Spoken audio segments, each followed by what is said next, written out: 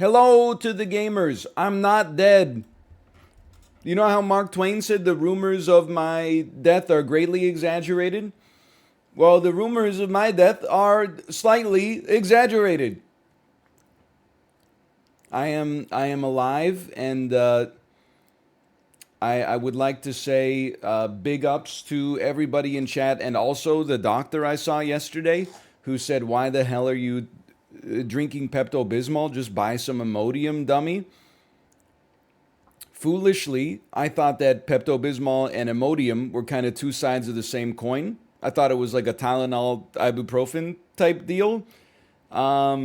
It turns out Pepto Bismol just sort of coats your stomach in like a therapeutic layer, whereas Imodium is like an actual drug that has a like a biological mechanism and slows down the speed of your colon, which is pretty much exactly what I needed.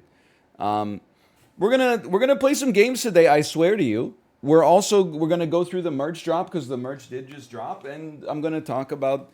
I mean, like not that long, but I did. Yesterday sucked pretty bad. Pardon me. I did spend like 5 hours at urgent care yesterday because, and I know because I got the tweet. It sucks because the internet is America, and I wish that it was not true, but it really is. Like the internet, Al Gore invented it. As a result, it's a home game.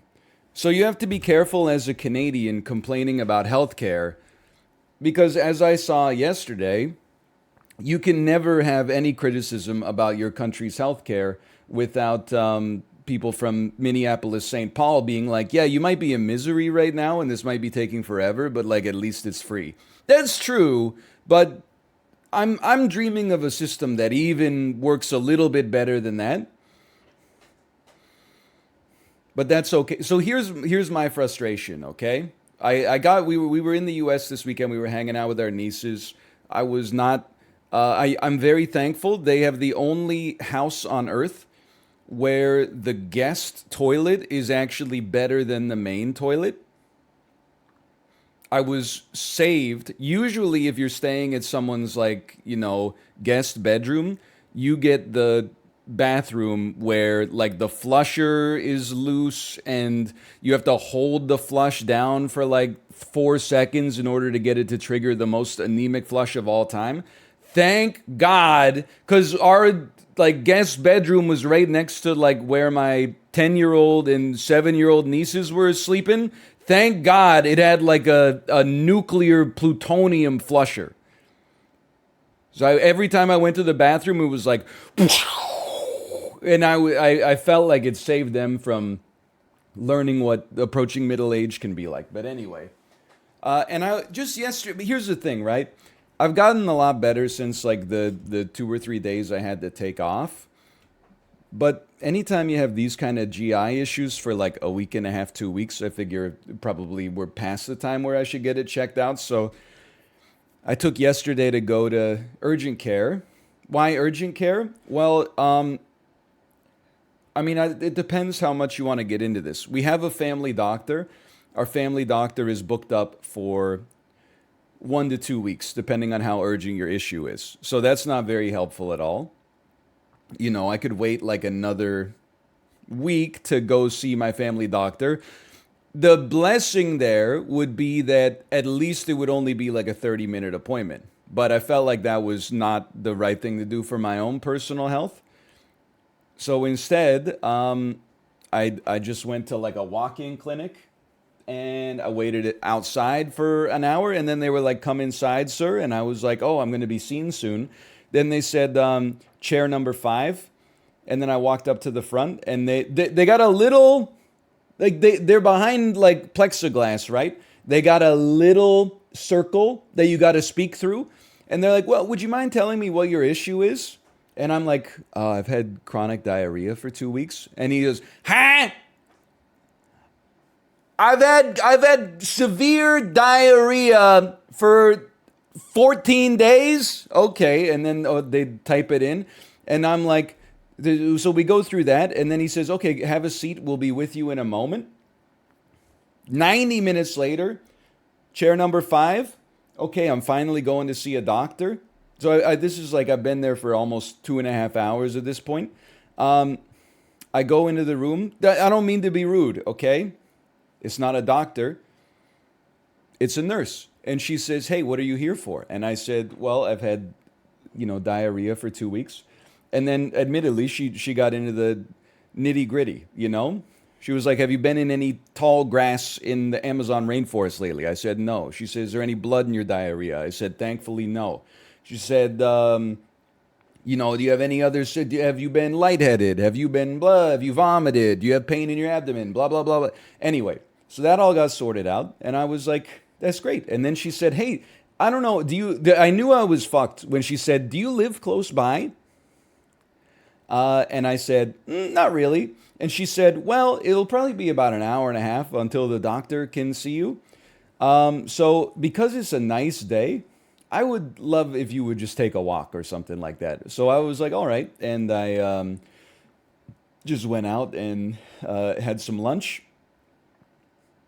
I'm not being insincere when I say to you that I could not have accomplished this like maybe a week and a half ago. I couldn't have accomplished this. To spend 5 hours outside without pooping my own pants would have been impossible. But thankfully, I was well enough yesterday to make it happen. Anyway, I got a text on my phone while I was sitting in the place where I was having lunch, and they said the doctor will see you now. I came back. I sat in a chair. They said, Ryan. I said, that's me. They took me to an examination room. That's where I made that tweet about how much I've been sitting in like so many different chairs.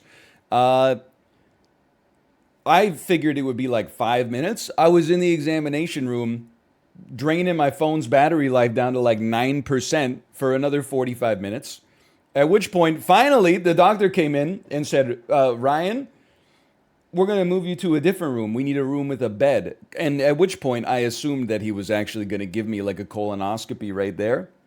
But then I will say, I showed up at like 9:30. I got seen at 2:45. That's annoying, but I did get great care from the doctor.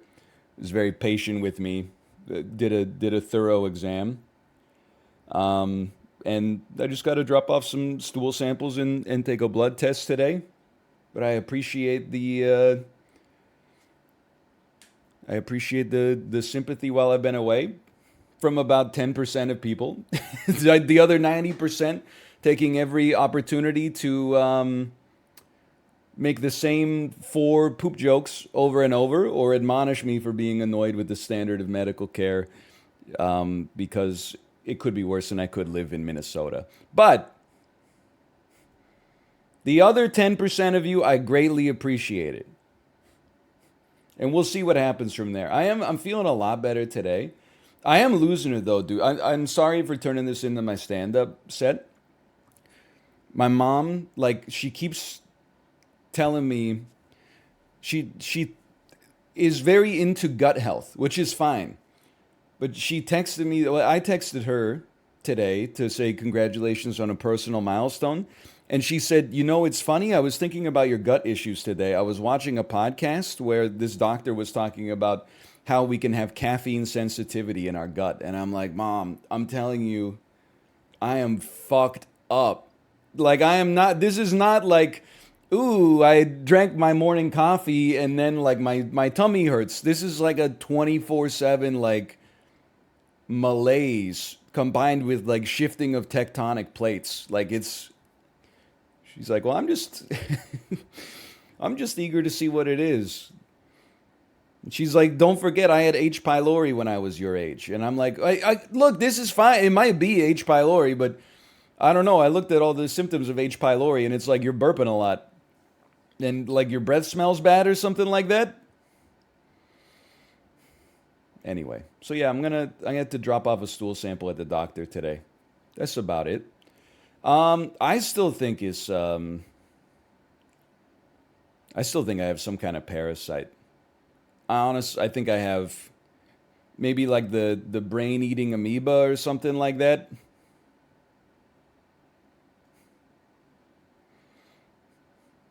I think I got some kind of worm in my stomach. I don't want to steal the valor of people who have inflammatory bowel syndrome. Like the doctor was saying, like we'll see how the tests come back, but it's possible you could have to get some testing for like ulcerative colitis or Crohn's disease or whatever. That would suck really bad, but I'm not. I mean, it is what it is, and B is I'm fairly confident it's a parasite to begin with, because every time I poop, there's little worms in it. Just kidding. Wouldn't that be something though?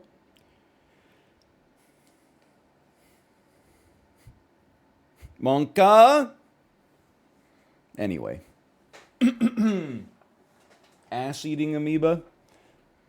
I don't know, dude. Also, I had some really awkward moments with the. Stop! Don't you think just because I'm sick, I'm gonna let you in here with this intellectual dishonesty? What's your diet been like lately? Oh, I don't know. I've been eating a lot of gluten lately. Do you think the gluten is what led me to have 2 weeks of violent shitting, like fever on and off, malaise, tiredness? I don't know. Recently, I've reintroduced. I had a mangosteen on Saturday. Do you think the mangosteen? I don't know if I've been getting enough taurine recently. And honestly, the non-organic mangoes were on sale. I bet it was the non-organic mangoes that have got my GI tract all messed up. All I need is a probiotic. I should be good. So the first awkward moment at the doctor, we were talking for like 10 minutes, and then I shit you not, he said, "Do I detect an accent?" Which I mean, I was just kind of over the whole experience by then. At which point I just said, "No, I don't think so." And he said, "Oh, okay." But I was like, I can't escape the your voice has changed criticism even from people who are strangers. Um, and then so he was ordering like a blood test, right? And he was talking to me about what to put on it. And he was like, "Well, we always recommend like while you're getting blood drawn, you might as well have like, your liver and kidney markers run." And I was like, "That's fine." And he said, "Well, we usually recommend that you get like an STI screening. They're taking the blood anyway." And I said, "Okay, well, if that's your recommendation, why not? Like, it would be a surprise for me, but sure, run it anyway." And then he said, "Oh, also, occasionally we recommend a test for fecal gonorrhea or anal gonorrhea, rectal gonorrhea. Sorry, not fecal gonorrhea." And like I'm a people pleaser, right? So he says we usually recommend this test for rectal gonorrhea, and I said sure, throw it on. And he said, "Well, if you don't mind me asking, do you have receptive anal sex?"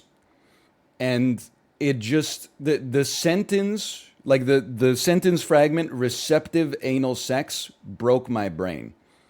I was like, what does the word receptive mean here?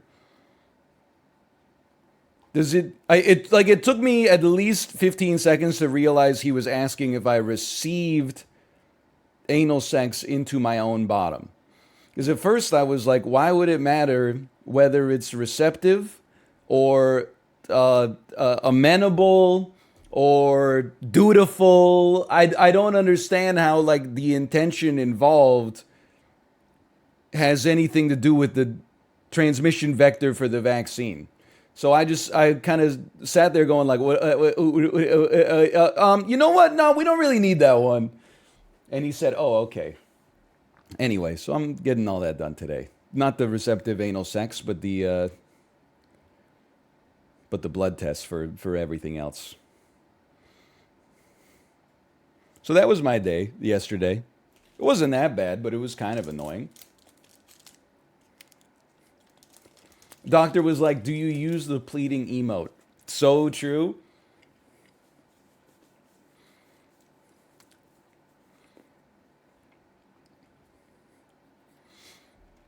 Why the cycling emoji? Man, honestly, you just gotta cut me some slack, okay? My life is in disarray.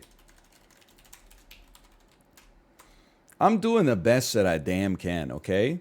I'm not, the emoji might not change every day. That's fine. Hey, so let's walk through this merch, okay? I did Peloton today. I mean, that's why we got the emoji, I guess, up there. I'm proud of myself for still getting on the bike. Let me make sure I got this going here. Okay, sure. Great story for the merch.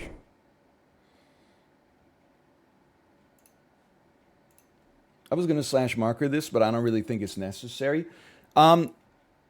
We did release new merch today. You can type exclamation point merch in the chat, or you can just go to northernlion.shop. Now, it's available from today, June the 28th, until July 5th.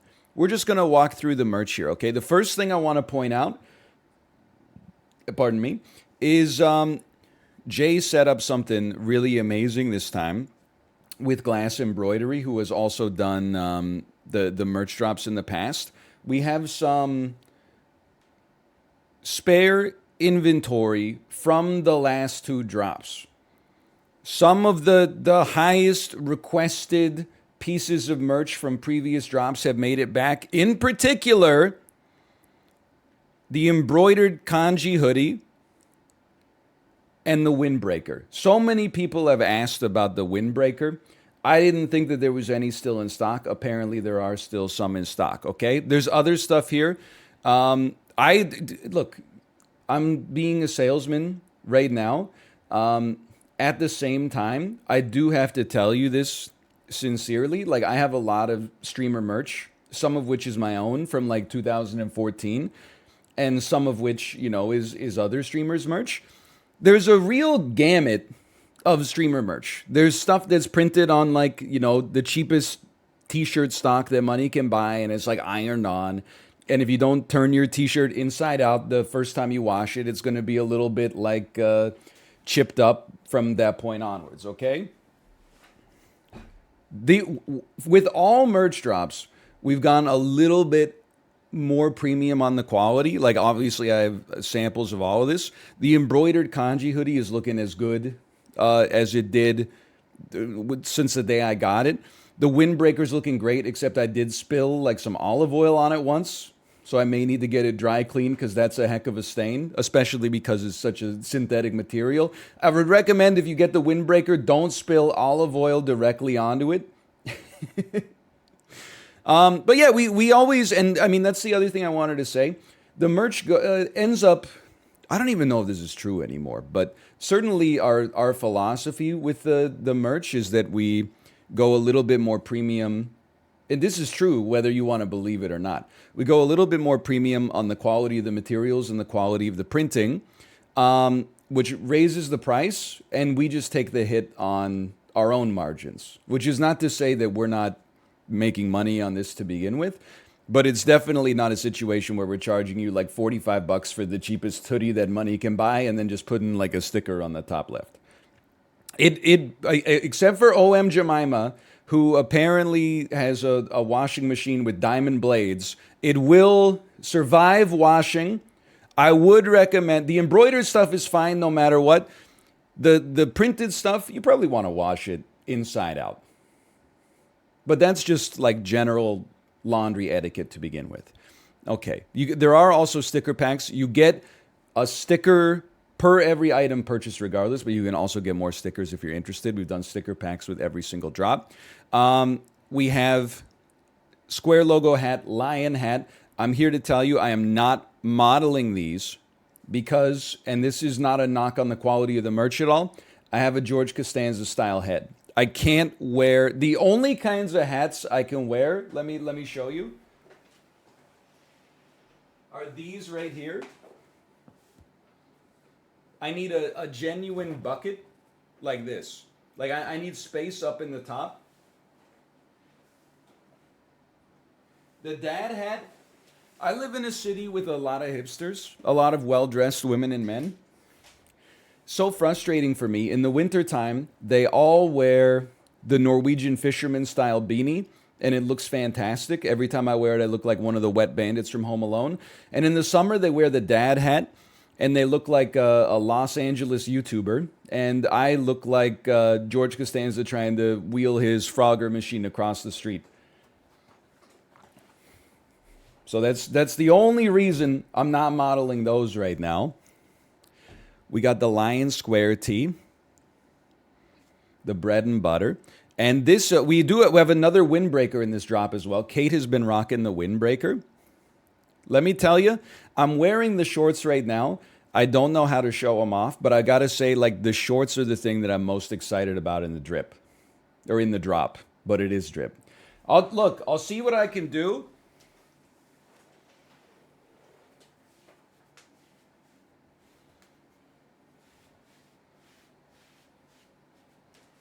Can you see them? It's even got the logo. Jay sent me, I'm not going to turn around. Gray sweatpants season. Jay sent me 2 samples, and they were both like comfortable, don't get me wrong. But one of them was like, that's a comfortable short, and then the other one was like, that's like wearing a damn chiffon bathrobe. So that's what we ended up selecting.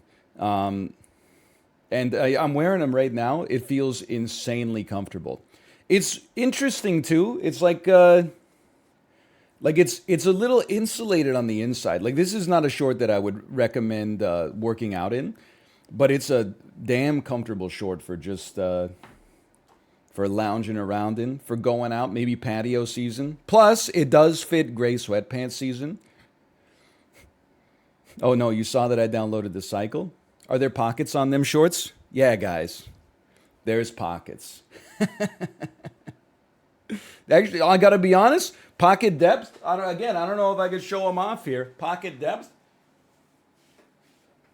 it's quite deep. I'm up to my damn wrist.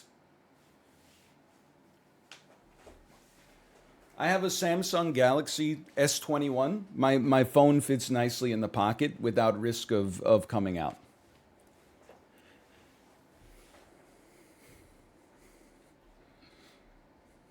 Sorry, Samsung. My mistake, Samsung. Does it come with a back pocket? Can I be honest with you? I didn't know, but it does. It comes with one back pocket on the right side. If you are the kind of psycho that is still putting their wallet in their back right pocket and permanently screwing up your spine, then by all means.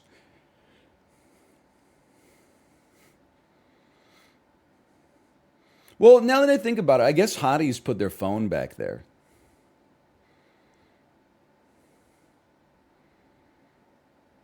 Especially when they're walking around outside. Is Indie Mouse in chat? Is Indie Mouse in chat? Indie Mouse, you're being beckoned right now? Thank you. Yo! I got it. It's an Animal Crossing Amiibo Cards album. It was like European exclusive. European exclusive. How did Indie Mouse get it then? Like Australia. Oh, okay. It's an Australian exclusive. Well, Australia is like EU kind of. Australia is like the EU kind of? I don't Macros? know, it was. Macros, can I get a verdict on this? It was. You were able to purchase it there. Those Well, that's me. Yo, it came with a pack too. Yeah, I did. I'm not the GameStop. They make their own rules. It's okay. Macro says it's true. Let's go. Yeah, Australia's in Eurovision too. That's true. Australia's weird. It's like sometimes they're oceanic when it serves them well, and sometimes they're European, and sometimes they're Asian. Like in football, they play in the AFC sometimes because no, I know that's confusing. Not American football. That would be pretty crazy. But they play in the Asian Cup because if they just played in the Australian Cup, I mean, I don't want to sound rude, but like, you know, I'm sure the second best team in Oceania is like New Zealand, but like, who's the third best? I imagine there's a fairly steep drop off. You know, it's just like CONCACAF, how like Canada's obviously the best team, and then like Mexico is like somewhat close, and then it's a huge drop off before you get to the United States of America.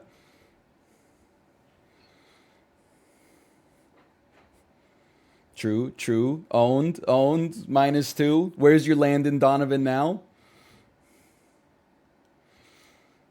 Anyway, this is the merch. The thing I will say about the merch, and this is well, the windbreaker notwithstanding, the Lion hoodie. That's more of like a summer wearable, casual, comfortable hoodie.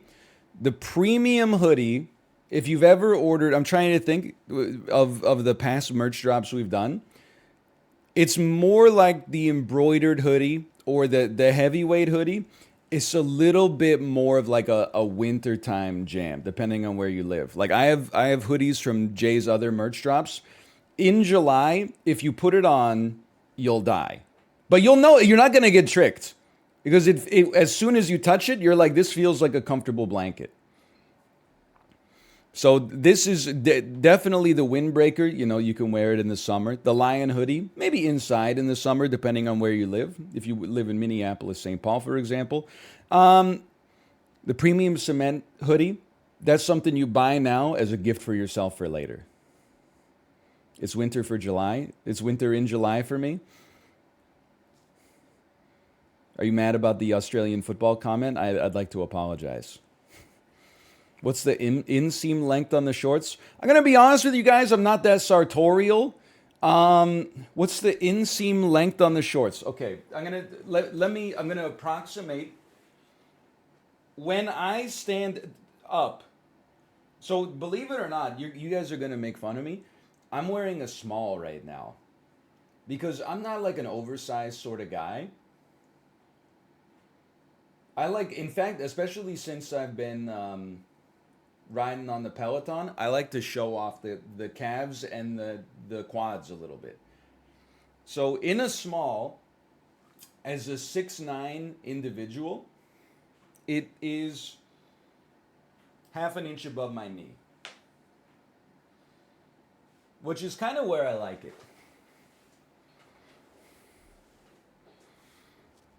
It's a 6-inch inseam on a small, an 8-inch on a, well, you know, you can just check the sizing chart.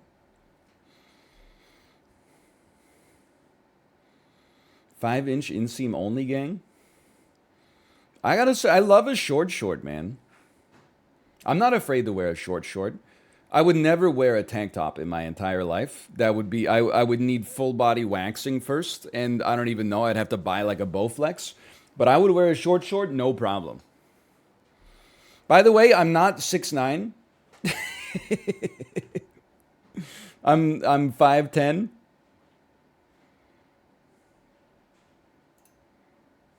Anyway, I'm not Tekashi 6'9" either. I'm a Canadian 6'9". And don't even get me started. By the way, this is the merch. This is how I do a sales pitch. ! Merch in chat. You got a week. Ends July the 5th. Let me scroll up, make sure that's correct. Ends July the 5th. You got time.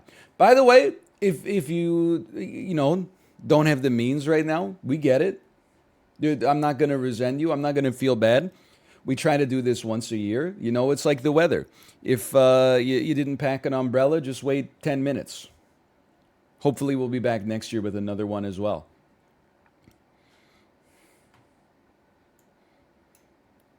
Always breathe a deep sigh of relief when I get off the display capture. Feels incredible. Oh, man.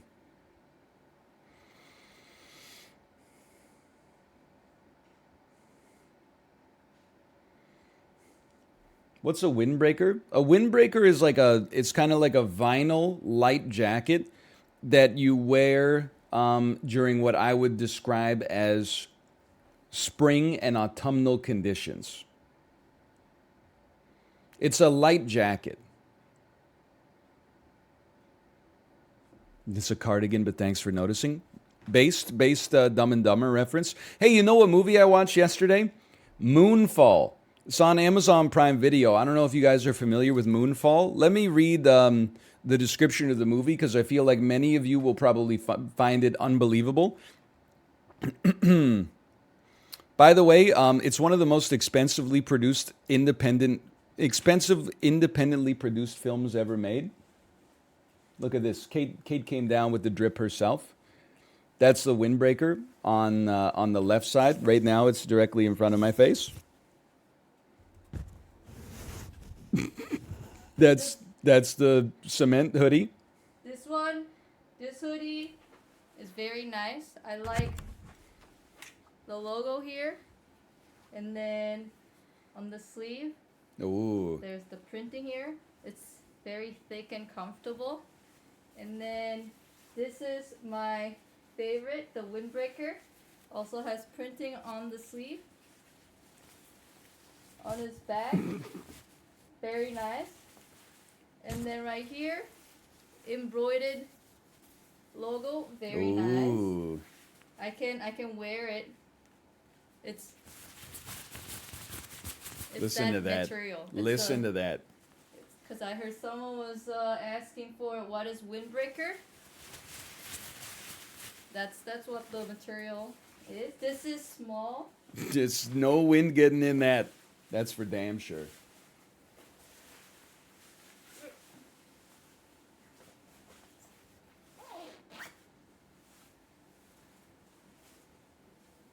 Yo. Like a pro gamer. You do that pose with a pro gamer. You do. You always point at your jersey on the back side. That's me. I'm cream cheese. And then it has a front pocket right here. You can put your hand through.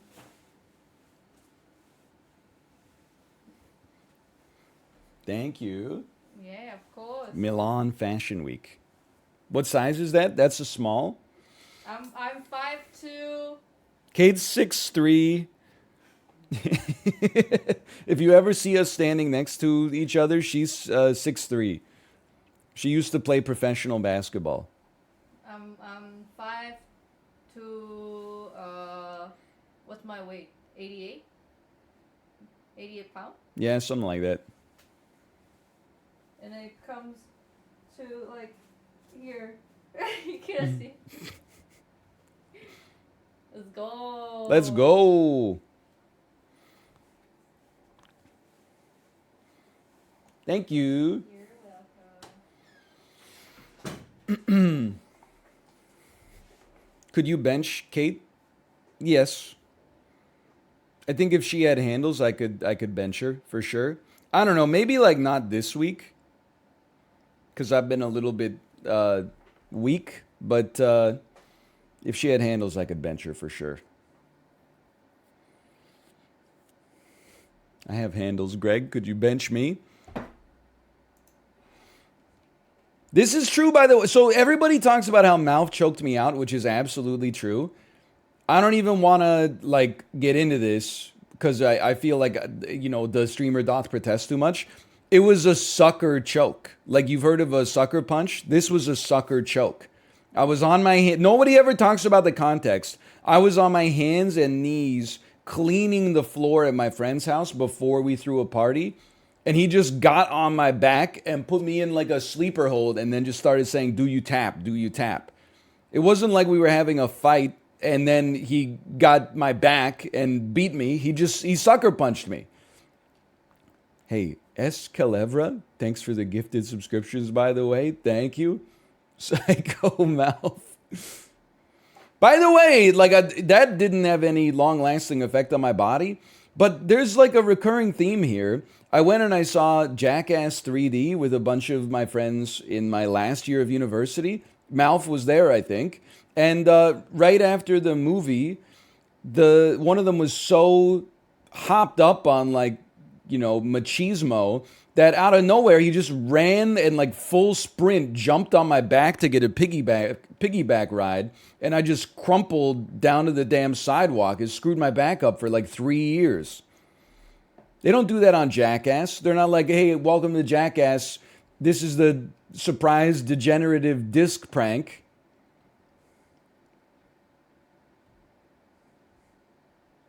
That's never happened before. Anyway, so yeah, I watched Moonfall. I had no idea that it was one of the most expensive, independently produced films ever made. Uh, I didn't even know that it went to the box office. Honestly, it made $59 million at the box office while receiving generally negative reviews. Okay, there's no synopsis here, which is unfortunate. So I'm just going to start by reading. You know what? I'm going to find a better synopsis. Moonfall synopsis. The world stands on the brink of annihilation when a mysterious force knocks the moon from its orbit and sends it hurtling toward a collision course with Earth. With only weeks before impact, NASA executive Jacinda Jo Fowler teams up with a man from her past and a conspiracy theorist for an impossible mission in space to save humanity. The moon is crashing into the Earth. I did become Sean Connery for a second there. Would I recommend it? I would go so far as to say you have to see this movie. If you like, they don't make movies like this anymore. It does have Samuel Tarly in it. It has Halle Berry in it. It has Patrick Wilson in it. Like it has Michael Pena in it, and you know it's an amateurish movie because it has Michael Pena in it, and he has no humorous lines whatsoever. Except there is one time where, and I'm pretty sure this is product placement.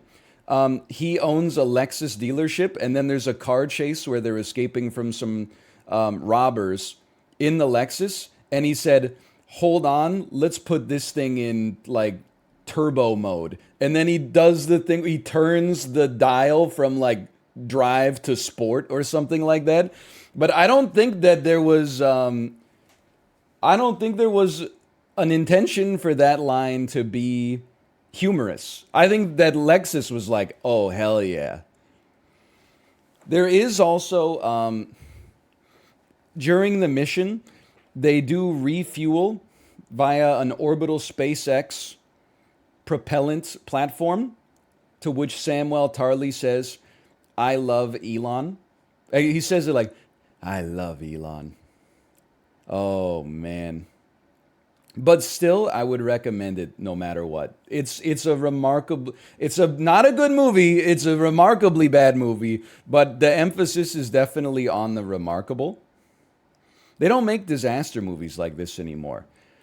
The moon gets so close to the Earth, it screws up the Earth's gravity. There's scenes. I don't even know how to describe it, quite frankly. There's a lot going on. Anyway, they actually say "I love Elon" in the movie. One character says "I love Elon" in the movie, yes. The launch scene is so bad. It's amazing. I can't believe you've seen it, Apollo. How the hell did that happen? You got to be as dumb as I am. I haven't seen Everything Everywhere All at Once. I've only seen the only movie I've seen in 2022 was damn Moonfall. And then a documentary about LuLaRoe.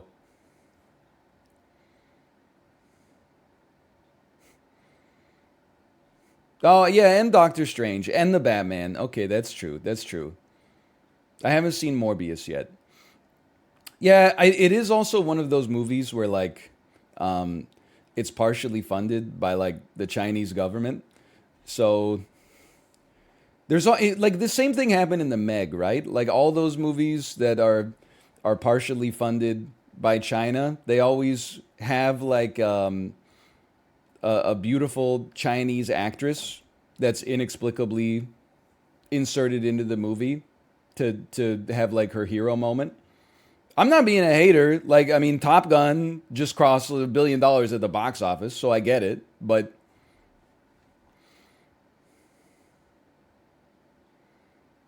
you know, every country's playing the same game. And now that we're talking, because we should probably start playing games soon. Now that I got like my IBS anecdote out of the way, but don't even get me started, okay? Because I was on the Peloton today. It's been 2 days since I've been on. I've been dealing with some intestinal flare-ups. I booted up. It says, "Oh, Canada, we're celebrating our Canadian riders this week with a bunch of Canadian themed rides, including music from artists such as Rush and the Tragically Hip." I click on the banner. 30-minute Justin Bieber ride, 30-minute Celine Dion ride, 30-minute Canadian hip hop ride. I don't want to do that shit.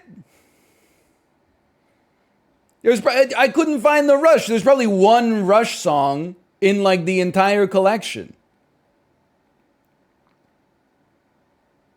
They could do a 30-minute Rush ride so easily. There is a 15-minute Tragically Hip ride, but like don't insult 15 minutes. That's 4 Tragically Hip songs. Come on.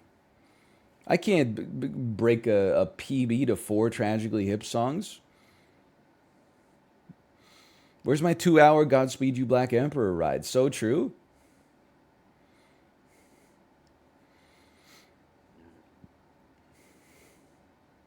Anyway, I don't want to do a Justin Bieber ride. There are a lot of, like, there's Drake on every playlist as well.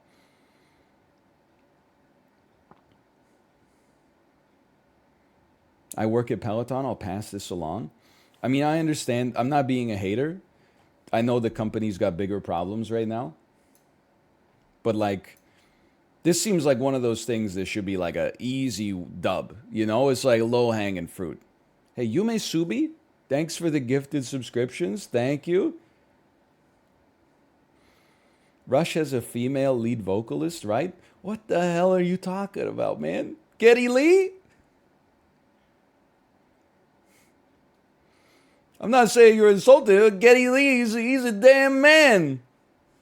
He's a Canadian hero.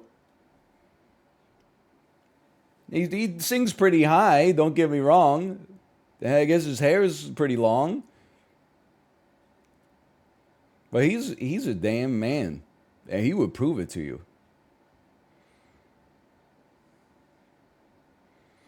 Thoughts on the Jay Giles band? What are we talking? Why are we not playing video games right now? I like the Jay Giles band because it's one of the very few bands that's named after a person in the band that's not the lead singer. That's a very unusual thing. Santana, I guess, is another example.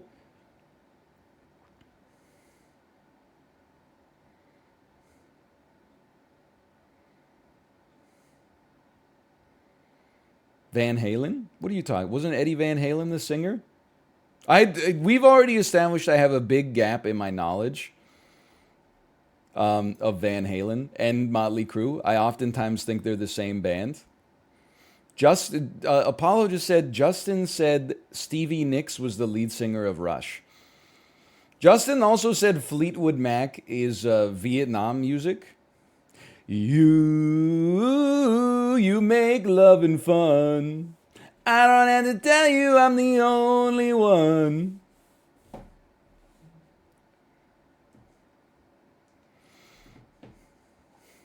Man, it's so good. I got Rush and Fleetwood Mac confused. Look, it can happen no matter, like, anybody can get confused about something. But Rush and Fleetwood Mac are extremely different.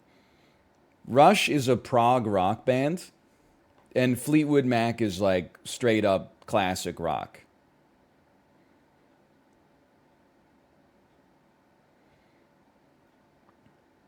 I mean, Rush is like, you know, you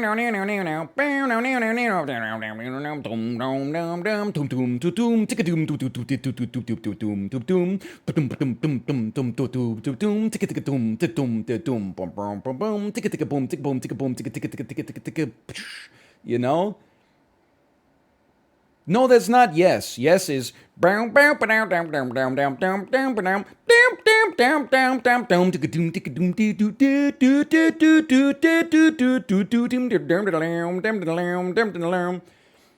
Mac is not really like that at all.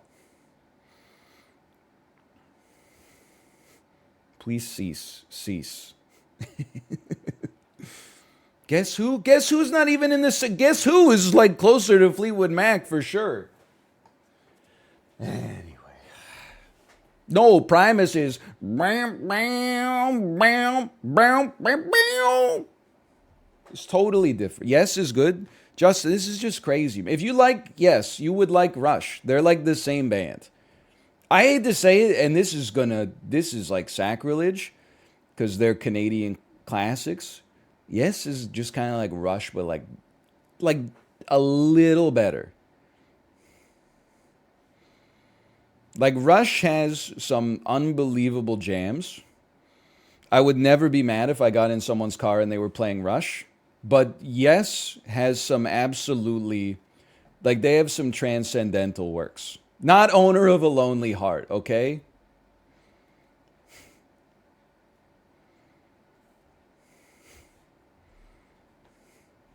Yes, Close to the Edge, and You and I, Siberian Cat True. I mean, even Roundabout. Roundabout's insane.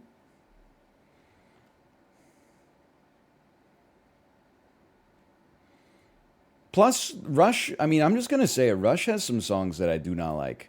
I think that they might have a more consistent catalog than Yes, but there are some songs from Rush where I roll my eyes. I think The Trees is like so obviously like heavy handed. It just, I skip this song every time. The Trees is so peak, it goes hard as hell. It's so horrible. It's like an embarrassing song. It's embarrassing that Neil Peart wrote that song.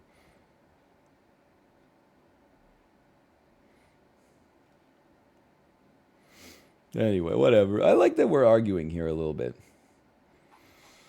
That's fun. I missed this. It's been 3 days, man. I missed it. Okay, so I don't know what we're gonna do.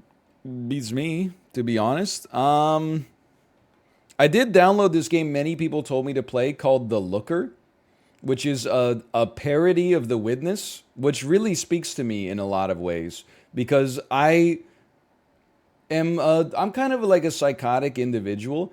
I respect The Witness, but also find it hilariously like overwrought. When I watched Corey play and he was had to watch like these quantum physicist interviews and scrub through the damn frame to find the exact specific moment where he could create a continuous path of light to get okay, then the Looker is perfect for you. Okay, let's give it a try then. Let's play the Looker then.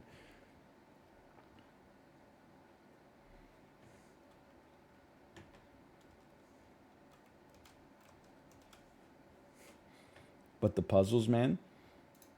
I think I had like the perfect Witness experience for me, which is I played for like 2 hours the day it came out, and I said, "Wow, this game's amazing," and then I never touched it again because I said, honestly, this is kind of like daunting.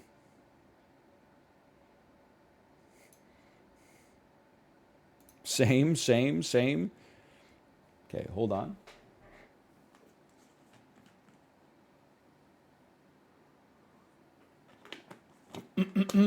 Any lookers in the chat?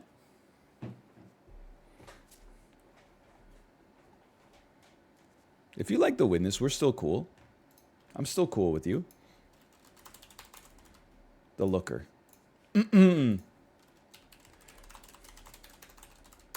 They call me the Looker. I've been looking low and high.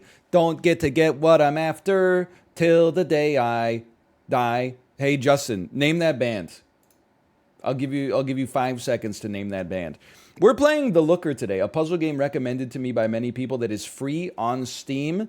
It is a parody of The Witness, which speaks to me because I like I like what I played of The Witness, but I only played like an hour of it, and then I watched I watched Corey play through like the end of it, and was like, oh, I'm not gonna do that. You're crazy. So it's nice that I get the opportunity to maybe experience the satire of it without putting in all the effort for the original. Okay, I'm ready.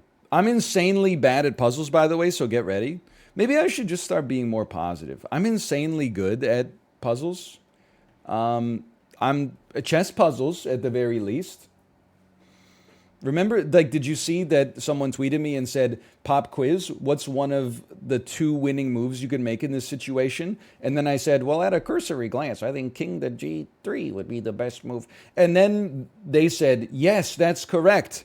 And then I looked at the position more closely later that night, and I was like, "I don't think that's correct at all. I think I think that we would get blown out with that move. I think that honestly, I think they were just paying lip service to me." Okay, start and end. I can do this. We'll draw from the start to the end. He's insane. I told you I was good at puzzles. Start and end, okay? Easy mode.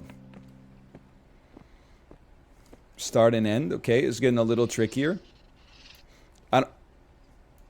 I don't have the steadiest hand, so that's tough for me. I've got to be honest. You ever do those? It's not a puzzle, but it's like a test of physical steadiness, where you have like a metal ring, and then there's like a metal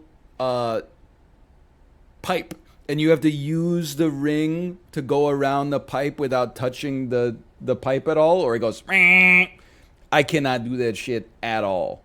At all. I don't know if I got shaky hands or it's just a shape rotating type. There's partly some impatience involved for sure. Like, I'm like, oh, this is going to take forever. Can I click on the book? Okay, hold on. What's going on here? Let's analyze the position.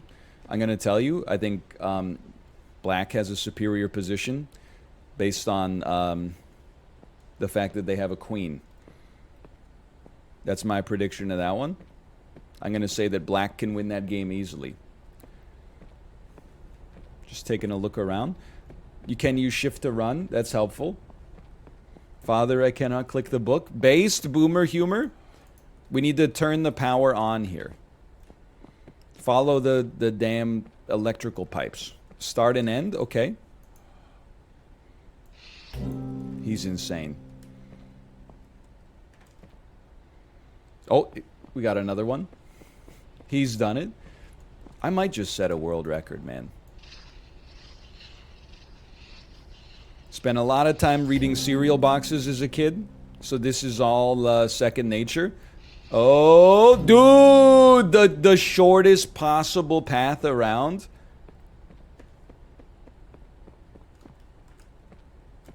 The hell's going on up here? You could draw around the puzzle. I'm just gonna be honest with you. I'm very much like a conformist. I don't even think about that stuff. Excuse me? Through many births, I have wandered on and on, searching for, but never finding better Whoa, deal whoa, than whoa, 0% APR on certified pre-owned vehicles. For trucks tougher than a drunk Marine, come to Mike's. Holy cow. Through many births, Don't. Oh, I have Jesus. wandered on and on, Sorry. searching for, I thought it would stop it. but never finding better deal than 0% APR on certified pre-owned vehicles. For trucks tougher than a drunk Marine, come to Mike's Pre-Owned, where we do the things that get things done. Check it out. He's insane. Thanks for the assist on that one, chat. He's incredible with it. Hold on, I can do this. You ever see the episode of Ugly Delicious where David Chang and Seth Rogen get lost in the Van Dusen Botanical Gardens hedge maze? This is not possible to do the old-fashioned way. It can't be done. There you go. That's why you got to think outside the bun. Oh, what the hell?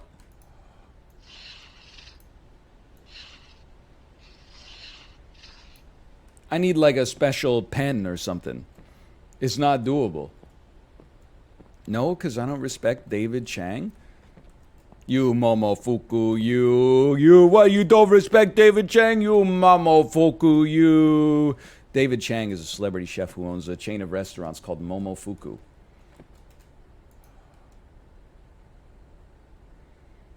I'm going to say that the next move is king. Okay, never mind.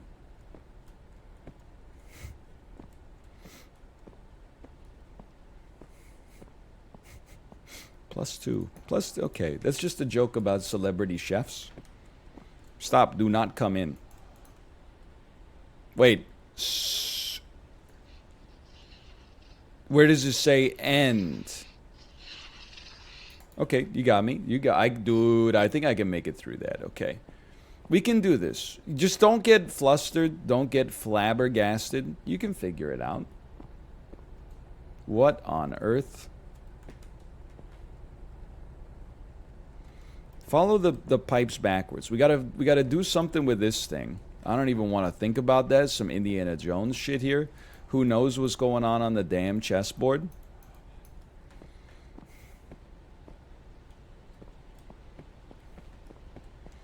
Dude, you know what? Maybe we can do that one. Hold on. Oh, I don't know. It's just flavor text, but Khan received an ornate letter signed by Marco Polo. In Madrid, city of lost things, no item remains where it was set. If one drops his key in the dirt, he may never re-enter his home, and even if he manages to stoop and recover the key, he may rise to find a tulip garden where his house once stood. In complementary fashion, things lost by others are forever turning up. A pocket watch on a coffee table, a fond memory in your recollection. I even know of a prince who turned up in a prison cell. When he appealed to the guards for his release, he failed to find the crown on his head, and when he was asked his name, he searched his thoughts, but could not find it. Indeed, the only hope now for the release of this prince of Spain is for you to send back 300 ducats for his release. Of course, he will reward you handsomely once he is out. oh, it's a scam email. Truly, Marco. Kublai Khan cocked an eyebrow and declared before his court, "Hey everyone, looks like we're about to get ripped off by the guy who traded gold for paper." The court erupted in booming laughter. Italo Calvino, Invisible Cities 2, this time it's visible. Incredible. Honestly, it's like Dan Carlin is in the room with us right now. This shit is impossible.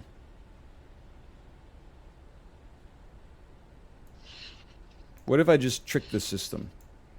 This shit is not possible.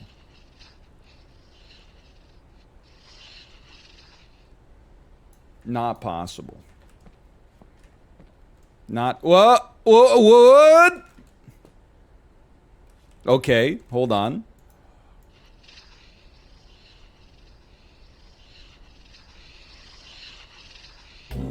Now that was unexpected.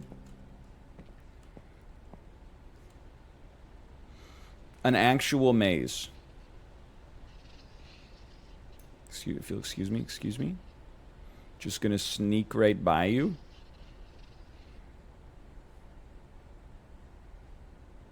I'm lost. Hold on. I'm lost. I was never really like a maze guy in school. It was much more like, hey, when I finish my work, just give me like one of those worksheets with all the like the multiplication tables on them, and I'll just do them as fast as I can. Oh, man, what the hell? The whole game is mazes. Where's end? End? End?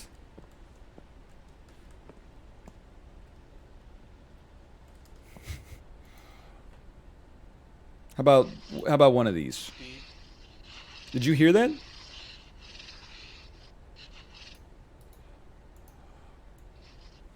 Did you hear it go beep?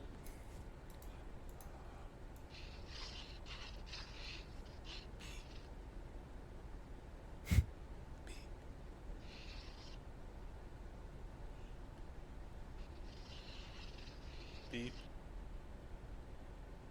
Beep. Beep. It's somewhere over here. Beep. That was a loud beep. Beep. Beep. Beep. Beep. It's not there. Somewhere over. He's too good. What about over here? Beep. It's so loud. Beep. Beep. Beep. Beep. I'm on a damn wild goose chase. You're right there. I mean, beep. Beep. Beep. Beep. Beep. Beep. Dude, I'm Beep. dying. Beep. Beep. Beep. Beep. Yes, beep. Beep. I don't like his intonation, man. Beep. Beep. It's not connected? What do you mean it's not? How could this not be connected? Oh, Beep. Beep. the whole thing is colored. There's no way that's not connected. Are you crazy? Yes. Beep. Beep. Beep. You haven't found it yet? He said yes. Oh, I right clicked. Beep. Beep. Beep. Shut up, shut up. I'm getting there. Beep. Beep. You're so close. Beep. Beep. Beep. You're right there. Beep. You're right there. I mean beep. Beep. Come on. Beep. Beep. Beep. Beep. Yes. Beep. Beep. You think it's up here? Beep. Dude, this is like the most frustrating thing I've ever Yes. experienced. Oh, okay. All right, this is much easier. Thank you. Thank you. That was an exercise in laboriousness. What? Wasn't connected. Kind of went did a little corner cut there. I'd like to apologize for that. I'm gonna hear those beeps in my damn nightmares. What the hell? Okay. Just follow the pipe, man. Pipe comes in, goes out here.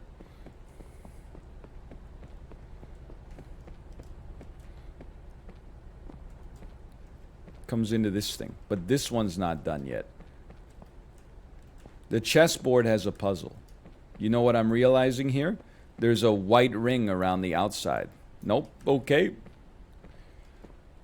Maybe some of the pieces have a start and an end on them. Maybe it says start and end on some of them.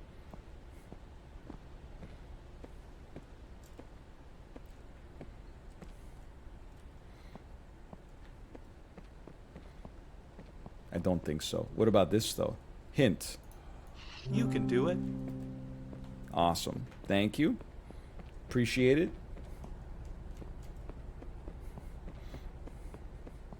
Can I get up to the top yet? I can. I wish I could jump and just see what's going on at least.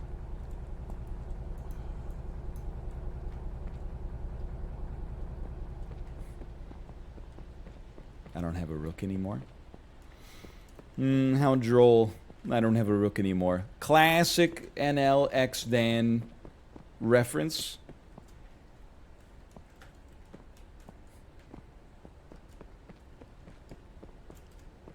Okay. Dude, it's just like The Witness. Sometimes you don't know what's happening. You just gotta chill out for a second and be like, okay. Just let the puzzle come to you in your brain. Let the puzzle come to you.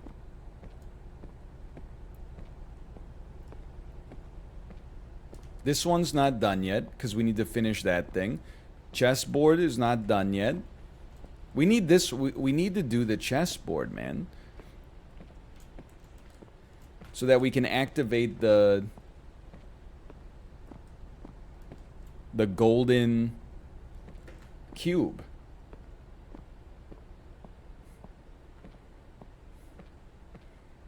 Do not come in. You know what I'm thinking? S to E. Oh, I was so sure that that was gonna, like, I was gonna feel like a damn genius. I was 100% confident that was gonna open the door. Wait a minute, wait a minute. S E S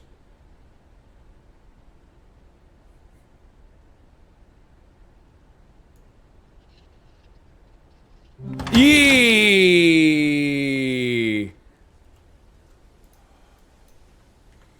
I was like, where's the other E in understand? Oh no. Here we go.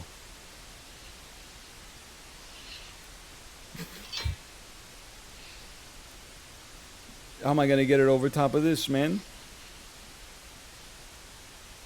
Maybe I can get it to drip over.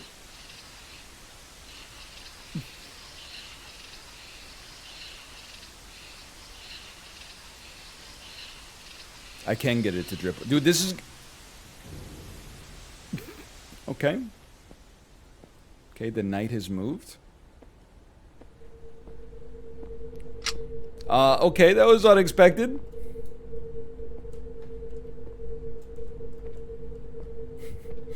I missed this part of the witness. Jonathan Blow would never, man. Did it scare me a little bit? Yeah. It scared me a little bit, okay? There's no shame in that.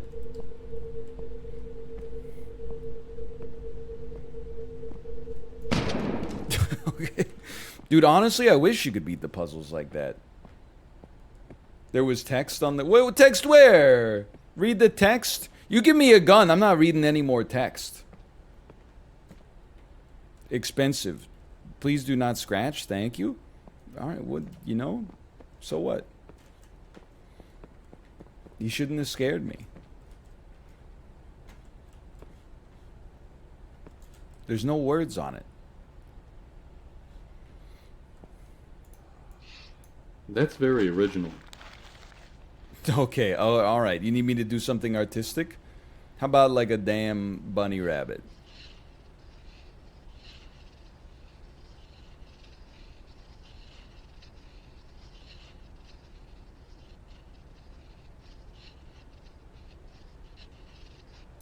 Now you have too many loops. How about 2 loops?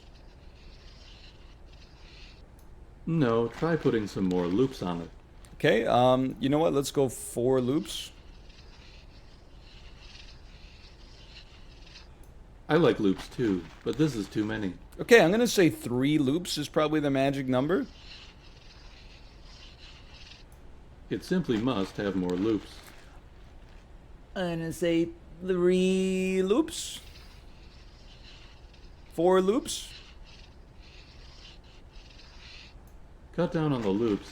Cut People are down going on to the think you're a loops. classicist. 1, 2, 3.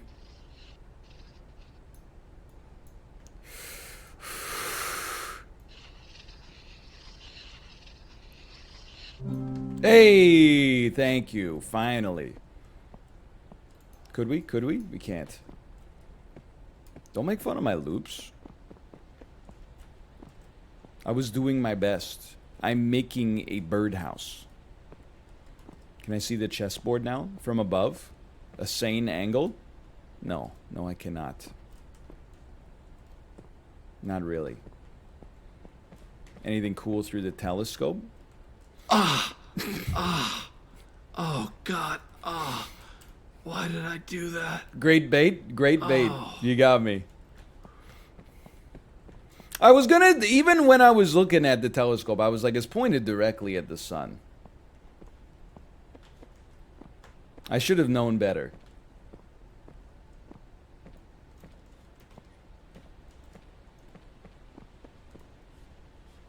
Chessboard? Not quite. Not quite. Easy. Easy. Easy? How about this? Maybe the lines can't cross. He's insane. You gotta take a look. Okay, I would love to hear your little voice snippet. Let's see. Maybe you could just leave. A ship owner was about to send to sea a venerable old ship. He knew that her barnacled hull, however, had often needed repairs, and doubts were suggested to him that possibly she was not seaworthy. The conscientious old captain thought at once to have her thoroughly refitted, even though it should put him at great expense. Before the ship sailed, however, he managed to stifle these bothersome misgivings, and said to himself that she had gone safely through so many voyages that it was idle to suppose that this trip should be any different. He put his trust in Providence, and banished from his mind all ungenerous suspicions about the honesty of the ship's builders, and in such ways he acquired a sincere and comfortable conviction that his vessel was altogether safe and seaworthy. He watched her departure with a light heart, encouraging the crew to dream of the profits that this voyage would return. And he got his insurance money when she went down in mid-ocean and told no tales. What shall we say of him? Surely this, that his belief in the safety I'm just of his waiting. ship was justified because it was grounded in repeated practical experimentation rather than the hubris of rationalistic a priori belief. It is admitted that he put his Okay, this one's a confidence little in bit the too much builders like of The his- Witness. You can only get good at chess if you love the game. False. Grandmaster Bobby Fischer. Well, you know what? I am glad that I said false then. Guy had a lot of bad opinions. I hate chess. I hate chess. I hate chess. Bobby Fischer? World champion Bobby Fischer. Yes, okay. Very clever. Successful joke. How about start, end, start, end, start, end?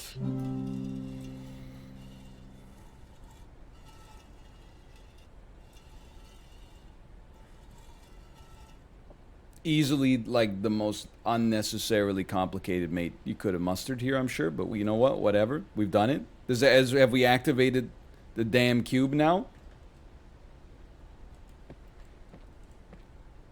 Dude, Bobby Fischer's like the most famous chess player. You should look up some more of Bobby Fischer's incredible quotes. They're very noteworthy. Before you go standing Bobby Fischer on social media, he had a lot of opinions. Not only is the novice unable to perceive the board as the master does, Oh, but here the we go. master cannot perceive the board as the novice does. A master cannot see the bishop on e3 as a chunk of dead wood, any more than you can look at your best friend's face and see a meaningless matrix of colors and shapes. The master once saw the board like this, but now there is no going back. International Master Stuart Rachels, The Reviled Art. I didn't catch all that. I'm just going to be honest, okay? The board is not solved yet. We have one more puzzle. Okay, finally. Jesse, what the hell are you talking about?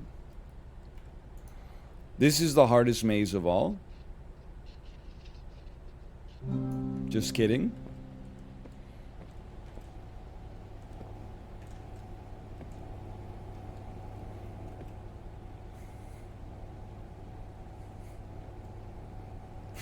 Come on. Me waiting for my damn Domino's order. Salty Captain Sammy's Kids Menu.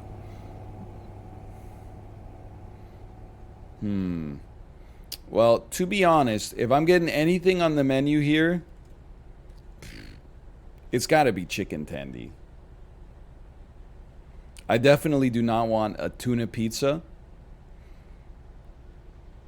Maybe the calamari burger could be okay, the deluxe cheddar mac, but pretty sure pulled long pork wrap. It's human beings served with a fava bean medley. I get it. Hannibal Lecter. Well, oh, how droll! Silence of the Lambs reference in 2022. What's next? A reference to the Old Testament? Perhaps you could do a scene with Matrix-style bullet time, as long as we're playing all the hits.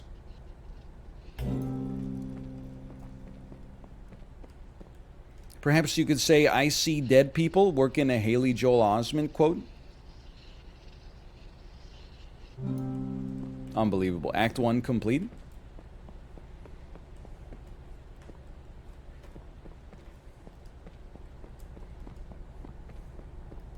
I'm free. I don't want to go into the hedge maze, man.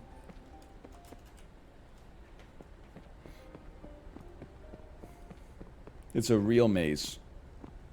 Okay, I'm not good at the real mazes. I don't like the feeling of being in a hedge maze, to be honest with you.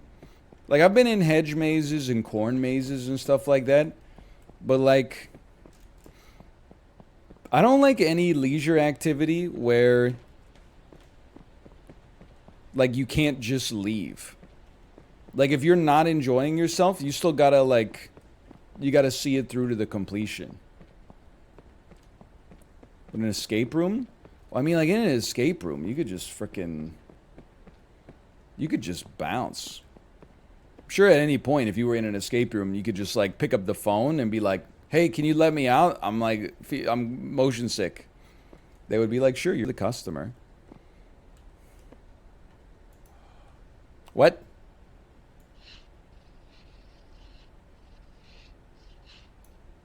That's not good enough.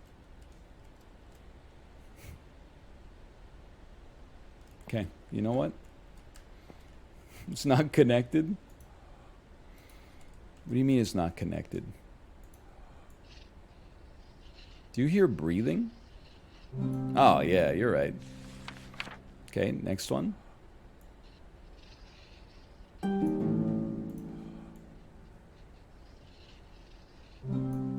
Easy mode. You gotta connect all the symbols. The moon and the hourglass. Really makes you think. I actually feel like I'm like 5 years old right now.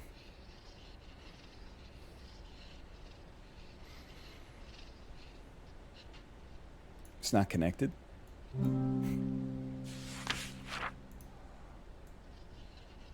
You?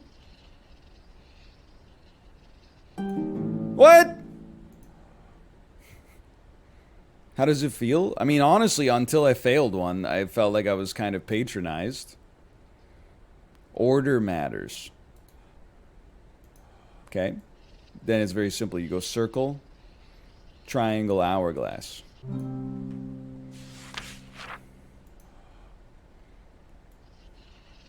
What, you thought I wasn't paying attention to the geometry?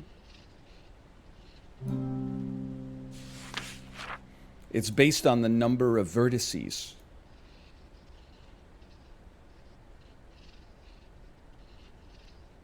When given a choice, at least.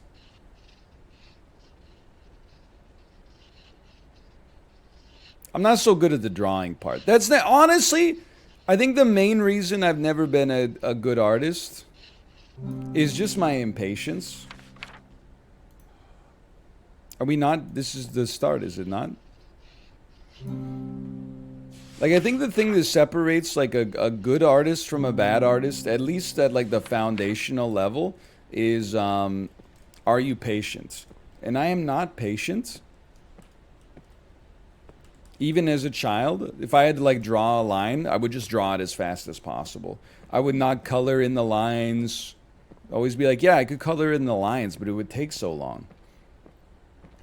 So why don't I just color outside of the lines instead?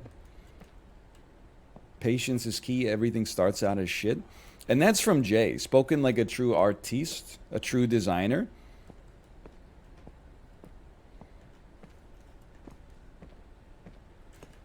Okay, you know what, chat? I appreciate the help there. You helped me out a lot. Go from S to E. What? Okay. Not necessary. What about from E to S? Same shit, different day. Ain't nothing good in the hood. I'd run away from this and never come back if I could. Look at the shield. Okay, I'll go look at the shield. The shield? The shield. The shield? The shield. I'm looking at the shield. I am examining the shield. Beautiful shield. I'm looking at the sword. I'm looking at the sun. I got my 45 on so I can rock on.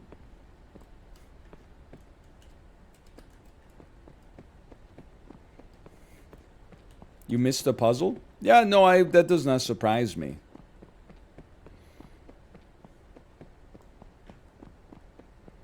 I think that was all optional, but at least I got a chance to learn something. I learned about the shape matrices. What the hell?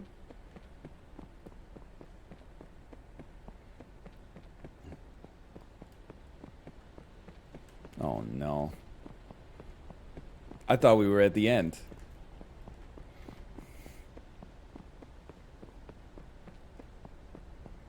Like I saw that cottage over there. I thought we were free.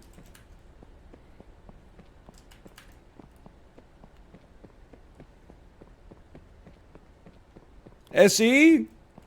Tech support?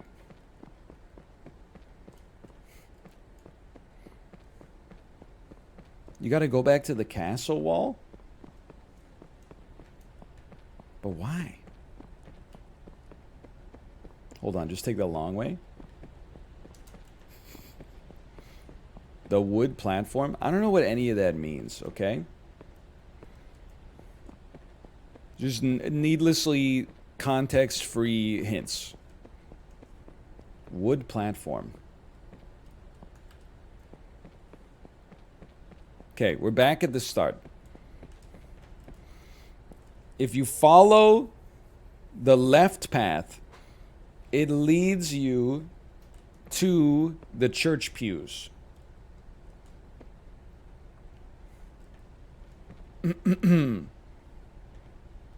I don't want that. There is no other exit on a maze. Are you? It's a maze where you just go back to the start. You did everything in there. That's a damn troll, man. I don't respect that. You troll me? Go back to castle walls. Okay, well, I will. Well, I will. Well, I will. Check this out. Go on, kid. Don't look at me. It's Oscar the Grouch. Can you hear me? I'm nothing but a rusty chunk of steel. You don't want nothing to do with me? All right, all right. I'll tell you my story. Emotional weather report. It was June the 8th, 1947. Gray morning, slightly foggy. Back when you got a good one. All right. That's enough of that. Okay, follow the pipes. The pipes. The pipes. We got to go back up on the castle walls.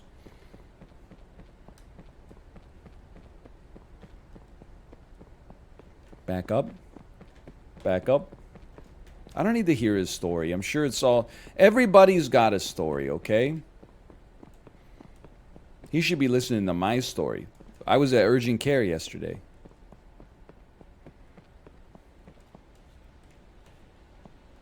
Okay, new puzzles. It's Sea of Thieves.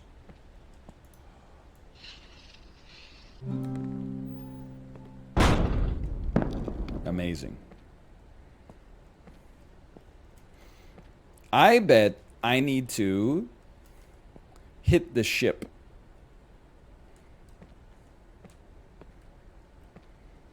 What if we go end to start instead? Blind, blind, blind. Change where the crosshair is aiming. You could just look through it. That should not be how that works. That's not how physics works. If your sight is aimed wrong, just change the position of your eyeball? Who made this?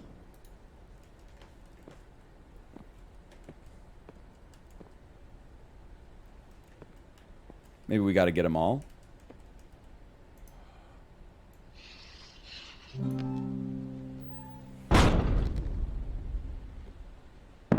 Incredible. Honestly, like, I'm kind of insane with it.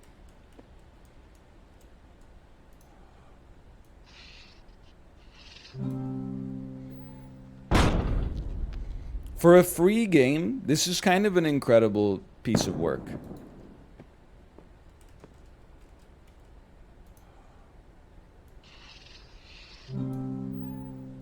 This is free? I know, it's kind of crazy. And not with added microtransactions. I missed.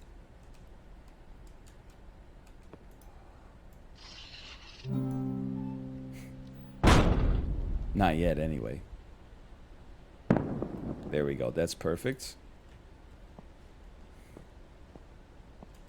Oh, there's one more out there. Perfect.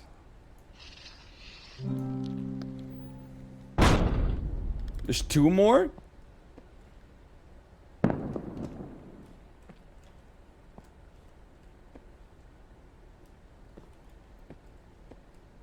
Am I blind?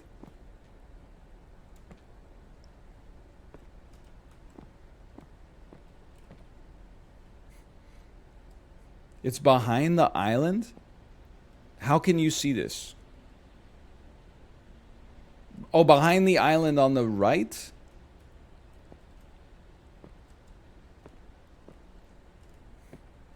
I still don't see it.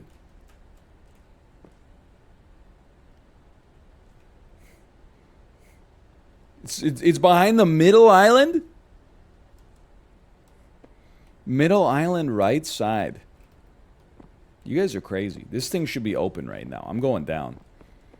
I think I'm being lied to. I think the door just opened up and I'm being lied to. I think I've become a free thinker.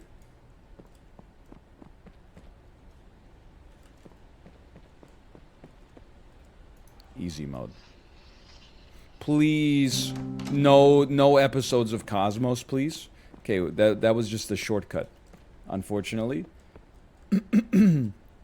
Bro, stop bringing up the road rage video. Oh my god. It's so insulting. It's been posted like 25 times on my subreddit now. People are like, oh my god, it looks just like him. That dude has like 60 pounds on me. It's crazy. I can see we're both bald. And we have sort of a similar face shape. But not like identical.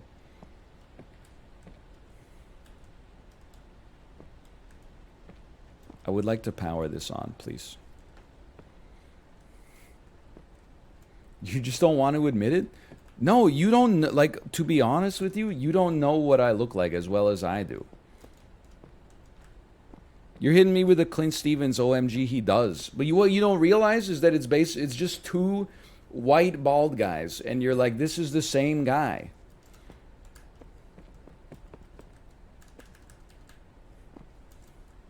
I did, the only post I liked was the one that was like POV, you made a game with no damage upgrades in it, and it was the guy going, hey, you, hey, yeah, come on, get out. That's the one where I was like, that's at least it's made it into some humor. All the other ones are just like, wow, look at NL in this road rage video. Just stop.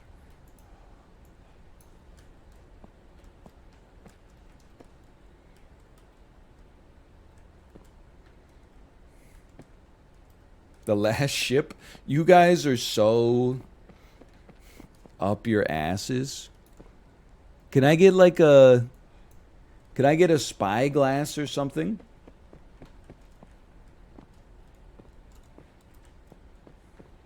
Just play Sneck? Dude, I don't even... The Sneck cabinet was not even on. It has no power. Oh, wait a minute. You motherfucker. Very clever. Oh no. I didn't leave myself enough room.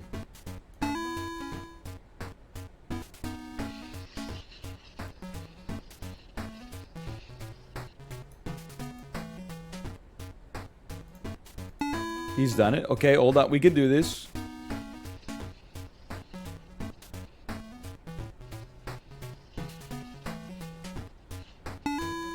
We'd be way better off using less diagonals. I think this might be a restart. Oh no, I can't make it. Reset me, reset me. Okay. Okay, this time we got it. Put me low, low and slow. Ooh. Low and slow. Low and look at this. You've already lost? You're crazy. I'm like probably the best player this game's ever seen. Some of you didn't grow up in the Nokia age, and it shows.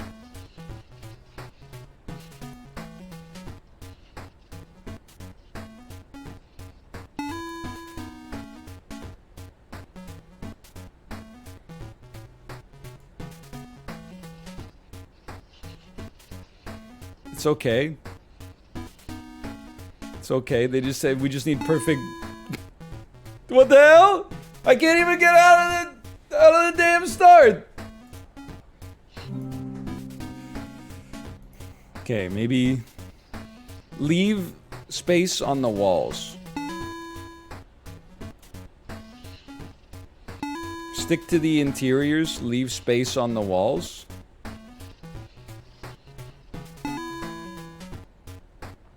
Try not to take the exact wall. Go slower. Leave yourself a little corner.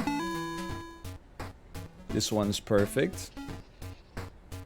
Even worse? What the hell are you talking about? Even worse. This one's incredible.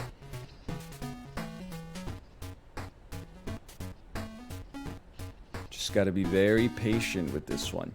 Got to leave yourself a corner. A corridor, I should say. Now we can get wherever we need to go. Oh no, oh no. What are you talking about? Oh no!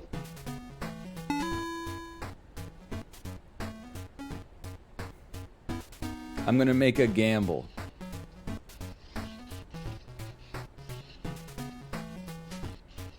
That this is the last time we're gonna need to be down here.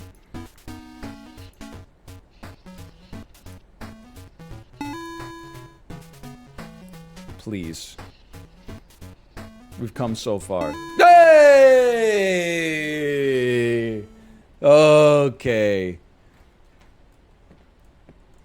Stop telling me about the last boat, man. You know as well as I do, there's no other boat up there. People are like, I've seen it, I've seen it. Dry land is not a myth. I have seen it. Ponytail. Thanks a lot, Mac Edition. Honestly, hilarious. I do have to say, I thought that was the Capcom sound sting from the Super Nintendo era, and that reminded me. Kate brought her Sega Genesis Mini to our in-laws' place when we were there this weekend, and my sister-in-law was like, oh, it has Street Fighter 2. That was my favorite game. And my brother-in-law said, oh, I'll play you. And I swear to God, he perfected it her 2 times in a row. She took Dalsim and was just doing like low punch, low punch. I knew that we were in for a damn massacre when she did low punch and he blocked. I was like, this guy's like, I don't think I've ever seen a 40-year-old man block in a fighting game before. It was like crazy that he knew what he was doing. And then he just like started spacing her out with Hadokens. Then she jumped in and he hit her with a dragon punch. I was like, this guy knows what the fuck he's doing. This guy, he's been a shark the whole damn time. Okay, start game. I'm ready. Oh no. Amazing. It is a little loud.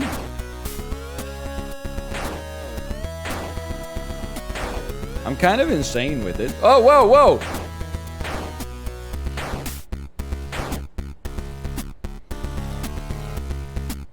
What a game. Whoa, next room. Dude, honestly, the transition from room to room goes kind of hard. No, it's not connected! I didn't get it. I'm missing some. I'm embarrassed to say. I missed like 3 there.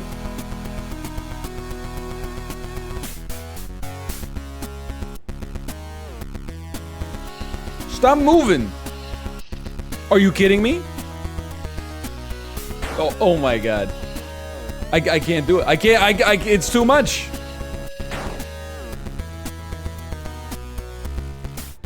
Whatever. At least we're free. I'll take it.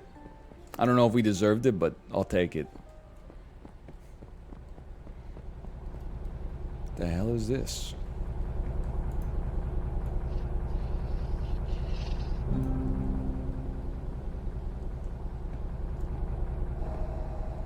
Is a lady gonna pop out of the cake?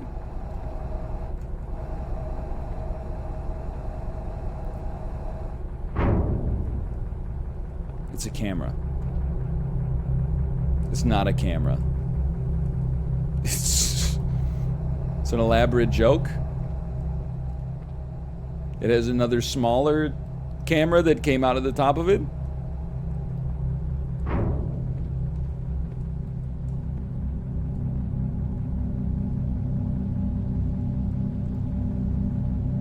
It's a laser beam, okay? And it's pointed over there. And let me guess. A shortcut! Okay, okay. Miyazaki? Miyazaki's influence knows no bounds. It's still not done? The hell, man? It's still going? This must be like an elaborate witness joke, right?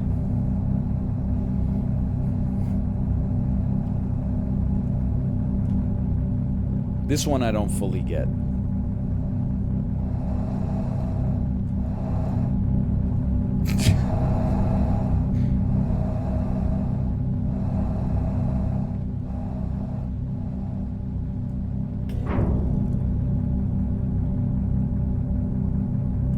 We've powered the solar generator.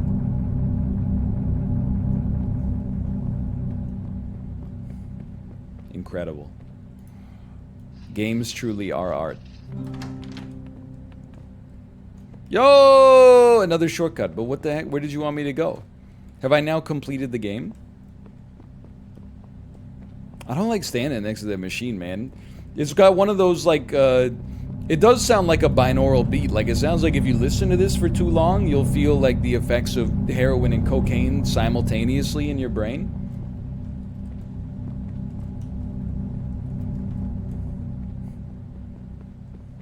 Go to the solar panel. Okay, I'm gonna go to the solar panel.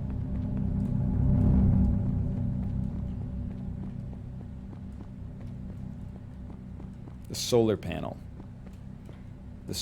I'm gonna go to the solar panel. Ah, the solar panel. Okay, yeah. A failure to plan is a plan to fail.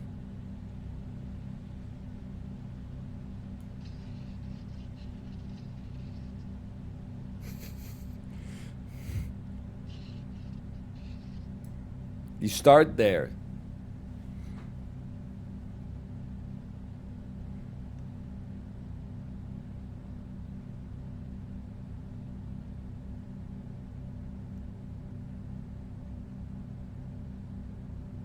I'm thinking, okay? Then you go here.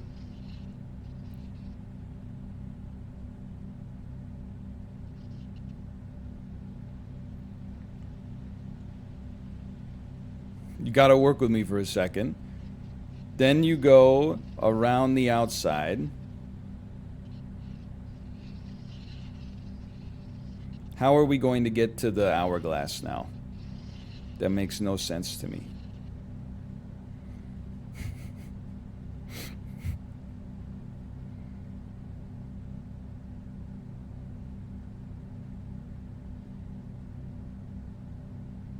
think I have to restart. So it should be moon, this triangle, U, U, U, U. I feel like it should be that. That sounds right to me. Why? Based on number of vertexes. It's like 2, 4, 5. That's 7, 6, 8.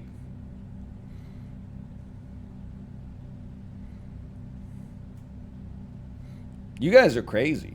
Yeah. So I'm pretty sure it's this, this, this,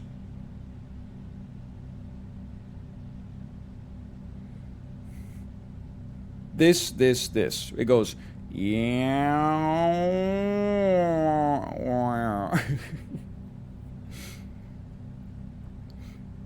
They're all agreeing with you? What are you talking about? When I look at chat, all I see is question marks. Maybe I have like a disorder. So let's start with the interim lines.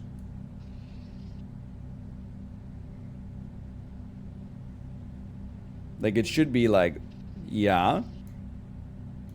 And then we got to get from here.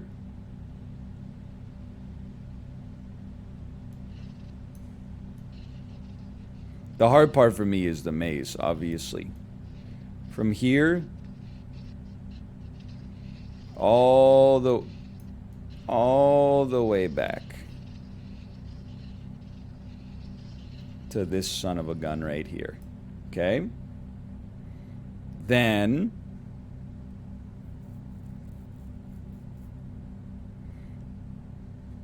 it's your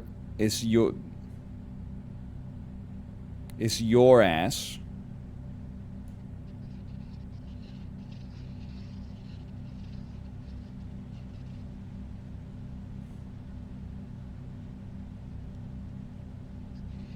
And then it's your ass.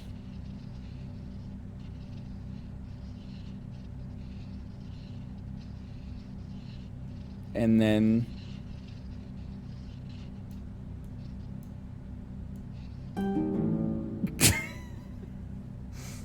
I really thought that was gonna work. I thought we could just connect it to the S at the end. I guess I needed to make sure the S connected to the moon first somehow. Okay, we'll try it again, okay? S to the moon. Anaksuna moon. To this. All the way around the outside.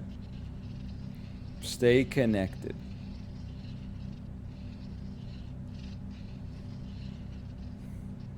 To Littlefoot.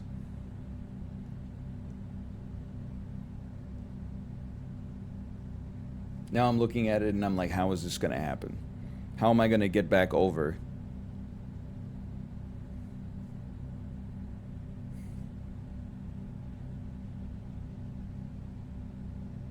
You know what? Hold on. Double back. Littlefoot.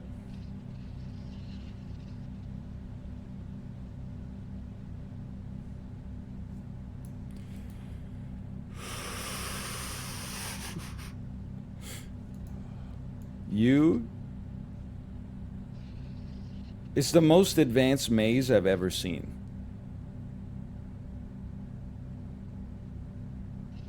What if we do it like this?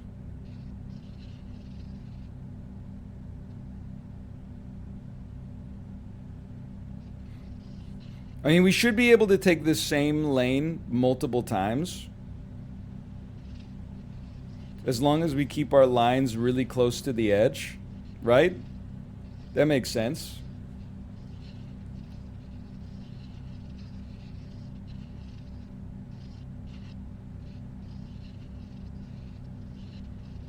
Like this looks better to me.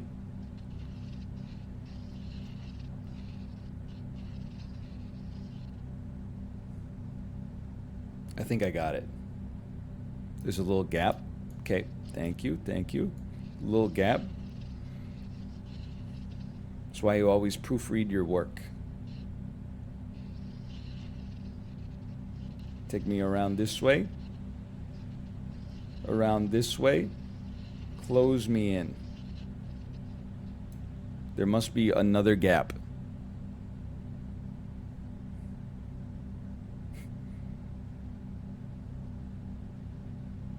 A little gap somewhere. Near the E.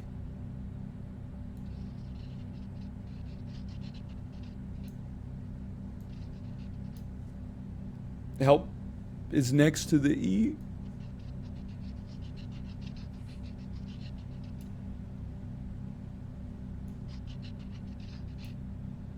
What? I thought it was good.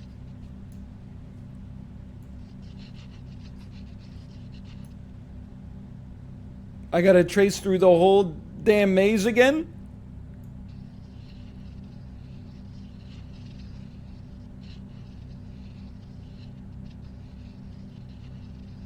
One say I'm more of an I'm more of an original artist, so tracing does not come naturally to me. Saved, saved, saved. Yo, I'm a genius.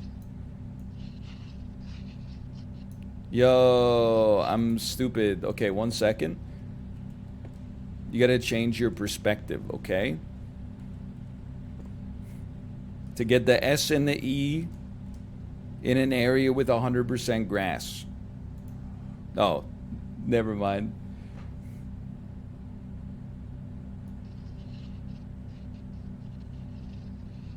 He is doing it.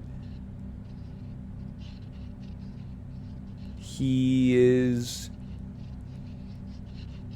not doing it. Okay.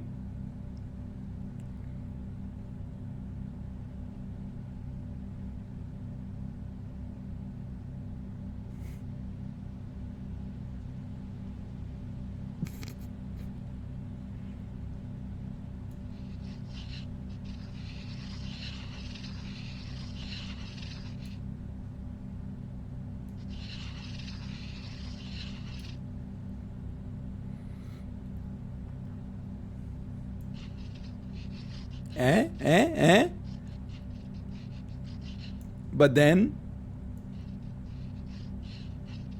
hold on. Okay, we're back. Just got to go around the whole outside edge here. Nope, that's not going to do it. Okay, have fun. Okay, I'm on the grass. Once we... Okay, cancel me. S, we go on the grass. Platform, platform, platform. Up, bridge. In between the two planters. That will not work.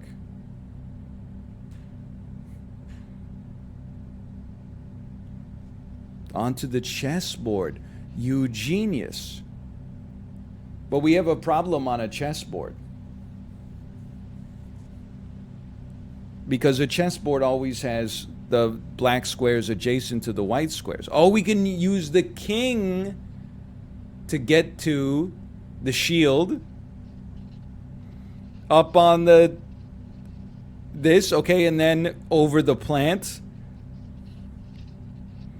Down onto the grass. Across the barrels. No! I right-clicked by accident! Okay, okay. Across the bridge. Now you can do it in no time flat. Look at this. Chessboard, king, shield, over the grass. Onto the grass. Over the detritus. Like that.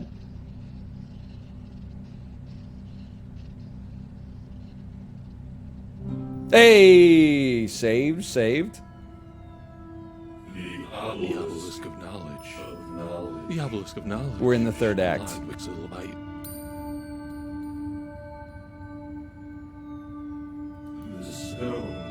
What's the stones of reflection? Okay. Oh, wait, it's a giant cow. Great moment. Oh, is that the end of the game? That was very well done, honestly. For a little mini game lampooning the witness, very clever. I see your witty little owns.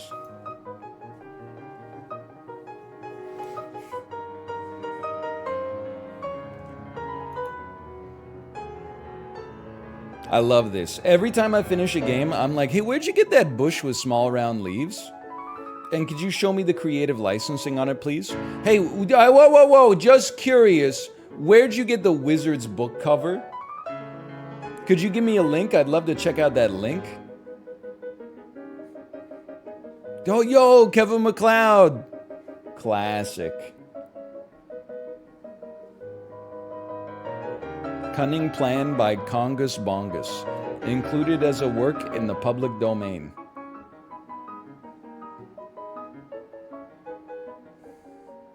Congus Bongus.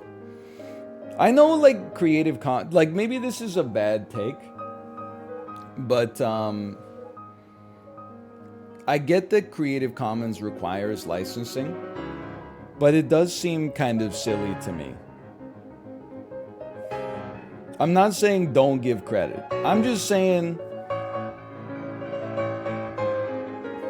I can't think, by the way, while Beethoven's playing. It just overwhelms my senses. It's like, I get that it's good to... Whoa. Oh, jeez, dude, I was in a coma the whole time.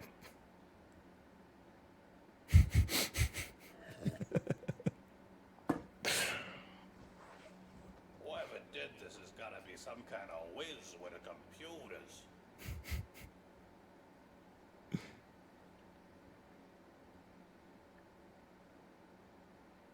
Good stack of pennies. I would never hurt you.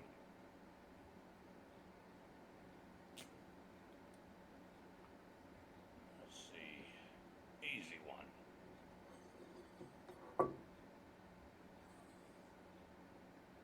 They gave me an achievement for that one.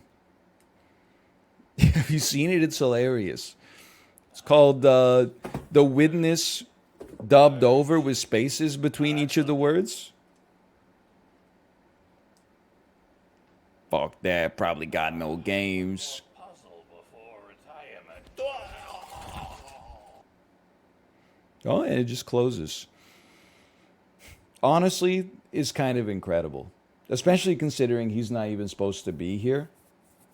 Look, all I'm saying about the Creative Commons stuff, music is whatever. Maybe you hear the song and you go, I'd love to know what the song is.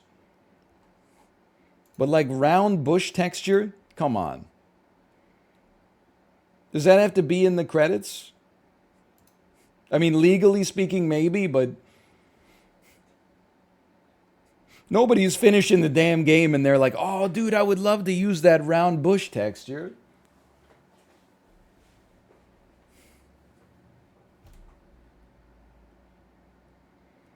Always credit when you use someone else's work? Yeah, but you motherfuckers are like, you should always credit when you use someone else's work. Then you go see a movie in the theaters that's not a Marvel movie. As soon as the credits start to roll, you walk the fuck out to beat the rush. People go watch The Northman. Half the audience has only seen Marvel movies in theaters for the past 10 years, so they sit through all the credits hoping that there's going to be a scene where like Ethan Hawke shows up as the May Queen or something like that. You're not sitting there going, oh, that's who was the key grip on this motherfucker. You're walking the fuck out. You damn liars.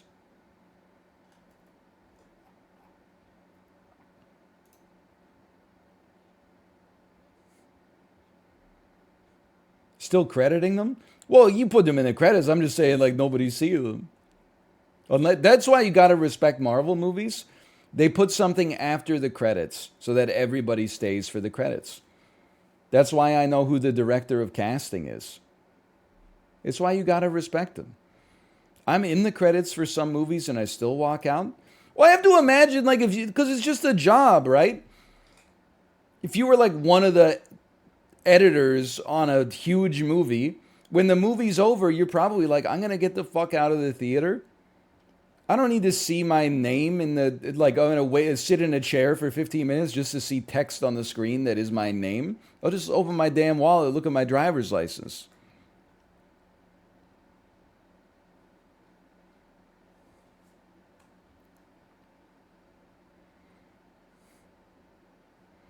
No, they should not put the credits at the start, okay?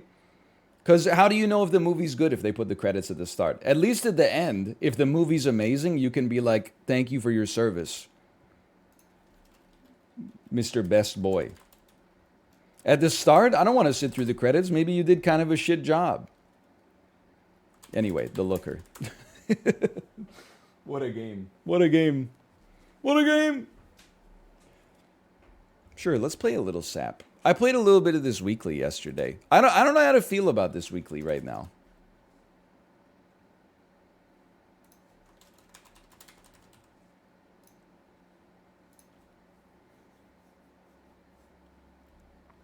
It's kind of trash.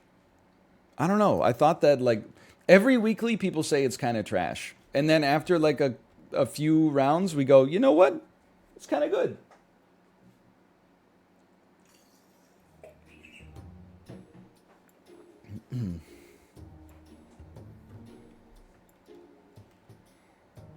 I don't know. I worked in film for a long time. Let me tell you, seeing your name on something that was agonizing for months makes you feel a little okay about it. I mean, maybe it's just different strokes for different folks.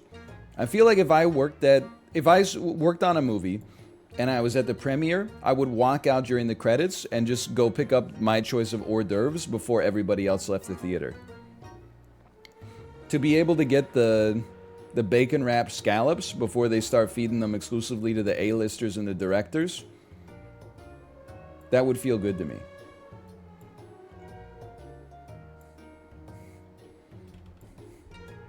-2. You guys are crazy. You know what's fucked up? You're probably stealing my jokes all the time with your friends and then not crediting me. You're probably going like, what the hell? And then all of your friends are going, I love the way you say what the hell. And you're like, yeah, that's kind of my thing. What the hell joke was the Creative Commons license from my favorite YouTube streamer. Hundreds of thousands of hours of arguments about, you know, is a hot dog a sandwich, mod pizza, defrosting, peanut butter and jelly sandwiches in your armpits. You're like, oh yeah, I just came up with it. I just have like a weird mind. Wait, but if there's a Baby Yoda, then that means my man. That's just how my brain works. I'm just kind of like, I'm just zany like that.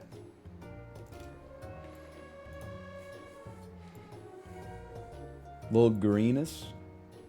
I was thinking of a bit yesterday that is like, I would love to smoke weed with Neil Armstrong before and after he went to space. Because I think before he went to space, he would be like, this shit is crazy. Like, I in 2 weeks, I'm going to be out there in the cosmic ocean. And then you got to think about it. Like, I'm one of the human species is like the pinnacle of evolution on Earth. So in many ways, when I look at the Earth, isn't it the Earth sort of for the first time ever perceiving itself from a distance? Wow, that's crazy. And then I'm sure, like, if you smoked weed with Neil Armstrong, like, a week after he got back from the moon, he would take 2 hits and then be like, okay, guys, I'm going to bed. I bet that dude was tired as hell. I can't even imagine, like, when I came back from our in-laws' place, that was only like, I mean, I did like 4 or 5 hours of driving that day. That night, I slept like a damn baby. I can't even imagine what you sleep like when you come back from the damn moon. Maybe he's got to go to the damn moon for a break. So true, so true.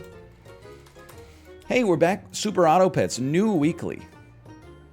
First off, how many wins will NL get? 0 to 1, 2, 3.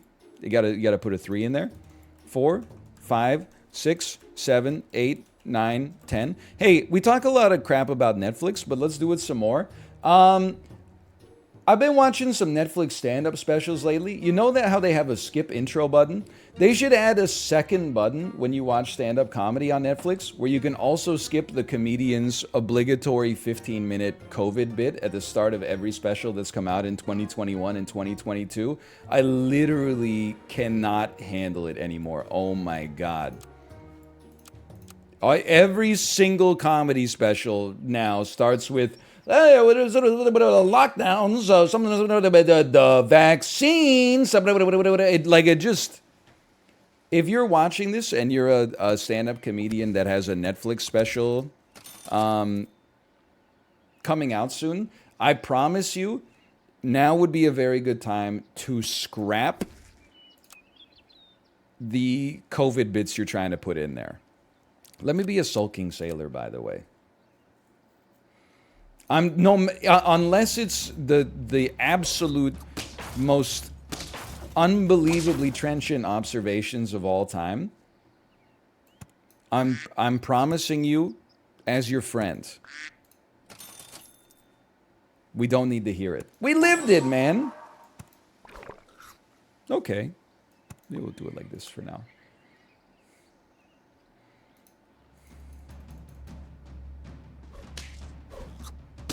So, by the way, I already mentioned this. I did play a little bit in the waiting room of urgent care yesterday. What did I learn about this weekly? Very little. I would say I learned that a dog on round 3 can be very helpful. I learned that if you can get some early llamas, there's some help there. Hatching chick, very helpful. Ox, you know what? It can do some work. Duck and bird, no thank you. Bird and bird, no thank you. Come on, you know what? In a pinch, would I take a flamingus? Sure, I'll take a flamingus. If you got to, I guess. Freeze me. You can also run, I did get a 10 win with Yak Koala.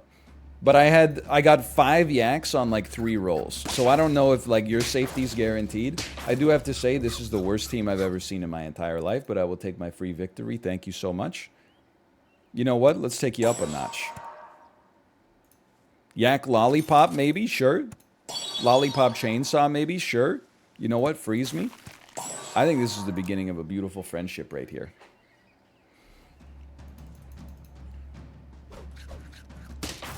Oh, we win these. Oh, we win these. Okay. We got to figure out what we're doing with that otter. The answer is nothing. What do you got for me? A chicken? Sure. I'll replace an otter with a chicken. You know what I would do following this? I think it's an acceptable time to do this. The thing is, scaling is hard to come by in this pack. This seems fantastic to me. And don't even talk to me about Emperor Tamarin. Emperor Tamarin is not functional. Don't make me laugh. Look at this. Easiest play of our life. I got a level 3 Emperor Tamarin yesterday. I think I got 2 wins total.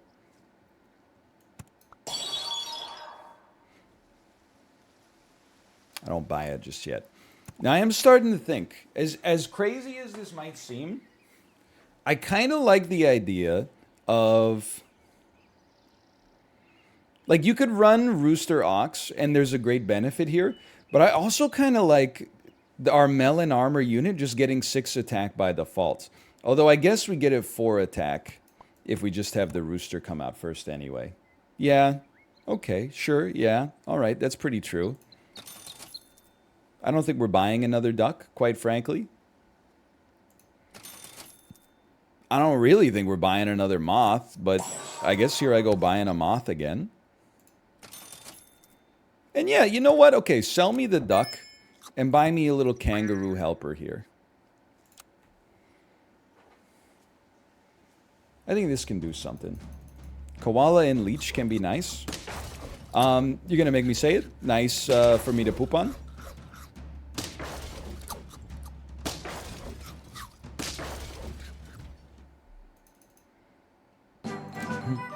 That joke I would like to credit to Robert Smigel as Triumph, the insult comic dog.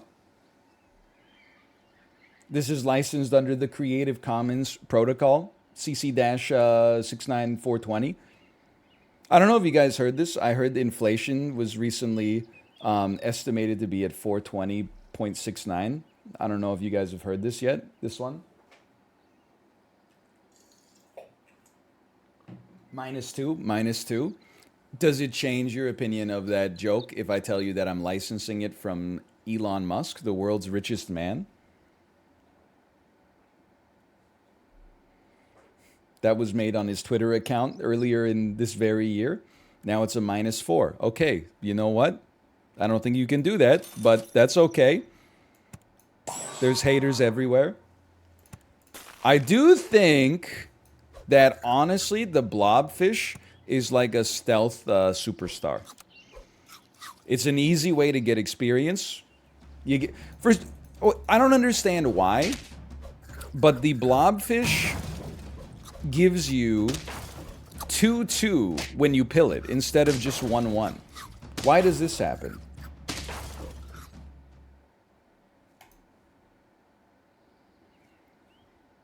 Oh, because it gives 1/1 and 1 experience. For some reason, I thought it only gave the experience. Did they? They must have changed that recently. I heard they recently added more hops too, which is interesting. That's exactly what I wanted. But now, hold on. Now I can't have you at the damn front. Okay, Stegosaurus leech or Triceratops leech can kind of go off. Don't get me wrong. But we got a good thing going here. We got to think about this. It's a 3/3 buff. I'm not selling the rooster. I think you could sell the moth. And we get good stuff out of the kangaroo here. You still can't come to the front. We'd have to do it like this. So it's a little goofy, but I'm okay with this. That's insane. So for 1 HP, you're getting a 3/3 buff fiscally for free every turn. I can live with that. I can still live with this. I'm not sweating this in the slightest. I do think our kangaroo has to hit level 2, otherwise it's not doing it for us. But I'm telling you, the ox... A lot of people would think the ox is not that valuable. I think it's good enough to be here. I think some raw stats, good enough to be here. Why don't you take this? Maybe we can get to a higher buff in the future. You know, there's a part of me that says, what if you sold the kangaroo and just replaced it with a monkey to keep your Triceratops popping? Next, I would love to get a lemon too, for sure. I would love to get a lemon. Okay, they're going to have 3 death touch, but on the bright side, I have 2 roosters. That's unfortunate. That was a really good matchup, honestly. Well done, well done. Damn chili pepper, man. Sure, I'll give you some support. I really want to see some chocolate. Lemon's great too, obviously. Lemon's great too. You know what? We'll start you here. We'll give you a lemon next time. Maybe we'll talk about the ox.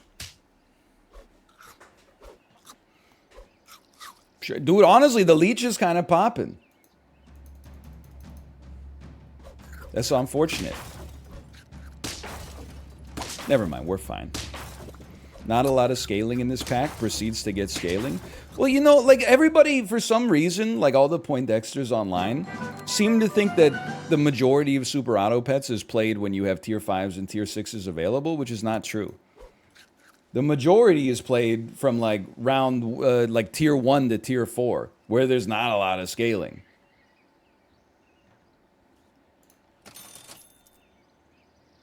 I would give you this as well. I think that would be fine.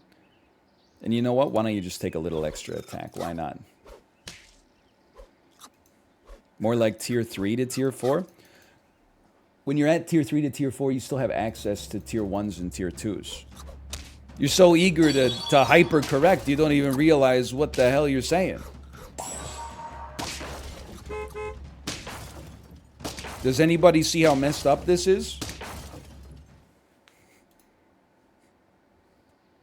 I don't get this game. You could you don't have to tell me that. I see that you bet on 1 win. I mean, come on. What'd you think was gonna? What you think? I sold them all? Who you got? Who you got? Rooster? I love to see it. You're so lucky you took a steak, followed by a chili pepper. I don't know, though, dude. I feel like the rooster can kind of go off on a fly here. Like, this is no problem at all.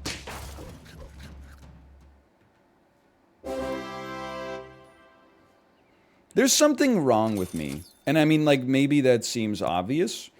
But what I really mean by that is I'm like a shoo-in for 10 wins on my first run of the day. And I couldn't tell you why. There's just something about, like, that first run, I'm giving 100% of my brain power to the game. Then after that, I get lost in the sauce at some point, start to talk about things that are irrelevant to the actual game itself. Hold on, I know this looks bad. But it didn't look that bad.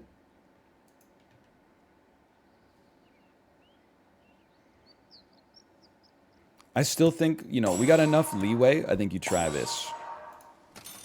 God, I would have loved to have seen some chocolate, man. Go ahead, take some support.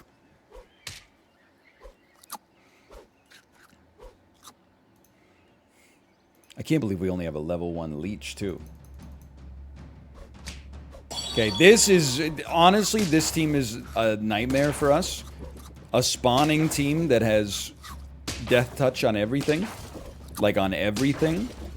Wait, it doesn't matter at all. We're going to crush them. This is the easiest win I've ever seen in my entire life. Okay, honestly, kind of a weird team, too. Let me get my 10 wins. Choose prediction. There's 10 of those. Dude, they should turn Super Auto Pets into a play-to-earn game. Because I would be freaking rolling in SAP token right now. Oh my god. I would have... My wallet would be stuffed to the brim. No. Yeah, but what if they did it, but like all this stuff that people don't like, they just like didn't do that part. They only did like the good stuff. Like the part where you get rich for just doing nothing. Let me be a friendly burglar. Like what if someone broke into your house and stole some shit that you've been meaning to donate to Value Village?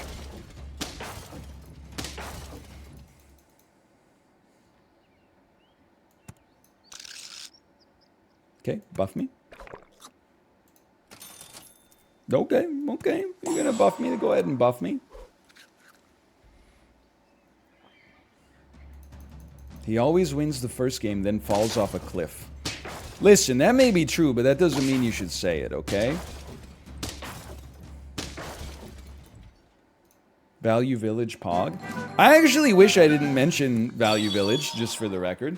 Because one summer, I applied to work at Value Village. They never even called me back. And I was... You want to talk about how insulting it is? I had work experience at Goodwill. I was uniquely qualified to work at the Value Village. But they didn't even call me back. When I get a job interview, or at least historically in the distant past, I tended to perform pretty well at the interview. However, I got a lot of no callbacks from situations that were embarrassing for me. I got no callback when I applied to work at Staples. Have you been to a Staples in the 2000s? Every employee has no enthusiasm whatsoever. They're just like the Walking Dead. I mean, because the company itself is probably a zombie, but like I've never been in a Staples and been like, oh wow, I see why I didn't get hired. What an enthusiastic and motivated workforce. How did I at least give me a call back or something like that?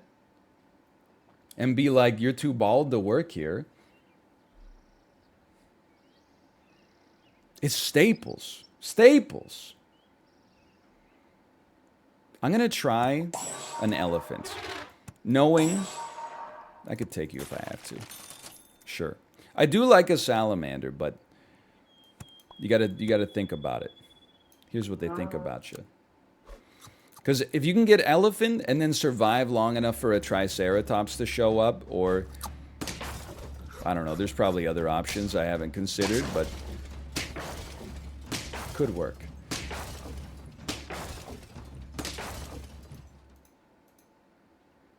Aside from back to school, nobody comes into Staples except to buy printer ink. That's why I was like, I'm qualified for that job, or I was like 12 years ago at least. I will say the only time I ever end up going into a Staples is like if I need to send something via FedEx, because they all have like FedEx partnerships here. But still, they also do old people's computer repairs. That I did not know, honestly.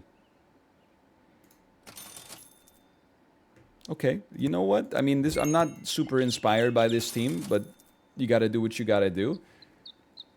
I would love some buffs. I guess I'll buy you next time. I would love some permanent buffs, maybe. Okay. I will say, not to be rude to the Staples Corporation, but like, is there a company out there that's like in a more zombie state than Staples right now? Every store is like the size of a warehouse, and there's nobody inside of it. Sears? I thought Sears was legit out of business. IKEA? Dude, IKEA is a vibrant ecosystem. They got a daycare, they got a food court with cooks and service staff, and IKEA's kind of like a party. They got a frozen food section, they got 30 cashiers. Most movie theaters, I do feel like if you go see a movie at 10 p.m., you're basically just operating on the honor system.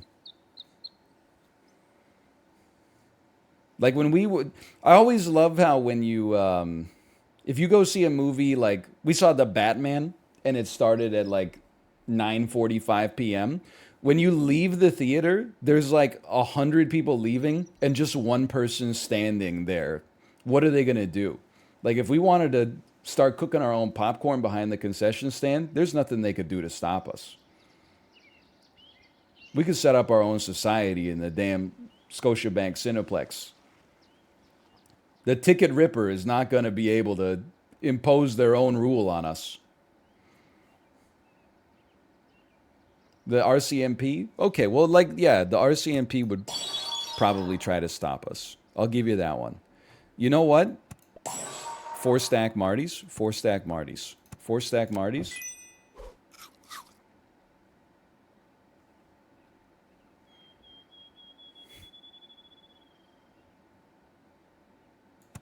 Four-stack Marty's? Dude, I don't want to waste my gold. I know how this looks, but I'm like, maybe I'll give the Bluebird a lollipop? 8.5 instead of a 5.8?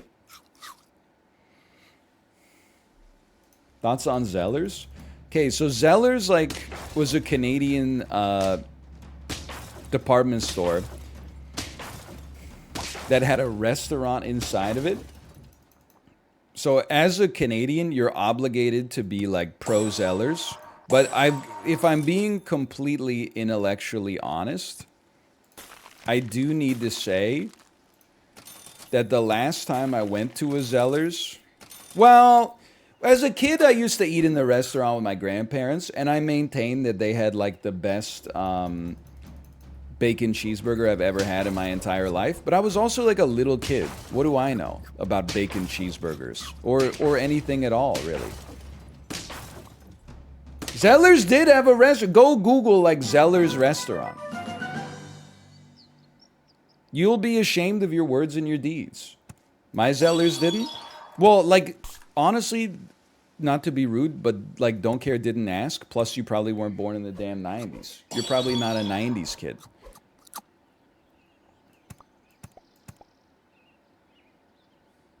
Okay. Okay, here's how we're going to do this. You're gone. You're here. You're here. Is this going to work? I'd be surprised, but we should give it a try at least. I don't think we need that level 2 ox. I swear to you, I lived next to a Zellers. It did not. Okay, there might... Did you live next to a Zellers in 1996? Because I'm telling you, we were going to the damn Zellers restaurant in 1996. And it was a party. Zellers at Metrotown didn't have a restaurant? Yeah, because Metrotown was built in like fucking 2003 or something, where the Zellers Corporation was already ahead of their liquidation. The last time I went to a Zellers, it inspired a tweet for me that was a long time, like, I don't know, close to 10 years ago now. But I remember I went to a Zellers. I'd been coming to this Zellers for 20 years, something like that. I realized there's no cashiers. It's all self-checkout. But every self-checkout was staffed by one cashier. And I said to myself, this business is going bye-bye. That is no way to run opera. That just doesn't make any damn sense. Because it's basically just a slower, normal checkout. Like you're like training your replacements in how to use the self-checkout. Anyway, I will also say, in terms of Canadian department stores, did anyone here ever go to the San? Now that's something everyone can enjoy. Oh, how delightful. Maybe. So the San, it was spelled S-A-A-N. It was like, imagine if Walmart was like a dollar store. It was kind of like that. I'm gonna live. And it also had a restaurant inside of it, which was crazy. I would always get a grilled chicken sandwich there, even as a little boy. I want to see a Triceratops or some chocolate. Okay, you know what? We'll go harder on the elephant. It's also on my balls, boys. One of the many things I've been saying. My whole squad is like dead. Hold on, we still win this? Dude, the crow's too expensive. People said I skipped it. I didn't really skip it. It's so expensive as a means of getting chocolate out there when we can just generate frickin' chocolate ourselves so easily.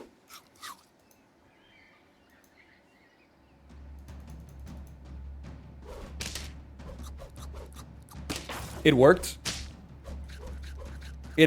Honestly, that's the most believer Triceratops I've ever seen in my life.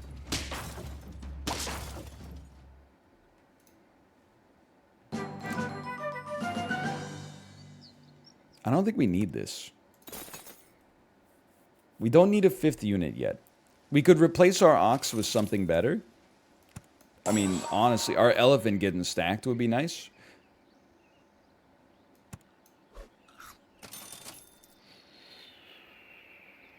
I don't see it. I was kind of hoping we would get like a monkey. I think you should go up. Well, I don't know though, because no. Because I want you to inherit as much of the stats as possible. I don't mind. Because the Triceratops can also feed some of the stats forward, which is modestly helpful. There's some modesty there. It's modestly helpful. Oh my god. Oh, you're incredible. You're the best to ever do it. Just kidding. We win easily. What about an ostrich instead of an ox? Pretty interesting. It's a pretty interesting idea. I think you need some lemon. Ostrich instead of an ox. I could see it.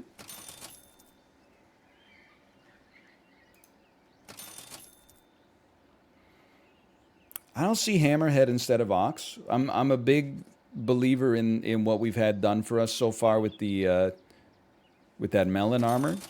We could get better, but it's got to be like the right thing. Honestly, I'm kind of looking at this little combo right here and feeling good about myself. Now, I don't think this is going to be that useful, but let's give it a try. Sell Ox. Use the extra space for more tier 1s. And there's something to that. Holy cow. You have Death Touch? Holy... No!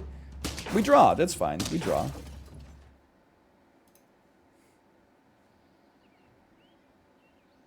Sell me. Buy me. Buy me. Roll me. Want to see tier 1s, please? No tier 1s. I'm upset. No tier 1s. Well, there is one tier 1, to be fair. Well, desync error. No, it's fine. You're good. Okay, I would just go ahead and say that that turn was pretty much pure ass. But we can get a level 2 dragon if we survive through this one. That's not looking so great. I would say I'm pessimistic about our chances there. It's not like the Ox was keeping us in this one. It's just a better team. Okay, 7 wins. 7 wins. The desync didn't eat the dragon. It put it up in the... It combined it with the other dragon, which is what we wanted because we had a llama anyway. Okay, that was a fine run. Honestly, things went bad at the start. I don't even like a moth. I would prefer to not run a moth. Desync error. Let me get. Let me be an unknown beam.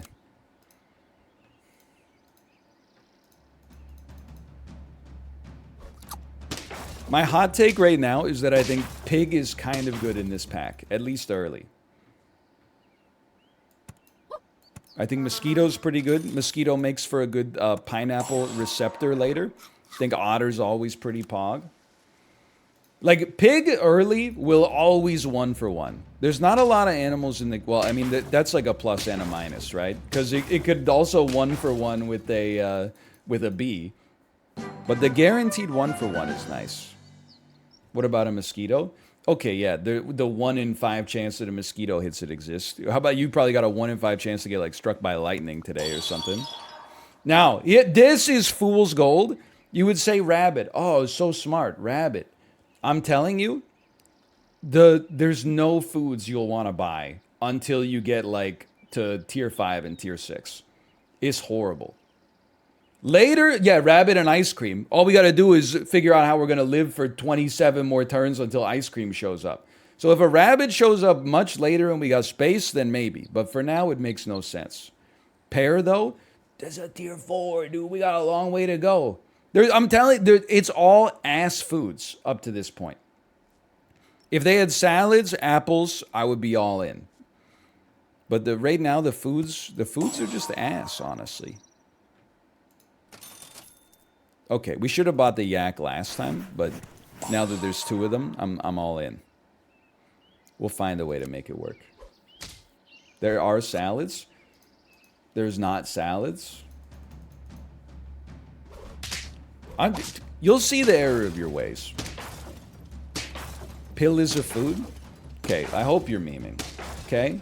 Because when you pill something, it getting 1 HP is not necessarily that as much of a boon as you might think it is. Because it's fucking dead. Now, this is the gimme. You got a koala. You got a yak. We want to maximize the koalas. We want more koalas. I'm going to add you against my better judgment. I love it. I love it. Okay. This yak is going to start the pop. He's not there yet, but he's going to start the pop. Am I going to get beaten up as a 25-year-old developer for wearing your merch? It seems like more of a question. I would say it's based on where you live. Do you live in the Octagon? Like in the UFC?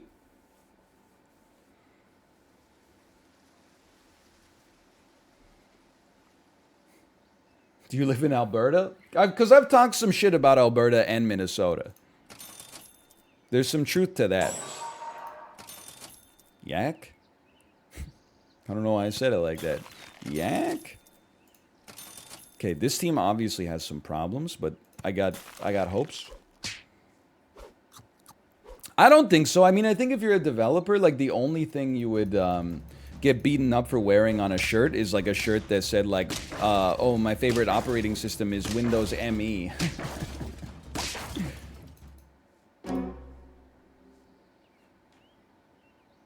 This is huge. Huge, huge. Stop trying to get me to buy the armadillo, Gretchen Wieners. I will not buy the armadillo. You know what? Actually, believe it or not, I'm going to buy the armadillo. And the reason I'm going to buy it is because I think we have to sell the pig anyway. Let's just at least... I don't think you're going to do anything for us, but let's at least put you out there.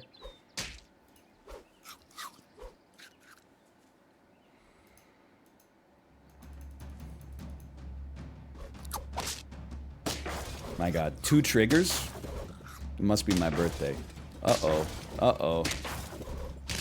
Yep. I think I'm getting my ass beat, quite frankly. I think you gotta go. Let's run a deer. Sure, another deer. You know what? I'm lollipopping your ass.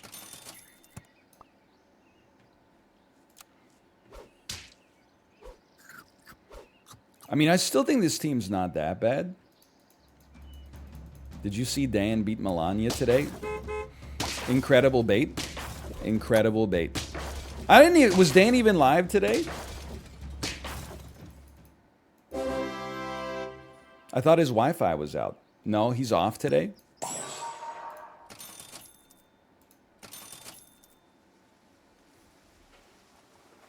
He did it off cam.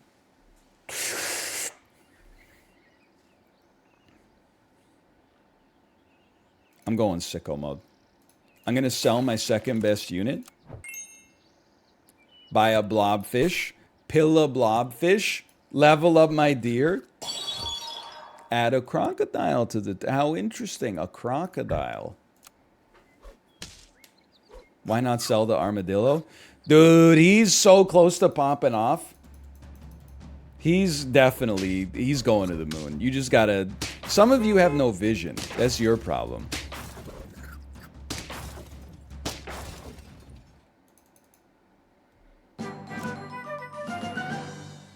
Okay, more of this, please. You know what? You're right. This doesn't have to be here anymore. We could run a Falcon instead and pivot this into a psychotic sniping team. I'm going to give you one of those. I do think a skunk could work as well if it had to.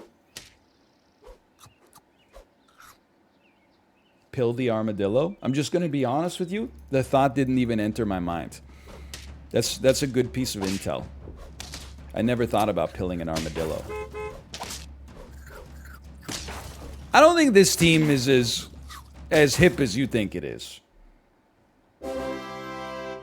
Y'all are like Wanda, no vision. I haven't seen the show, but the show is called WandaVision, so I'm pretty sure she does have vision. Otherwise, the title of the show wouldn't make much sense, would it?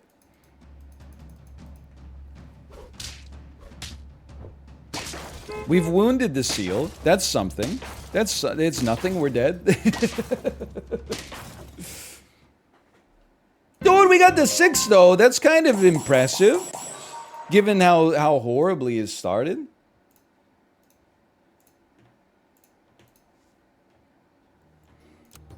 Can I also tell you? I forgot to mention this.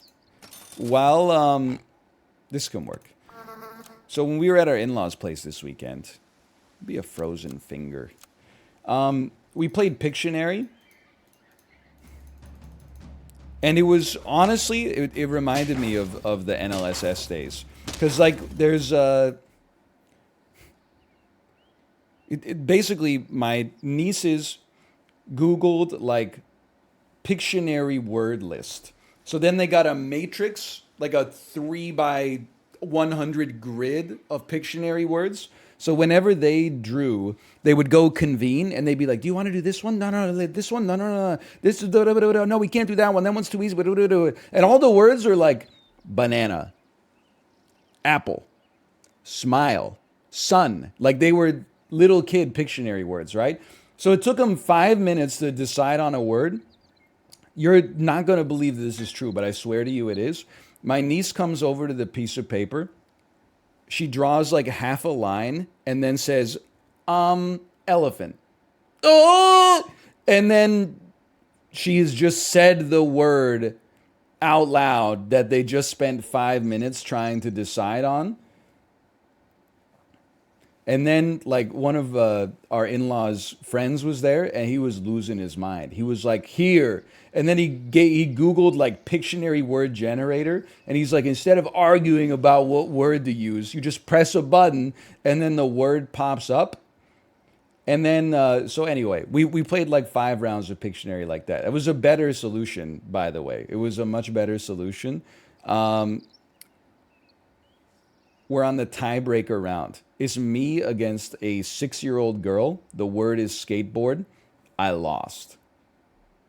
I do have to say, it stung a little bit, but I was like wandering through the streets of downtown Everett, Washington, like begging for the location. Like I was showing Kate the drawings because she was with our daughter at the time. I was like, which one of these drawings looks more like a skateboard? And she pointed to the 6-year-olds. And I was like, are you crazy? She's like, why does yours have it has like lips on the end of the skateboard? And I'm like, that's where you kick when you want to do an ollie or a nollie. Hers was just like straight across 2 wheels. Mine was what an actual skateboard looks like. Anyway, I'm not sore about it or whatever. It's not that big of a deal, allegedly. Combine me? I'm going to say give me a beaver, man. It doesn't matter. I let her win anyway.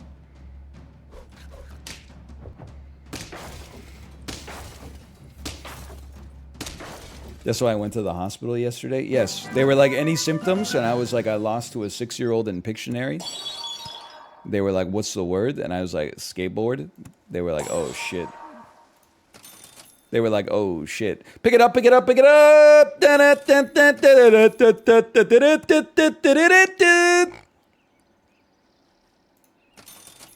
Okay. Here's the plan for the mid game. You always need a plan in Super Auto Pets, okay?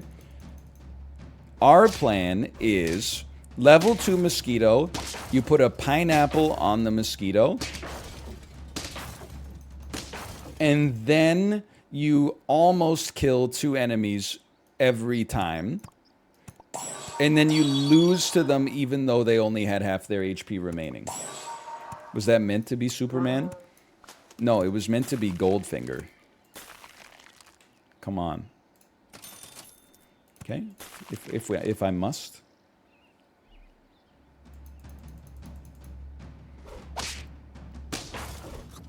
Have you been to Bellingham? I don't speak about Bellingham.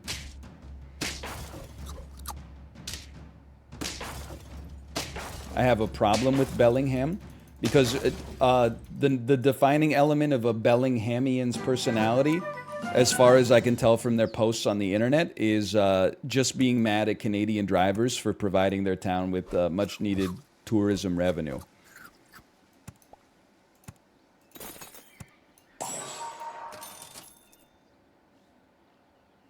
Bellingham's kind of cheeks. You know, honestly, I kind of thought that I liked Bellingham. I kind of thought it was like a cool little town with a convenient airport. Then I realized they fucking hate me. And now I drive past it every single time. Oh, you're pineapple blind? That's pretty true. You know what? That's pretty true. You know what? That's pretty true. It's because Canadians come down and buy all our milk for some reason. Why don't you stock more milk? You're the most capitalist utopia on the planet. We can't buy enough milk to keep it in the stores. You're America. What the fuck are you talking about? You make all the milk and you run all the businesses. It doesn't make any sense. Have you read The Grapes of Wrath? They're pouring out like metric tons of milk all the time. In my entire life, I've never heard of anybody in the United States of America being like, it's too hard to buy milk. Everybody at the grocery store has like 8 pints of it in their cart at all times. It's crazy. Okay, by the way, we're gonna get 1 win, I think. I don't even need this. That's too much. I think we're on our way to 1 win.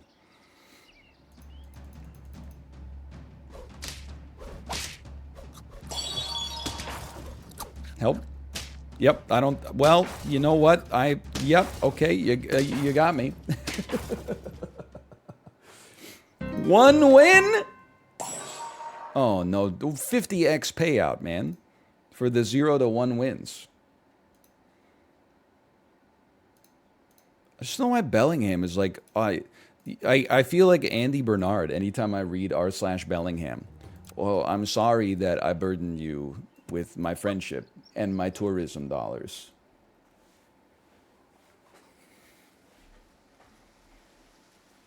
Sorry I came to your town that has like 2 stoplights in the downtown core and bought some products that look interesting. I forgot these ones are only available for true Bellinghamites. You seem really hung up on Bellingham? My brother in Christ, they asked. They said, you ever been to Bellingham? I've been. I've flown my ass out of there. Hold on. You'd be a naughty astronaut.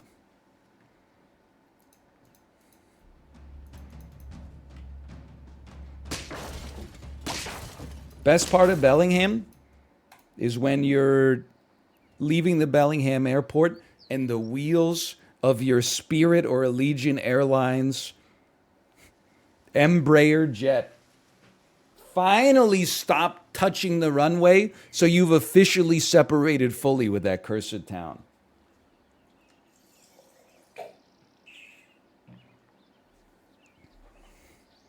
You can finally say you're above Bellingham, not only spiritually, but literally, physically as well.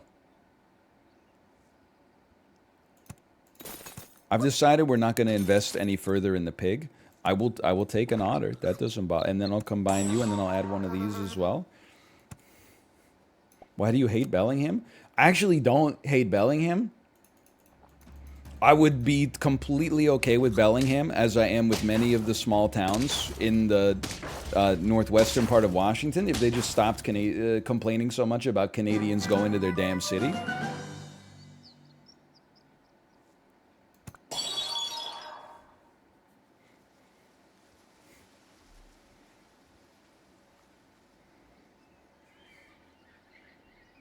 How does a town with 2 stoplights have a subreddit? Because the Bellingham airport and its proximity to the Canadian border has given it a disproportionate impact culturally versus its position on the map and the amount of people that actually create a life there. And then it's just like r/antinatalism. They're like, oh, my town's successful. Now I got to go to 2 grocery stores to buy milk. Oh, my parents loved each other. Now I got to pay taxes. Does Bellingham have a theme song? Okay, hold on. Bellingham, Washington. I do want to see what their civic motto is. Let's see. Population 80,000. Pathetic. 12th biggest city in Washington. That's okay. There's only 50 states. What is that? 366th biggest city in America. That's cute. Okay, you got a civic motto. I do kind of like the Bellingham flag. I don't know how to describe it, but it looks like a water hazard on a golf course. It has no civic motto. Let's look at its history. Let's not. Oh, this is where Western Washington University is. Every time I drive into Washington, they're like, there's Western Washington University here. Okay, hold on. Kangaroo, I don't think so. Flamingo, temporarily, and freeze this because there's no good food anyway. You know what? I should have taken a yak with a koala. I'm willing to bet that we'll get one showing up. Forget the mosquito. There's our yak. Get it poppin'.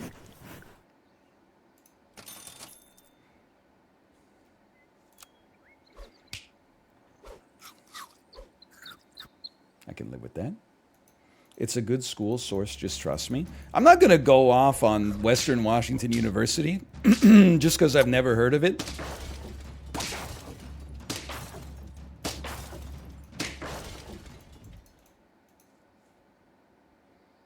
Real voice. Bro, you don't even know. Do you know what your voice goes through and how ragged your vocal cords get when you've woken up 2 times a night plus for the last 2 weeks to go have diarrhea? Like, I'm barely hanging in here as is. Meanwhile, anytime I have to cough, people go, real voice, real voice. And I make a tweet that's like, I'm at the hospital right now. People are like, good luck with your poop, brother. What the hell's wrong with you? Get some manners, dude. It's insanity. And then the people, there's nobody that's just well-meaning. That's like, you know, hey, wishing you the best of luck. Everybody's like, oh, wishing you the best of luck. By the way, I'm pretty sure that you have something called spider flu. Hey, have you consumed any tannins recently? Yeah, every time I consume tannins, I get similar symptoms to you. Oh, really? Anytime you drink wine, you have diarrhea for 2 weeks straight? Somebody should tell Paul Giamatti. Okay, give me one of these. I literally wrote, get well soon. Okay, fine. There's probably several. But when Markiplier's in the hospital, people are like, is our king okay? When I'm in the hospital, complete strangers are like, hope your ass doesn't explode. Sniping team. Genius. I remember when Kate and I were in Korea for the Olympics, I've told this story before, but there was a thunderstorm, and on Twitter, the top trending topic was like, BTS stay safe. Oh my God, just saw the weather reports out of Korea. Army, stay safe out there. It's a damn thunderstorm. Oh, I hope our oppas are okay right now. It's just rain and like lightning. You just got to stay inside.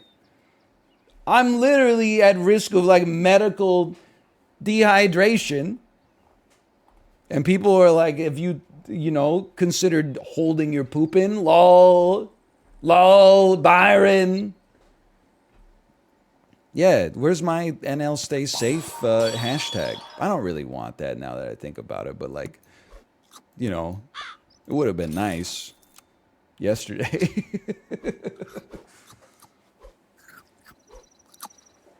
I'm an East Coaster here. Why are people on the West Coast so weird about thunderstorms? Dude, I say it all the time. It's so funny to me.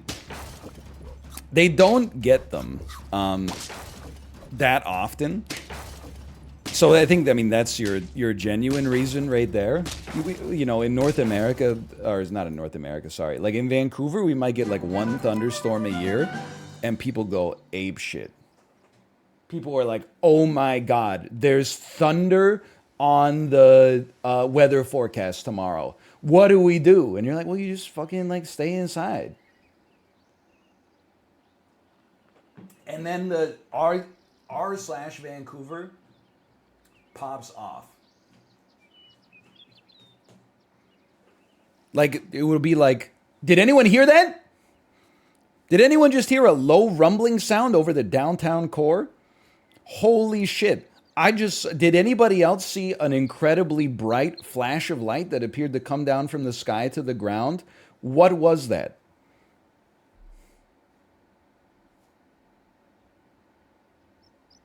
I gotta think about this one.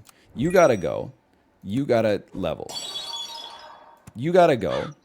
You gotta get sold. You gotta go. You need some of this. Dude, you need some more HP.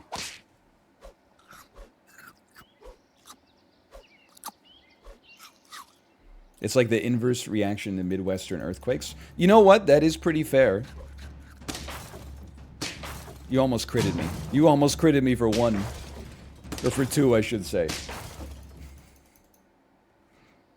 Like, anytime there's like a 3.7 earthquake in my hometown, or like, 200 kilometers away from my hometown, everybody is like, holy shit, we almost died today. I will say, though, and this is more like, maybe this means we're due, which has me a little scared, but I've only been through 1 earthquake in Vancouver, and it was, I was making a ham sandwich in the kitchen, and then Kate came in and said, holy cow, did you feel that? And I said, no, I'm just making a sandwich. And then she said, we just had an earthquake. And I said, get the fuck out of here. We have an earthquake. What the fuck? And then Twitter was like, I'm at the earthquake. Where y'all at? Y'all just feel that earthquake? Yo, earthquake gang, 2017 or whenever it was. Anyway. So I missed that one. I did, you know what? You gotta go, man. You mess with the fro, you gotta go. I do love a skunk. I gotta think about this. I do love a skunk. I did live through some earthquakes in Korea. I lived through, well, I mean, not serious ones, but, serious enough that... I mean, there's basically like a couple of ways that like an earthquake can go down. I'm blessed to have not experienced any like, truly nightmarish ones. Don't crit me. It didn't matter at all. Some of them, they're just kind of like, whoa, and you're like, okay, no big deal. Then some of them go like, whoa, and that's where that one in Korea went like that. And the thing that's scary in the moment is, at first you're like, whoa, earthquake. And then after like 7 seconds, you're like, oh, this one doesn't appear to be stopping anytime soon. And then thankfully, right after that, it went, which was nice for me because I didn't want to die. But it's not like you get like a projection of the length of the earthquake, right? Like,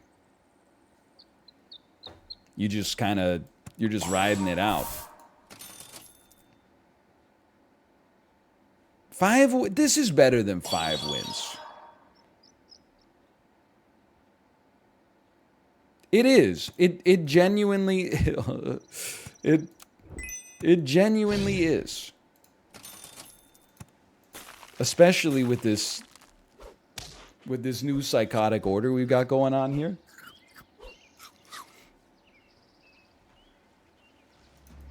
How cool would it be to have like an hour-long small earthquake? Not cool at all. It sounds very disruptive to my day. Seems like it would make getting around very annoying.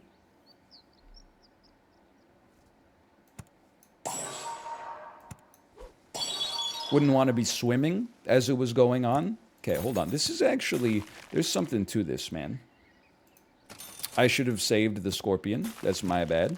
I think we're going to set up our shop for next time. We're going to hope that we win. We're going to set up our shop for next time. And I know right now you're probably looking at this and you're going... It's not worth freezing the whole shop for the ostrich. I promise you, usually it is. Please? Please? It can be done. 2 of these bad boys. I knew it! 7. Okay, this team is obviously idiotic. Both of you basically not only should go, but kind of have to go, but we'll start with you. And then we'll add you, and then we'll add you, because a level 2 ostrich would be insane right now. Not interested. Not interested. Not interested. Not interested. It's unfortunate, but it's a 4/4 buff is something. Is something.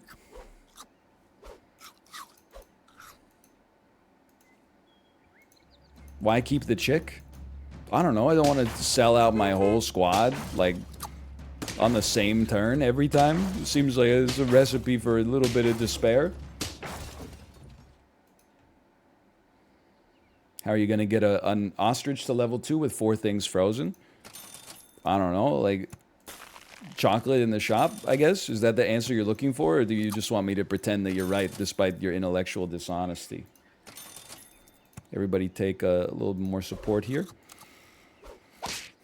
He will never one-up the deer. You can't one-up the deer in position 1. Have you ever been here before? You can't one-up the deer in position 1 because then the second deer doesn't spawn. It only spawns the bus. You don't have the space for it. Just move it back then. Then my whole squad gets fucked up. Anyway, we got 8. They said and move it back. That's a whole lot of work to make your team worse. I can't believe 8 squad won there, dude. Things were looking a little rough.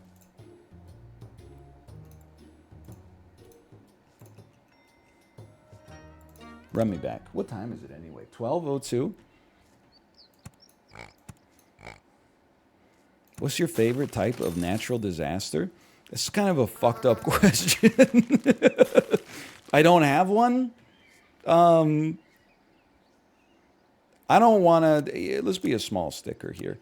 I don't want to, you know, make it seem like I'm just farming +2s or whatever.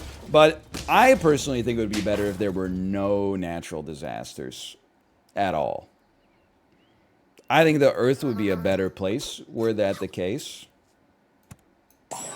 But I know how things are on the internet. On the internet, people are like, oh, I'm not like other people. Other people like good weather. I like bad weather. I'm just quirky like that. Ooh, it's sunny today? Ooh, disgusting.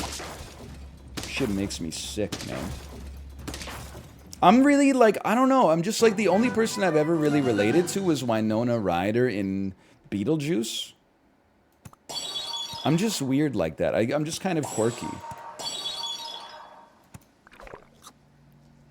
You buffed yourself after everything we've been through?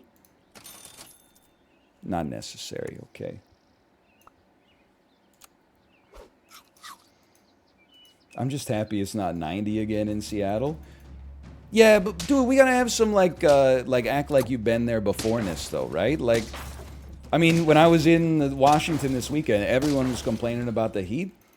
I was like, I mean, it's hot, don't get me wrong, but until 3 weeks ago, we spent like the last 3 months complaining about the rain and the cold.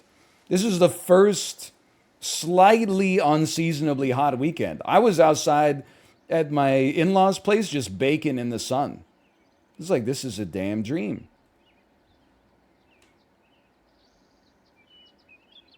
I had sunscreen on, but I was just enjoying the weather.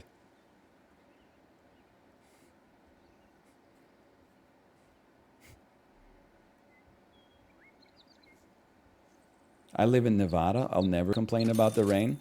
I bet you fucking would. You liar. This is bad. It's still bad.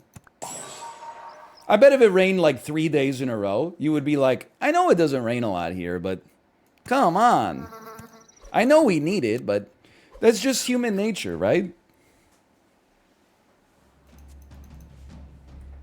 This is horrible news. This team is ass.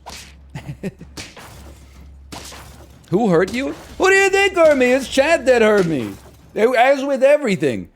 Because whenever I complained about the weather, everybody would go, oh, it's twice as cold as it normally is in Vancouver. That's crazy. I live in Helsinki. We'd be wearing shorts in that weather. Oh, we're so cool. We're so cool. Oh, you think it's hot there? Whoa, a town literally spontaneously combusted last summer? That's crazy. I live in the middle of a damn volcano. So I thought that it was not possible to complain about weather. I thought we all agreed that it's beneath us to complain about weather because there's always people that live in more extreme conditions. Apparently, everybody should be allowed to complain about weather all the time, though. Unless you're a streamer.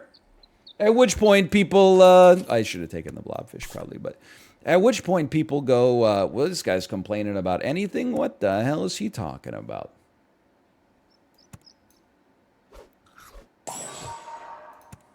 It gets hot in Minneapolis, St. Paul sometimes. Honestly, I'm happy for you. Something noteworthy. Maybe you could put that on the Wikipedia page.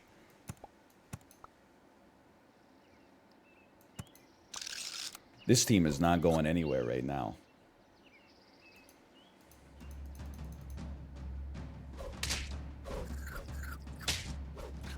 Oh my god.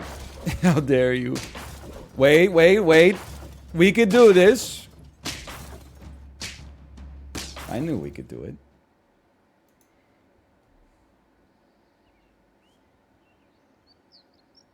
Blobfish me. I don't want another beaver. I feel like I'm losing my mind here. Pardon me? Didn't there used to be good animals at low tiers in this game? You gotta try hippo. And then you need a pineapple as soon as insanely huge intel. Honestly, I think it's worth selling a pig and taking a pineapple on your mosquito. And then honestly, I would sell your ass and put a hatching chick out here. I think it could get the job done.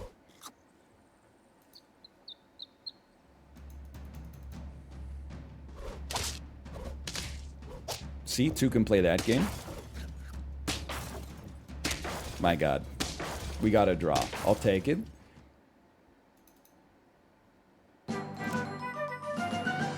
Deer is fine. It would be nice to get a big scaler. That's not going to do it. Pineapple? Let me think about this. I would love a scaler. No scaler? Okay, well then you know what? We're running psychotic sniping team then for now. I'm looking for like, okay, next level, get some chocolate, level up the hatching chick, get some permanent upgrades on the hippo. How is this working?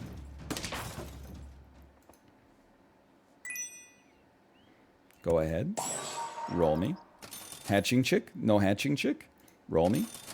Blobfish, I would like it, but I don't want to give up what we have to give up for it yet. Okay, level 2 hippo. Looking for some permanent scaling. That's slightly, it's premium chocolate.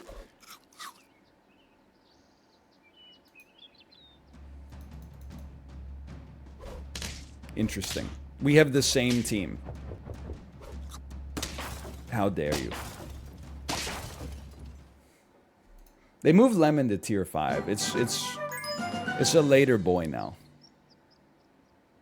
I mean, I would love a level 3 hippo. You know what we need, though? We actually need to do this. And I don't do this lightly. Now we have slight permanent scaling on our hippo. And I honestly, even though it's horrible right now, I think this ostrich can... We have enough HP to scale the ostrich and do well with it.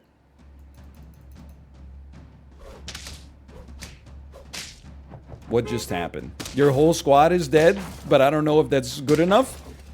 I don't think it's good enough. My whole squad is dead. Level 5s. Level 5. Level 5. I love it. Not interested in the foods. Not interested in the foods. A level 5. Thank you so much. Not interested so much in the foods. I'm not that interested in those foods. Okay, I do see a level 5. I also see a hippo. Let's do it, okay? Get a nice 4/4 buff for the ostrich. A little 2/2 on the hippo.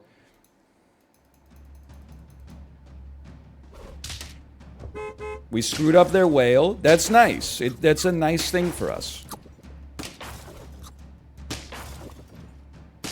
It honestly just saved us. That mosquito snipe saved us.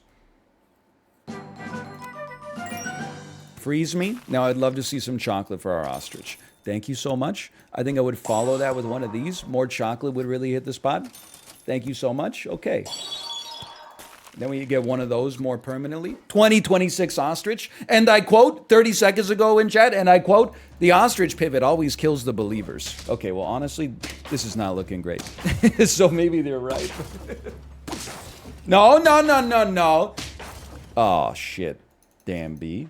It's still. Don't even worry. This guy's going. You take one of these now. You take one of these. It's about to look like the smartest pivot in the damn game.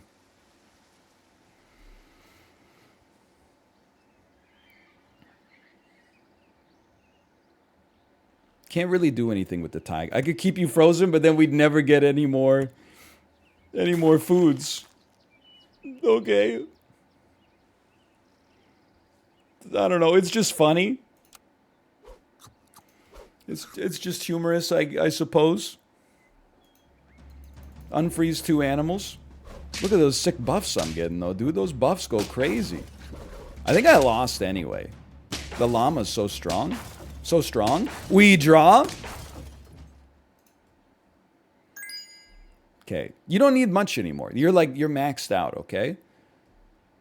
I think we could actually sell you, and let's free up our shop a little bit, buy a snake. You only need 5 to really get peak benefit, I think.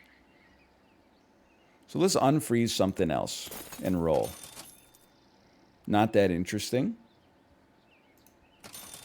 Why am I looking for other animals? What do you think's going to happen? You could take a pineapple for now. And you know what? Why don't you take a cupcake? Our hippo's not that strong, unfortunately. The scaling from the hatching chick is obviously too slow, but the ostrich went hard as hell. I lived. I lived, kind of, again. Hold on, we can do this. Oh, we can do this. Okay, now we can unfreeze the whole shop. We should have done it last time, but that's okay. I would love to focus on scaling the hippo, quite frankly, but also a level 2 snake would be nice. Sushi's not good enough. None of this is good enough, although we could sell the mosquito to scale the hippo faster. Yeah. I support that. Can't really make that work. Sell the hatching chick. You're right. We can't really make the... Well, you know what? Now that I think... Hold on. We could sell you, move you up, and then run this.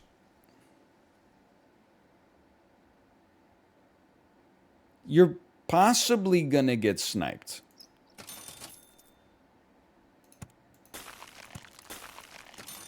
We got a lot of game left to play. But that's okay. I mean, obviously I would rather you didn't, but... We could also run Tiger behind Hippo, but I don't know. I'm not totally... we're dead. I'm not totally sold on that.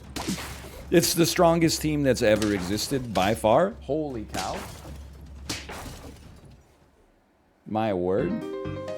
That's why you want to finish the game before turn 14, if possible. Okay, pay out the 7s, right? This is 7 win. Holy cow, level 3 Hammerhead.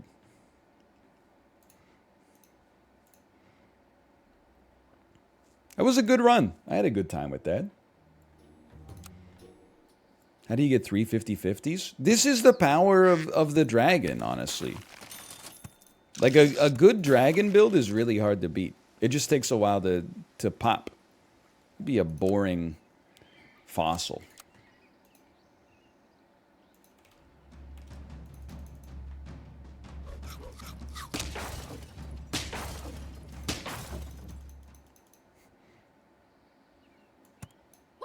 Yes. Yes. Yes. Okay. For tier 1, it's not that bad. You underrate the goldfish? If they want the goldfish to be rated higher, they should make it do something. Also, how many of your units had incredible stats? This is crazy. Did you buy cookies, also known as cheating?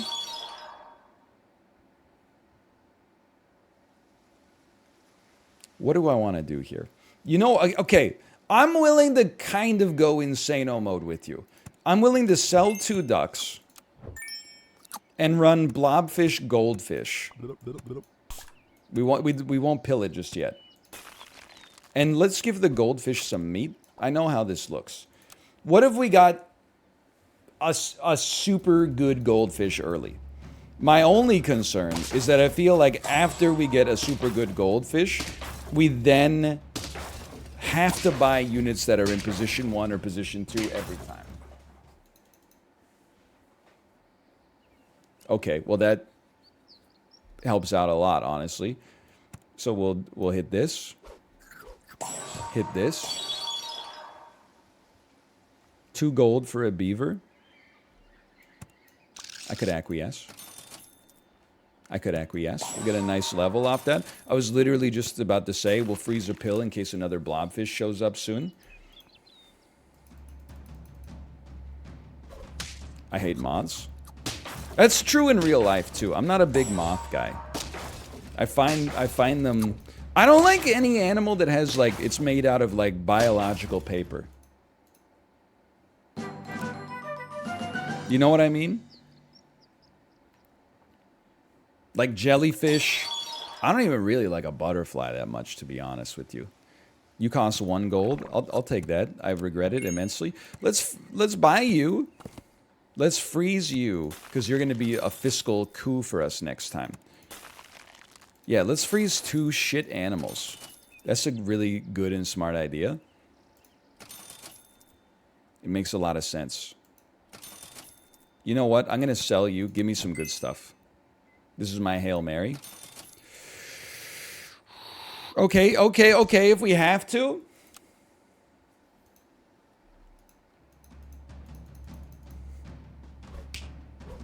You listen to the Royal Scam? I'm going to be honest with you. As usual, when people ask me if I've consumed a piece of media without telling me what it is except for its title, I have no idea what you're talking about. I don't even know what that is, the Royal Scam. I'm going to be pissed. Oh, it's a Steely Dan album? I thought it was going to be like on the Audible podcast network about the last royal marriage or something like that. It's the one with Kid Charlemagne. Kid Charlemagne shows up on shuffle for me, okay? The only Steely album I listen to all the way through is Asia. Okay, honey, gold's on sale today. I don't think you're good enough. I want to give myself some space. Buy 1 gold, get 2 gold. Buy 1 gold, get 2 gold. This is never gonna work for us. Although, hold on. Now I'm like, level up.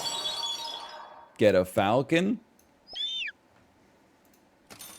And the blob. Okay, sell me.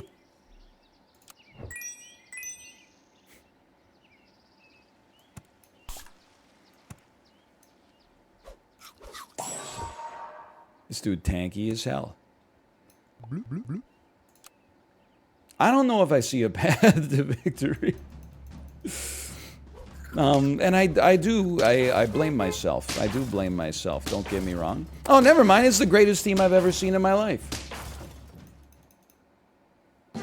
I didn't miss the dog. I understand, like, you have to buy a dog with this team. But it felt too late. Useless. Useful. Say goodbye. Get combined. Run me.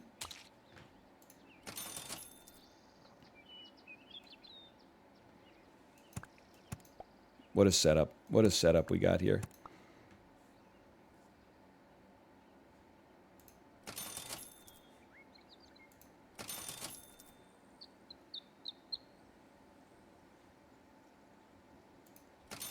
I have no idea what I'm doing.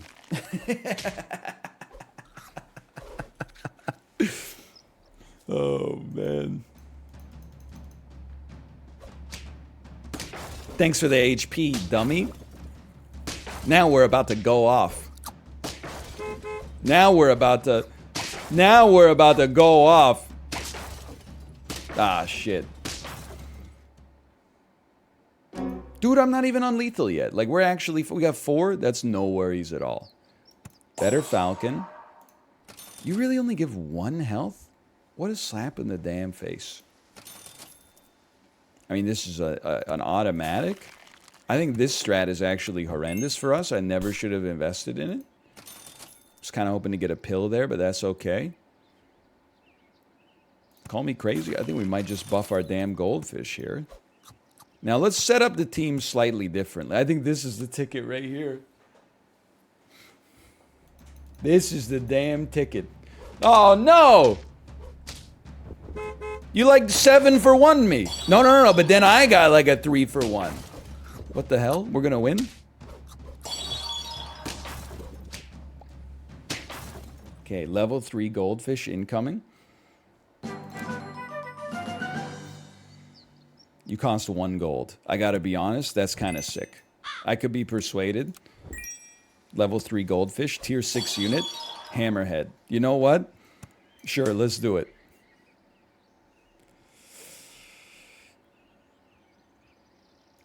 Sell me. Place me. No pill yet, huh?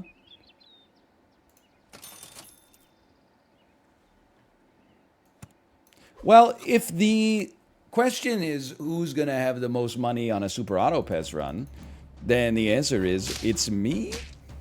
If the question was who's going to win this Super Auto Pets run, I don't think the answer is quite as clear, you might suggest. Although, can you believe it? We just won another round.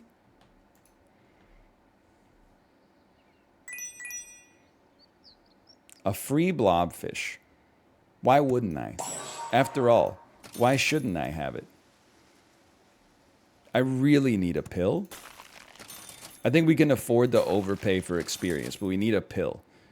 And then you're gonna pill right here.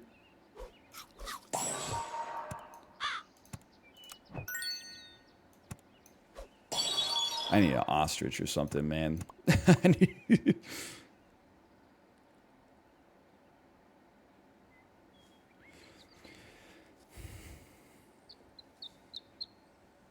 Fly? I don't know about all that. I gotta think about this one. I mean, a lemon is just amazing. But it is kind of hard to imagine how our Triceratops lives through a single attack, even with a lemon.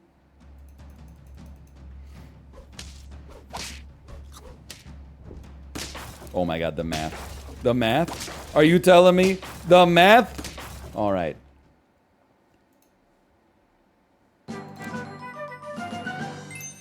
Very interesting situation. Sell me? I would say... No, we don't need a lemon if we're gonna go for a... If we're gonna go for... Death Touch. So we're gonna go buy me, sell me. Buy me, level me. There's a part of me that says you gotta do it. But how are we gonna buff the Triceratops, man?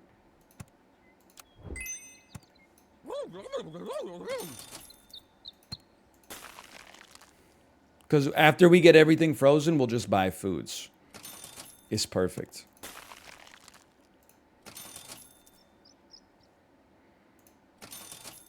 You piece. You piece.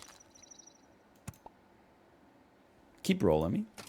Ooh. Okay, perfect shot. All we need is chocolate now. Then the ostrich has got... Oh, dude, we're on almost lethal? This is hard.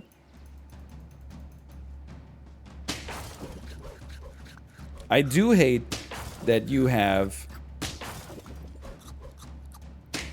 a shark at the back, but I'm going to be honest with you. I think we draw this one. After everything we've been through, your lemon does not protect you from my death touch. Level me, buy me. I'm going to, for now, freeze me. Sure, okay. If we're in a pinch, I'll buy some sushi. I don't really want to buy anything else, but if I have to, let's do this for now. The ostrich is starting to pop.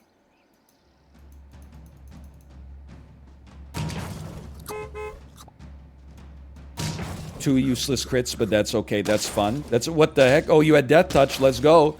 You don't have... Yes!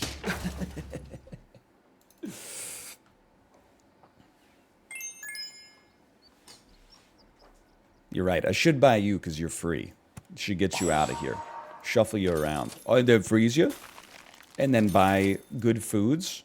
Honestly, I would rather you have this. I would rather you have this. I would rather you have this. Okay.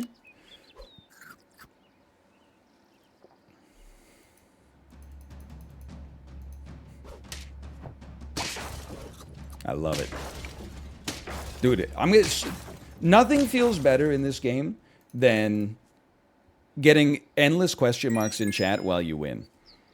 Because instead of saying, what are you doing? You're saying, what are you, how'd you do that? Instead of saying, what are you doing? Pulling out your hair. You're saying, wait a minute, how did that happen? How'd you do that? We're question marking the Triceratops? Is ass, dude. Basically, I get that it's free, but I'm losing a 2/2 buff. That's not free. That's a cost. It costs me 0 money to lose a 2/2 buff on my ostrich, to get a 1/1 buff on my Triceratops. You have 14 rerolls? You guys, you honestly, just for that, if you'd been nice about it, maybe. Maybe I would acquiesce. But if you continue to use these bad faith ad hominem attacks, I'm going to march to the beat of my own drum, okay? Oh my god, you're so annoying. The feeling's mutual, dummy! That's what I've been saying. Look, we just kicked this dude's ass again, easily. His name is Autopet Sweat. He lives and breathes this game. We sent him to the damn chokey. How are you winning? Competition's so bad. Oh man, I am living for it. Okay. You don't need 5 frozen animals anymore, so maybe now's the time. Tiger. Well, what do we need? We're probably going to get some ambiently, so I think we could actually unfreeze all of them. Scaling doesn't really matter. What would be nice is that it have something that spawns something else. To be honest. Dragon seems like a good fit, man. But I'm like, I feel like if we want to run Dragon, we have to sell 2 things.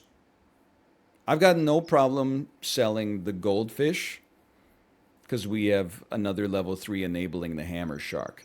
I guess I would sell the Triceratops as well. Even though we put a lot of resources into it, doesn't do that much for us.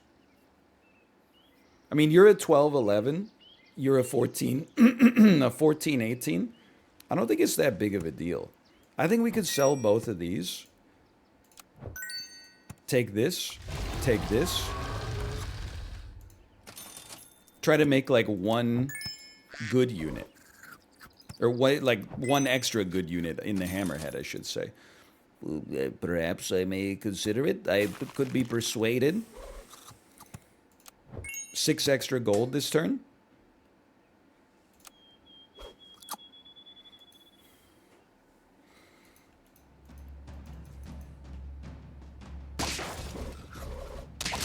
I'm not scared. I'm scared? Wait a minute. No, I'm not. Yes, I am. Okay, I'm not scared. I'm dead. What a team.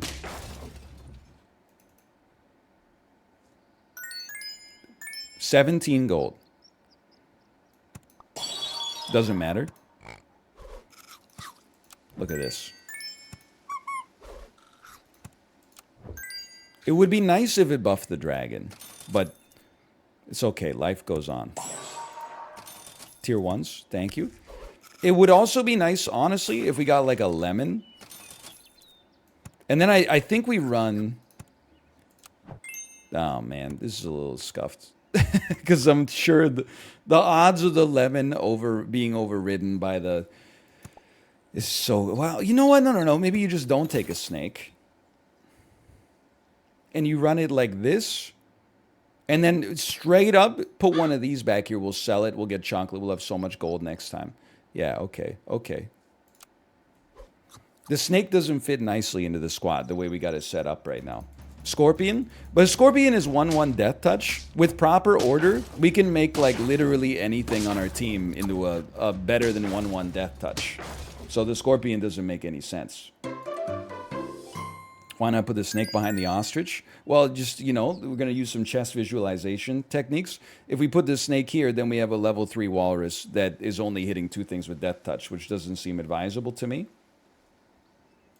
Sell me. Buy me. Buy me. Still would be nice. Should just buy it. I think it's all about, in particular, it's all about creating 2-for-1s. If our Hammerhead can 2-for-1 with Death Touch and our Walrus can 2-for-1, then I think the team's going off. And again, basically anything we put back here is a Scorpion. So let's just put you back here. Little backline Scorpion. Why not put the beans over the Frank? I mean, if you've seen the movie and you're still asking that question, then, I mean, I don't know what to tell you.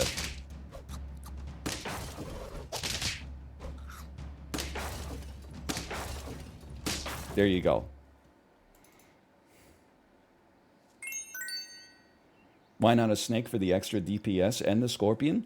The snake's not gonna fuck you. Just relax on the damn snake. Holy cow. The reason I took the lionfish, now obviously it didn't matter because it got sniped regardless, is because of the fact that maybe the unit on the front has a lemon or something like that, and if it's 50-50 lemon versus 50-50 lemon, we would override their lemon with weakness, and then we could get a 2-for-1 with our damn ostrich. I guess that all pales in comparison to getting 6 extra damage from a fucking snake. I just like the way it spits. You guys have lost your damn mind. You're not cut out for round 18 super auto pets, okay? Go back to round 4. Tell me how overrated an ox is. We're out here in the damn cosmos.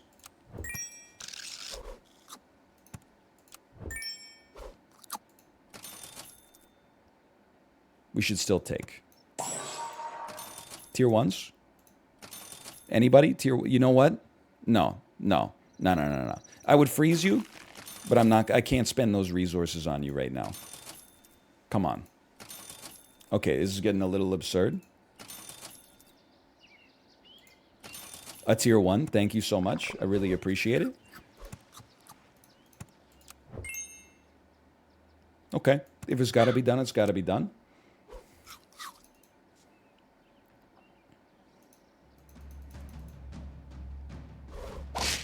My whole squad?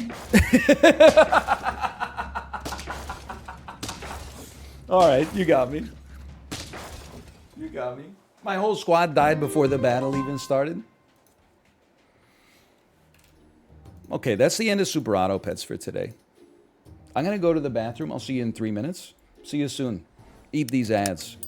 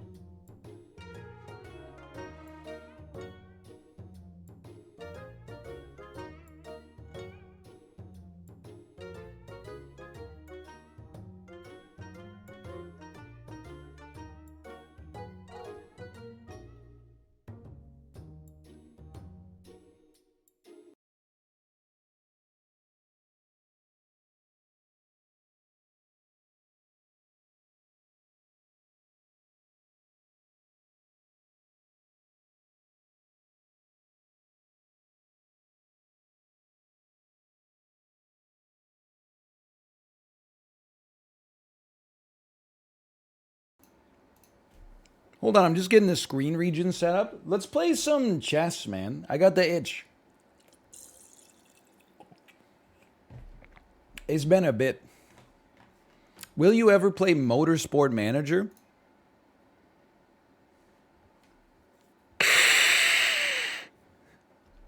No. I say no as your friend, not as a mean guy. I've learned a lot in this industry. I've been doing it a long time. No lesson has been harder to learn, yet no lesson has been more valuable than whenever people ask if I play something, telling the truth. Or lying, but lying in the direction of saying no instead of in the direction of saying maybe. Because the more people take maybe as a please keep asking me, which just leads to resentment on both sides. A no, you could always surprise them pleasantly later. It's not like they're going to leave and never come back. Well, I don't know. Don't threaten me with a good time. I got to figure out how to set up a screen region though here. You know what? Let's make sure we got everything set up the right way here. Pull this out of here.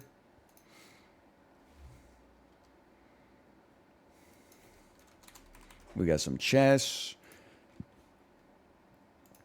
We got some. I'm not gonna slash marker yet. I'm gonna put this up here. I'm gonna hit that, and then I'm gonna do a play, and I'm gonna go play, and I'm gonna give myself 10 minutes. What's my elo at 10 minutes? 1470. I feel like I can live with that. But before we get started, I have to set up a screen region, man. How about tier maker real, but then change it?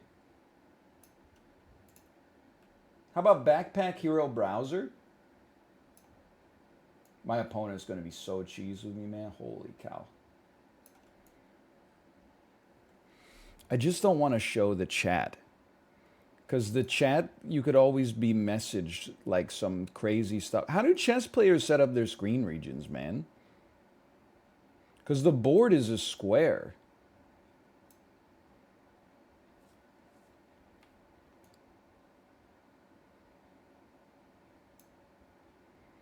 They usually isolate the board and then surround it with G Fuel ads.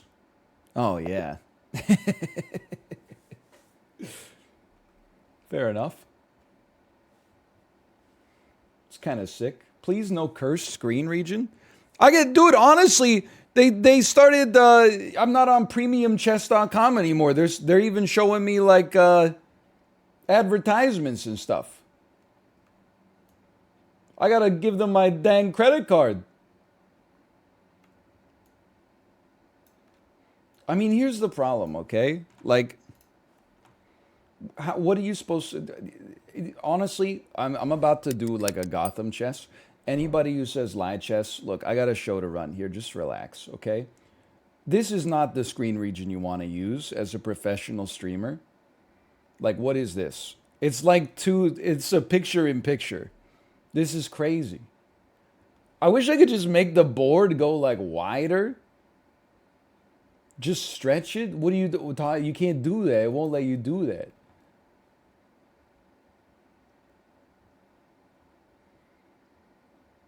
Like, who's this guy here? Okay, can you just disable chat on chess.com? Is that a thing you can do? Also, if you'll excuse me, I'm going to temporarily upgrade myself to the diamond tier so I see no advertisements.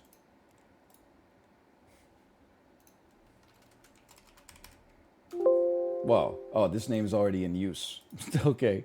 I'll rename this as Chess Real.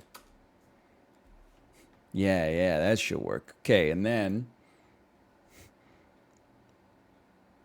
$3.33 a month, unlocks all bots, unlimited game review, 25 puzzles per day, 5 puzzle rush per day. Sure, that sounds acceptable. $3.33 a month when billed yearly. You sneaky sons of guns. Okay, this account has been successfully upgraded. Okay, hold on. We're gonna figure out this screen region, man. They gotta make chess on like a 16 by 9 board. That's the problem. Is this 4 by 4 board or this 1-to-1 board? I got no respect for it.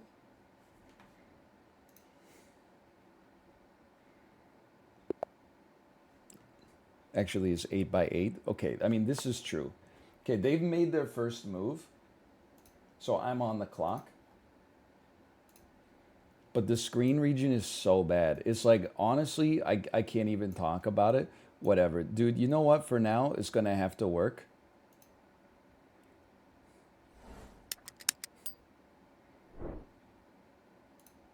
I don't even want to talk about this. Slash marker chess. Okay, please, it's been forever since we played chess.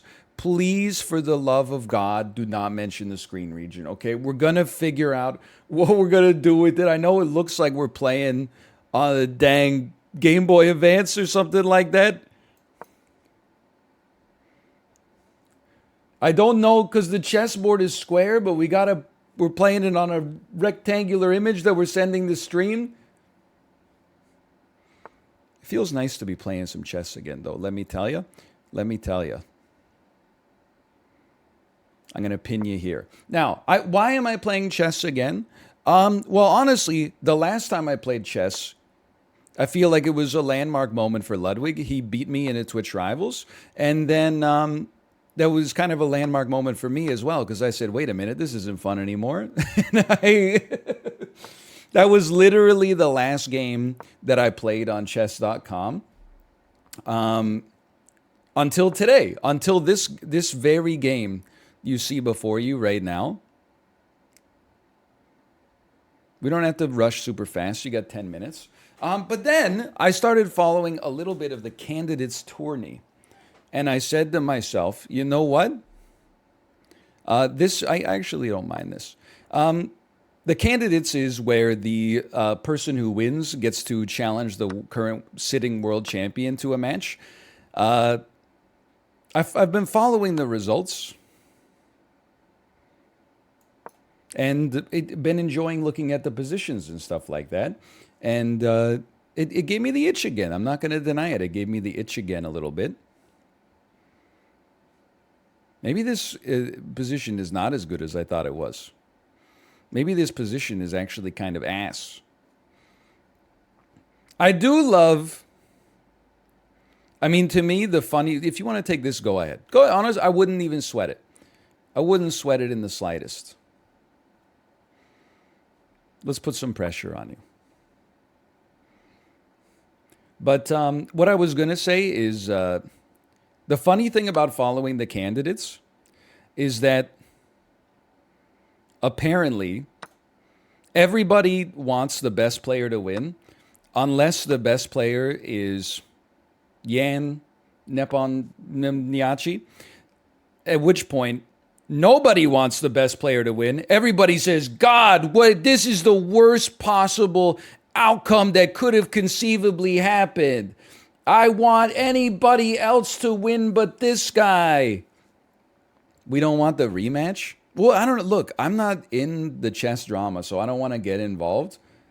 But I know Magnus said he didn't want to play him again for the World Championship. Here's my 2 cents on that. You're the world champion, so tough luck. Like, life's hard. Hold on. I feel like a damn genius.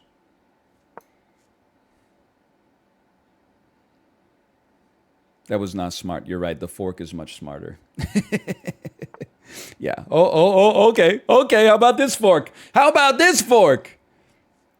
I mean, my hypothesis is just that, if you're the world champion, if the guy you beat wins the candidates, you got to play him again. I mean, it's easy for me to say. I don't have to actually do the work involved with that. But at the same time, it's your job. Sorry to say. Okay, I got some genius level plays here. I'm feeling good.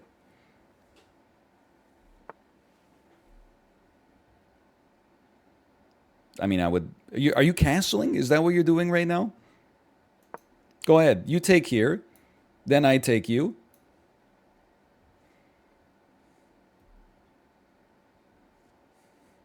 Otherwise, we've got your knight pinned to your king via the pawn here.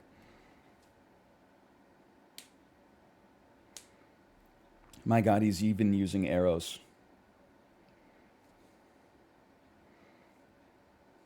Why not short castle? It depends what you're into. Me personally, I prefer getting a piece to short castling. But I might be kind of like a psycho like that. In fact, I think I'm going... There's a part of me that says like full psycho build here. What if you long castle just to get the free check? Then he goes here. You take here with your queen, threatening mate in 1 if he doesn't do anything to stop you.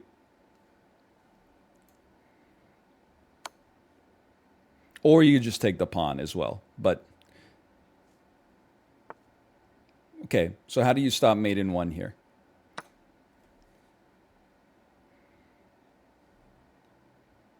I don't think you do. Pre-move it? I would never. I would never, man.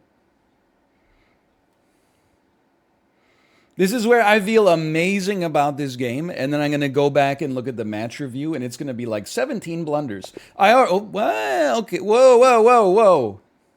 What's going on? Why did the screen get dark? Learn the why behind your moves with game review.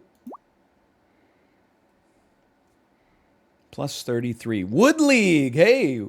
Okay, hold on. Let's see what happens when I go to game review. 1 blunder, that's not that bad. I'm sure our blunder came from when we could have had that fork, but instead we pressured their queen and then they just walked themselves into a worse fork.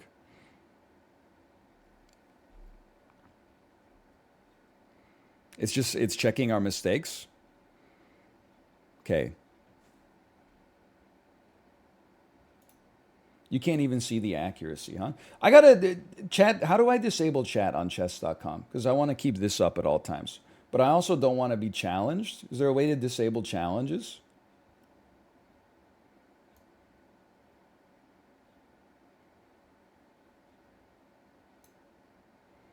Okay, let's see here. Have you tried settings? Thanks for that. That's very helpful. Appreciate it. Cover it with your camera. I could cover it with my camera. Okay. Start my review, please. How the hell does this work? Okay. H5 is the last book move. This is a good time to get out of trouble. This is the Caro-Kann defense opening. You've played this opening 250 times with a 55% win rate. What can I say? I do like the Caro-Kann defense based on what I remember. We're at plus 0.48 for white, but that's the engine doesn't really evaluate that as a half pawn. That just means that in most circumstances, the engine playing against itself would get a win, but it would also be quite drawish. Okay. Yeah, the engine isn't God or my father or my boss. You overlooked an opportunity to develop a piece. Okay, A6 is an inaccuracy. Might I suggest that they might have preferred a castle here?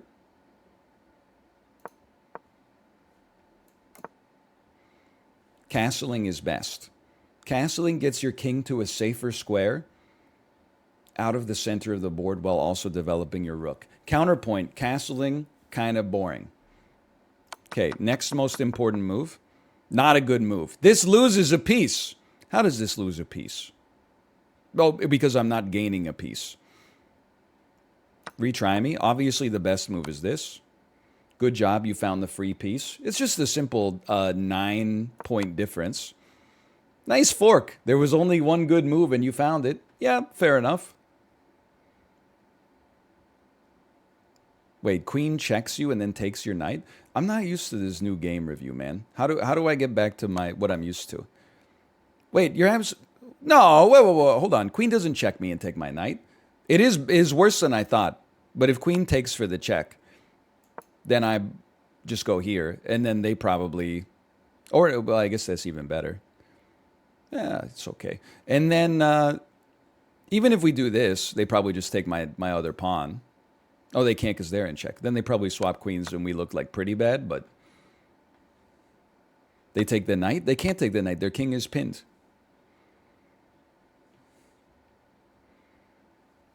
It's still a bad move, don't get me wrong.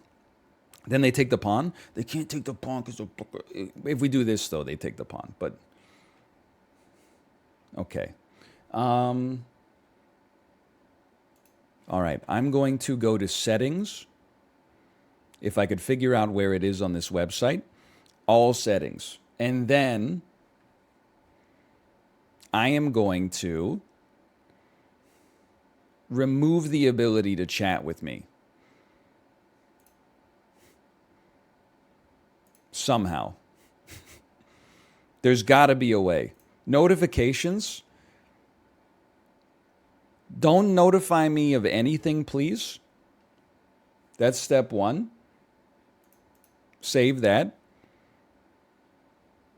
Home settings. You can turn off all of that as far as I'm concerned. It's under privacy. Thank you. Privacy. Send and receive messages from only my friends. Allow chat requests from nobody. Game chat, nobody. Game chat, nobody. May post notes, nobody. May view my blog, only my friends. May see my friends list, nobody. May see my insights, only me.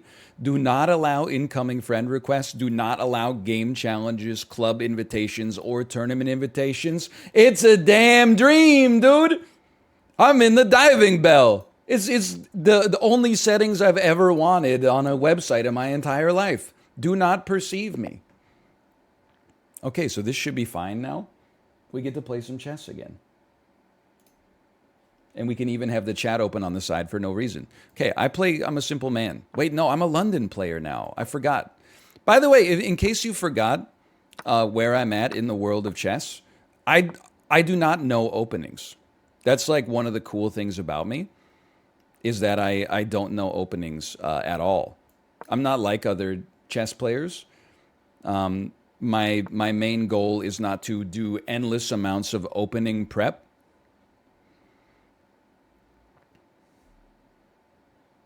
I'm just thinking.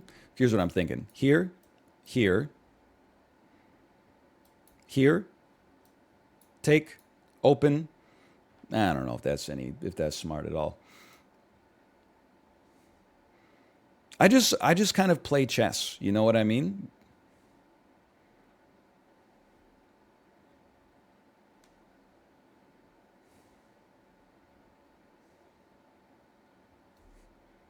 That being said, I'm now out of prep at move 6. I don't like any of my moves right now. Maybe it's time to get a new opening.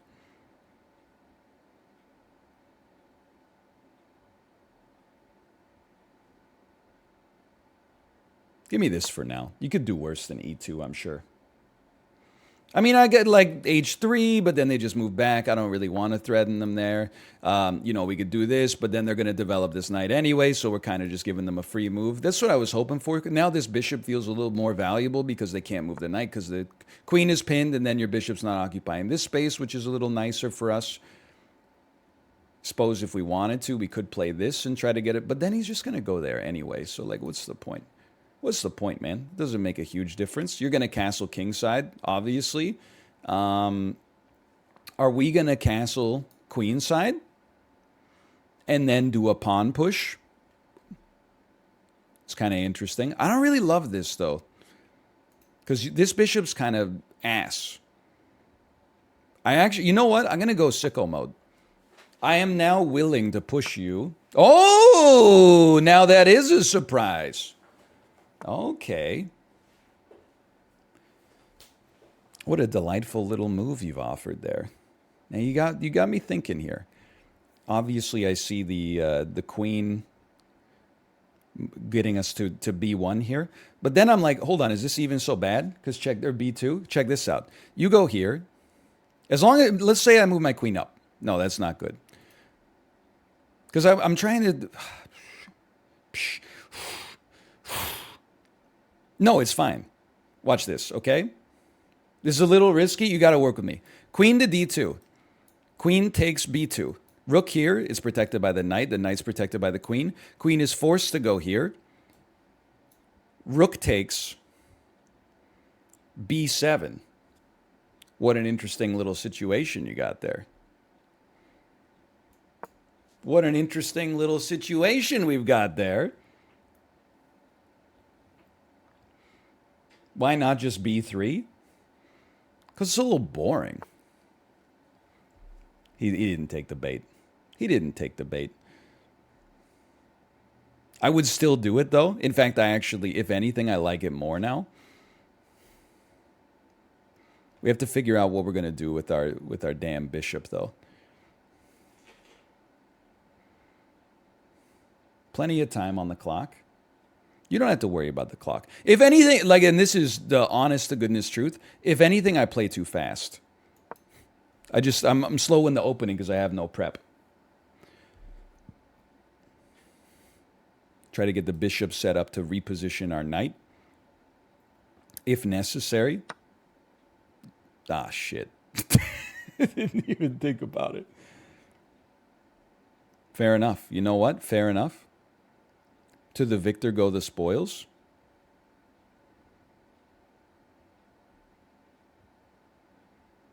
I gotta, and this is especially unfortunate because now I gotta do something like this. It's a rare one. Or do I? Or do, you know what? Maybe I don't. You gonna push me? I wouldn't push me. Maybe you want to push me? I wouldn't push me. I'm down a pawn. Okay, you know what my problem is? We got to play more on instinct. Here, where do you go? It's a great question. The second question, where do I go? If I go here, you're not taking our pawn. We got to put some aggro on the damn field. You just, no, you go here. We're not going to trade. You know we're not going to trade. I know we're not going to trade.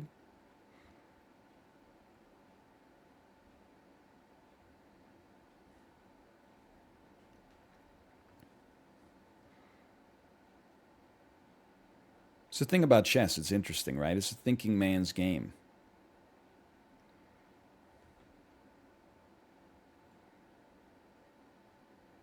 And many thinking men choose the castle because I don't know what else I'm going to do. Okay, you want to force me out? See, that's the thing. People told me bishop to e3, but I didn't really want to resolve the pin just yet. You know what? If they're trying to force me back here to get pinned myself. I refuse. I think I can get them to screw up their center. Well, no, if I go back here, they're not going to push. They can't afford the castle queenside. I knew it. They're not going to do that. Wouldn't be caught dead doing that. Okay, now is the part of the game where we need to come up with some sort of plan. We need to do something. Let's start with a b3.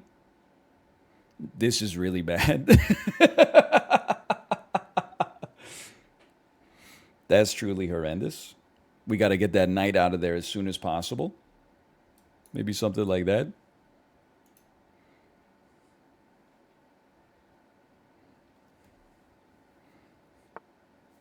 Actually, maybe it's not that, because if they did that, then I would take this and they would open up their king side a little bit. So it's not that horrible. I mean, now I'm a simple man. Now I'm like, I go here. You want to trade queens? I definitely say no to that. You go here. I go here. I don't take. There's no way I take on that. You must be out of your mind to think I wouldn't be caught dead taken in this situation. Monday, I thought you locked your door. No? The first time when I tried to open it, it was like, it wouldn't open. And I was like, oh my god, what's he doing? I'm just streaming, as always. Are you winning? I am losing this game for sure right now. I just put myself in a fork like a fool. I'm saved somehow. Never mind. Honestly, it could be worse. Ooh, you're 1500. You're back at it again. I played literally one game. This is my first game. You're back at it again.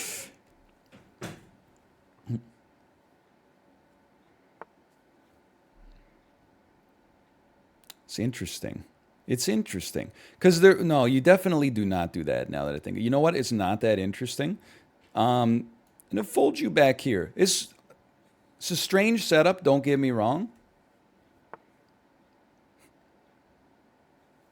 They're getting their knight involved. I go here. Dude, we got plays. Hold on. Put pressure on this knight. They can't move him. Then put pressure on this pawn. This pawn is weak.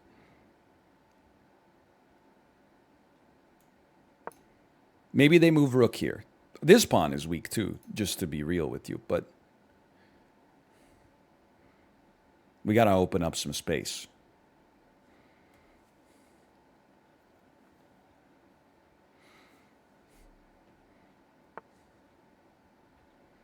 See, even this doesn't bother me that much because now our queen gets out a little bit. Back to a more realistic location.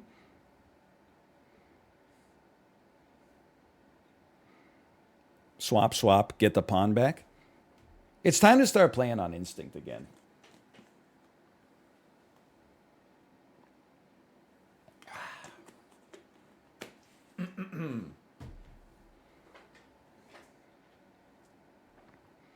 You're gonna have to with this clock, bro. We're playing 1400 chess. Everyone, just relax.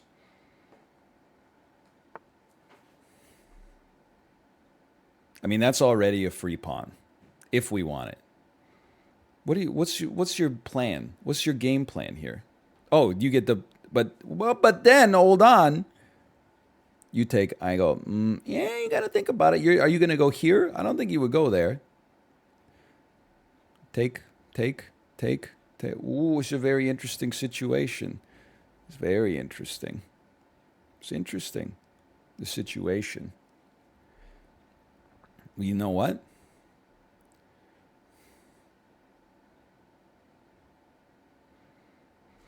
Do I trust my endgame?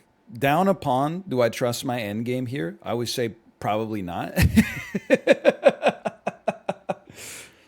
What if okay, you got no time. You got no time. Make some moves. It's time to go back with your instincts.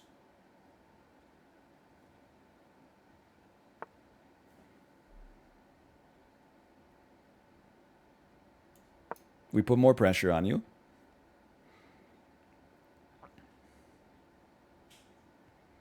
That was a great move.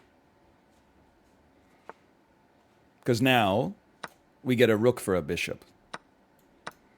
Very acceptable trade. Unfortunately, we still have no time. You know what you do here? This is where you go sicko mode. What are you gonna take me? Or are you gonna advance and screw your own bishop? What are you gonna do? You're gonna advance and screw your own bishop. Okay, admittedly, that screws up my queen a little bit. But you know what? We go here.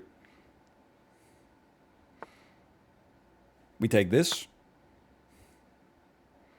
And now we force you to trade your own bishop by going here. Unless maybe you just push me down, but I'm not sweating it too much.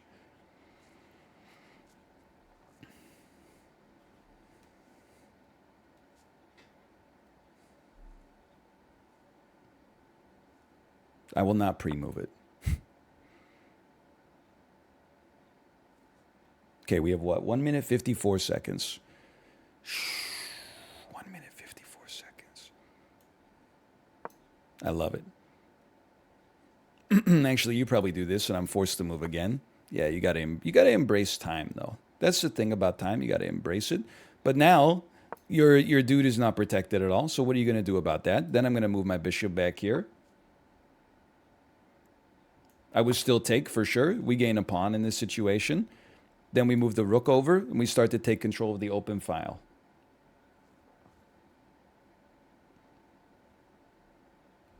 Are you going to do this?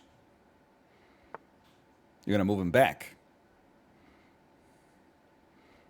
With God as my witness, I honestly thought about doing a move that would just lose us the game instantly. Okay, I love this move. Pressure on this, force you to make some interesting decisions. I should never think ever again. Thinking is where you... See, this is why I wasn't worried about my opponent's time, because they're playing as fast as I am for no reason. You swap me? In this situation, you swap me.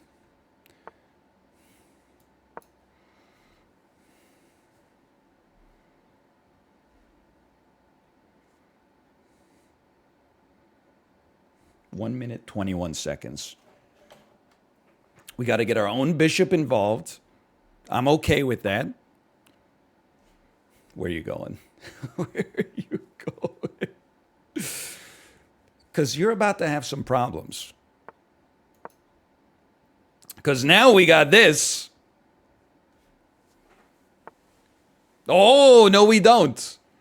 Interesting. Very interesting. Actually, we do this. I'm a fool. Or just not that. Not that one.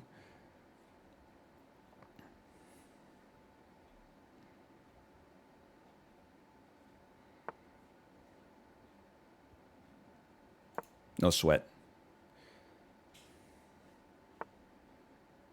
Don't give him a free bishop move. I mean, this is still pretty bad, don't get me wrong.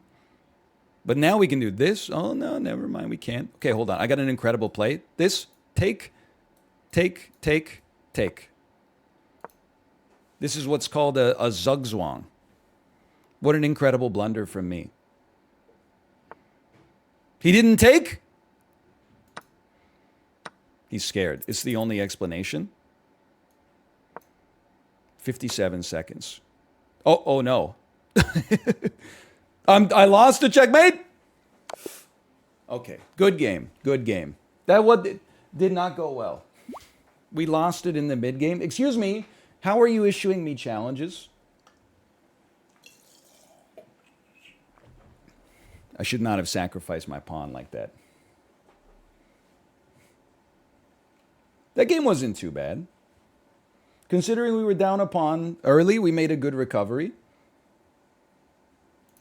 But you know us, we don't analyze losses. Put me back in. Chess reel. Okay, we play the London, which I do not remember. I know that it's d5. I know that this is the Trompowsky attack with the Raptor variation.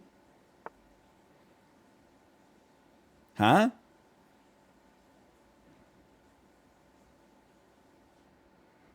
Can't you do this? Wasn't that foreseen as one of the best options? That's the Raptor variant, right? You can do it. I'm not sure I would recommend it. Dude, honestly, let's do it.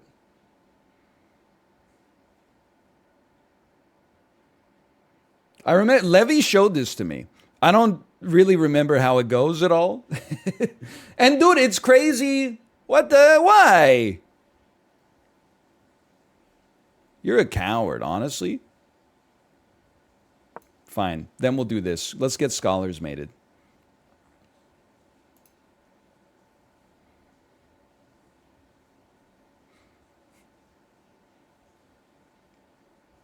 I know I've said this before, but it's the honest to goodness truth. When I was a kid, and I played chess in tournaments and stuff like that, the average person had no opening prep except for they would try to do Scholar's Mate, which I just called Fool's Mate accidentally, and I'd like to apologize. As soon as you did something that blocked the Queen Bishop checkmate, and it could be, it doesn't have to be complicated, you know, it could be as simple as like just playing Knight to F6, which is like one of the most common moves you'll ever see in your entire life. Then their whole game just fell apart, and all you had to do was win. I know it sounds a little overly simplistic, maybe. Nowadays, 1200s know like 10 moves of dragon, Sicilian variant. They got 20 depth lines for how to play against other 1200s. It's crazy. And then in the mid game, they're like, oops, I just blundered my queen. It's a completely different ecosystem than it used to be.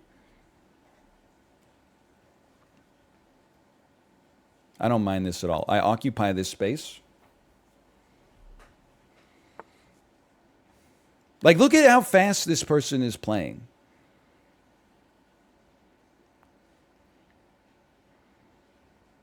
This is not how people used to play chess at this level. They used to think about that move for like 10 minutes, and then they would play like A5. And you'd be like, why A5? And then they'd be like, I don't know, I just like to get my pawns moving.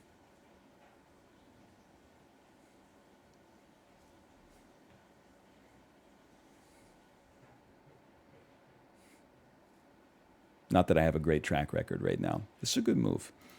I don't know how I got myself into this damn mess. We got to put some aggression downfield, man. What are we? We got to simplify the board a little bit. Start me here, and then I have a plan.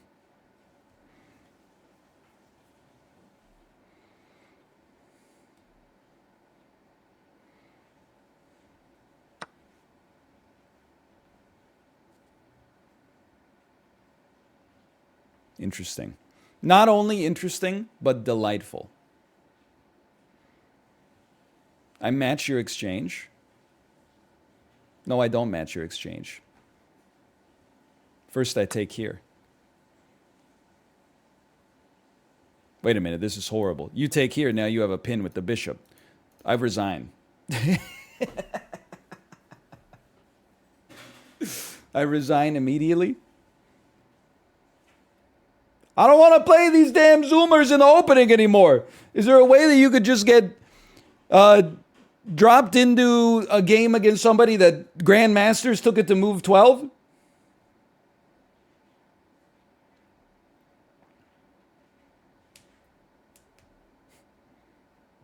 Chess 960? Isn't that Fisher random chess? I don't fuck around with the chess but worse mini games.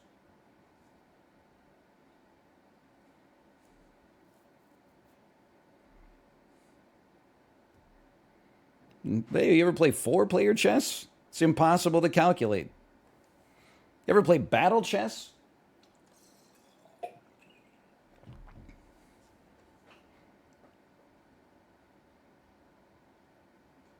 I don't think he's checking Stockfish. I see what you're doing. I mean, it's still really bad. I don't mind letting you take here, but if the problem is you get this for free. I don't want to give you that. We need like some danger levels or something. Here's something you could do, okay?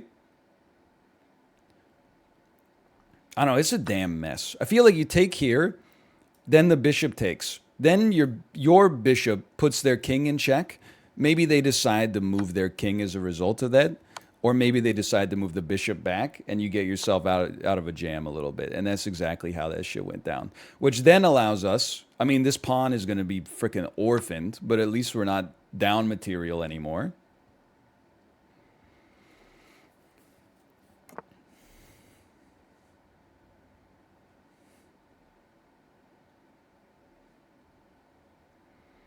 And then we can move this back. I can't afford for that to happen. Because if you take this, I don't know, maybe honestly, maybe that gives us a good attack on the king side. I don't know how we're going to protect our own king. But we'll talk about it at least. All we need to do is queenside castle and then move once more. I would prefer not to lose this bishop, personally. I think that we're going to need everything in the upcoming attack. Where are you going next with that knight? Nobody knows. That's the crazy thing about it, man. Nobody knows.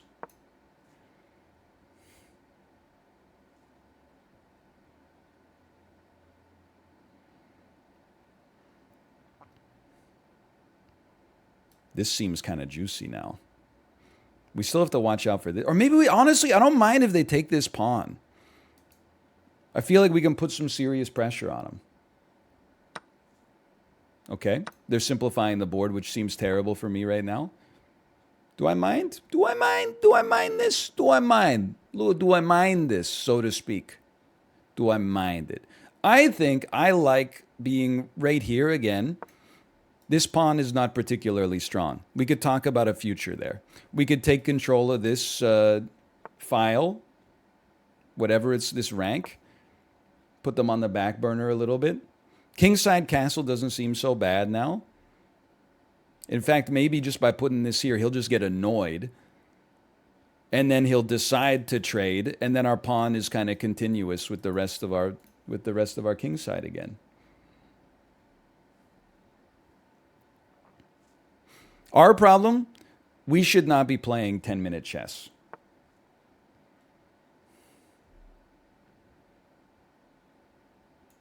We should be playing 3-minute chess. That's where I excel.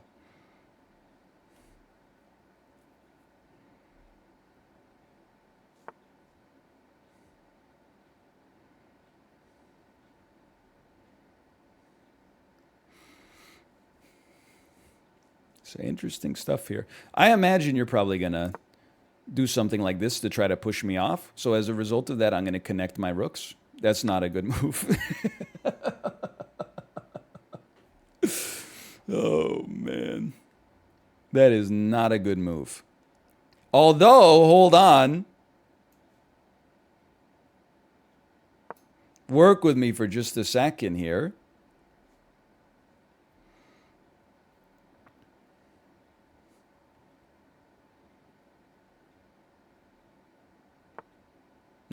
What an interesting little move you did there.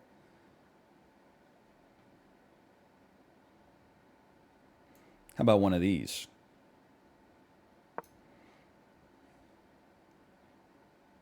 Pretty sneaky, huh? Then you go back. Then I go back. Then you take this. And then I'm in trouble.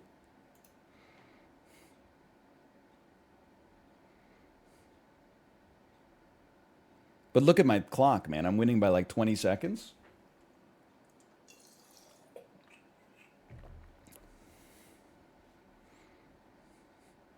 On the internet, that's the only thing that matters. Okay, I leave the knight. And you know what? Let's go sicko mode. Push this. What's he gonna do? What's he gonna do?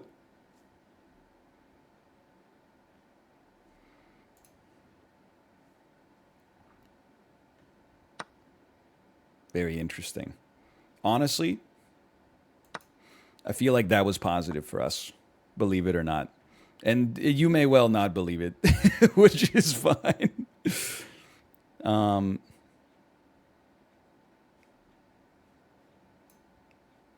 got to think about this one for just a moment.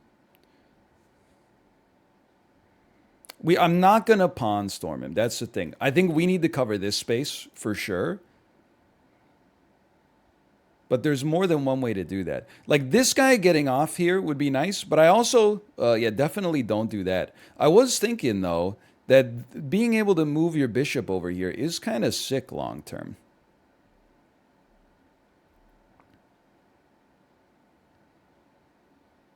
That knight is way too strong, man.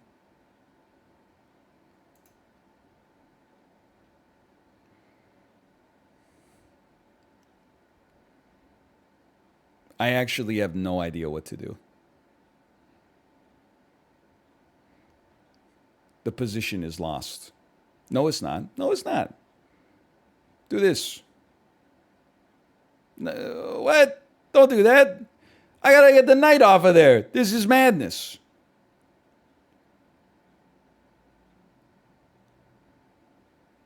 Okay, I'm gonna sacrifice my king side. G5 me.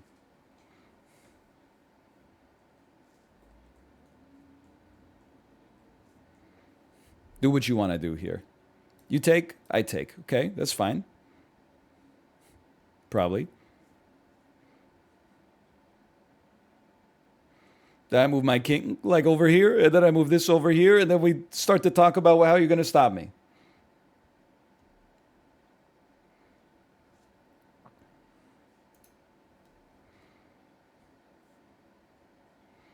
Did the computer love that move? I don't know if chat knows this. When you play chess, you don't get to see the eval bar. I understand that when your chess diet is exclusively like world championship level games, you think that the eval bar is something that's just like always there. It's not.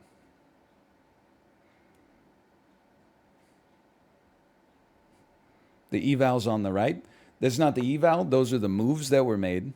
Hold on. Am I doing the thing where I just take this because it's en passant? Because there is a part of me that says, now that you've made this move, I just do this. And then I have mate in one that is hard for you to stop.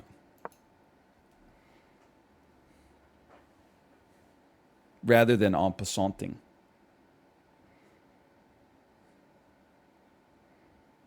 I feel like I was a little baited with the en passant, honestly.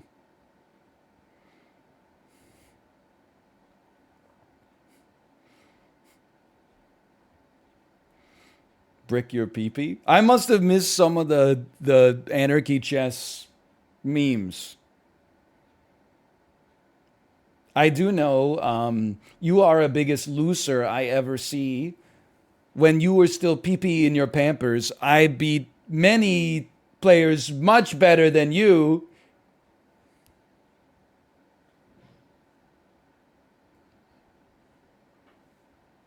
I didn't know brick to pee-pee though. Brick to pee-pee might be new. New to me at least.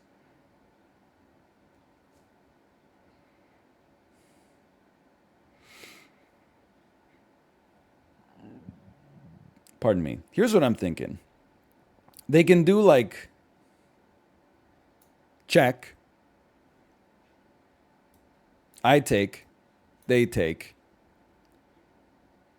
No, I still don't think it gets them out of there. Like, I mean, this does nothing. This does nothing. They don't have time to, like, get the king out to safety. This... So they move knight back. I take. They take with the pawn.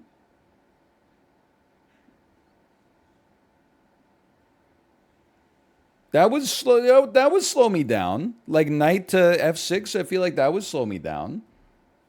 Because if with knight to f6, I can't go here or I get mated. Or I lose my queen, I should say. So, I mean, to get out of this only losing a knight would be would be nice.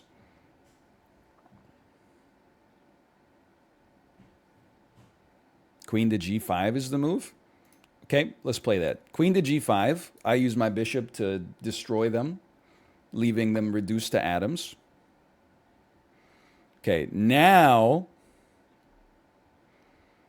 I mean, the take is good. And if they take with the queen, we still win. They take with the pawn. We take, well, we can't take. They take with the pawn. I'm just thinking. It's, doubtlessly it's very good. But maybe there's a way that you can do even better. I don't think so. But the thing is, there is some danger levels. Because there's a part of me that's like, you know what? What if I play a3? How are they going to get out of this? I still don't think they can in one move. Maybe they swap, and then that still leaves this. That's totally fine. But then that allows us to play b4 and skewer their remaining pieces.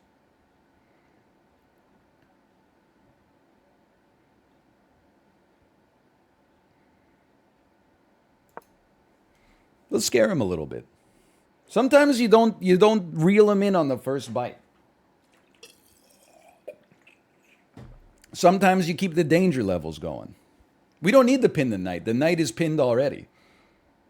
If it moves, we have checkmate instantly.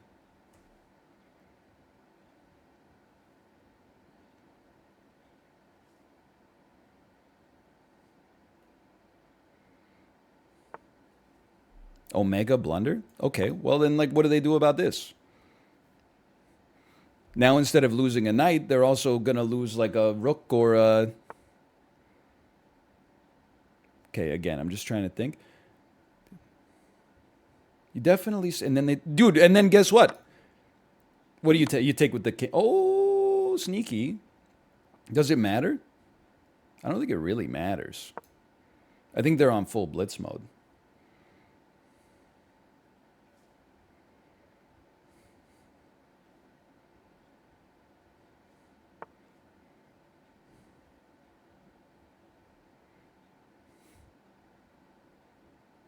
There is a fork there. The fork doesn't matter.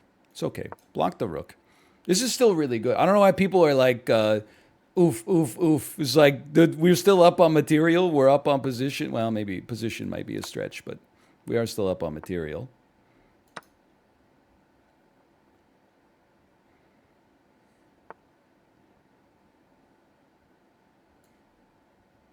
You coming out? Maybe I'd rather just block up here. Stay safe. Yeah, honestly, good move. You won by resignation. Oof, oof, oof. Omega throw. Oof, oof.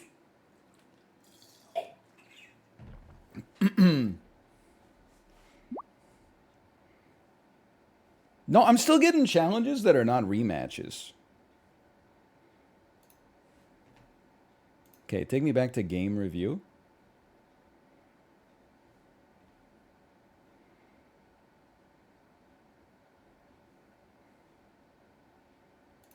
You only review the wins. 69.3. Not very good, to be honest with you. Pretty bad. 1 blunder, 7 inaccuracies. That's pretty bad. But we won regardless. Regardless. Start the review. Okay, where did things go wrong? This is the Trumpowski attack. You've played it 18 times with a 61% win rate. What can I say?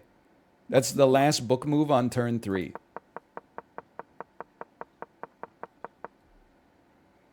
E5 is a mistake. Okay. Instead of E5, what do they recommend here? Let me guess. Uh-oh. It's good. They're like, it's fine. What do you recommend then instead? Maybe you recommend, no, that's literally the move I did. What would they recommend here? What would you recommend here? This is it's an interesting situation. A3? I mean, honestly, we gave this knight way too much power. Both of those spots are good. I thought A3 looked pretty good as well. But I still think it's annoying for us if they go to B5. Okay, well, it shows what I know. That's considered an inaccuracy. Let's retry me. They want C takes D4. I'm going to guess that's a no. No, okay, they think it's good. I can't imagine what you're looking for. Are you looking for D takes C5? That's best. All right, if you say so.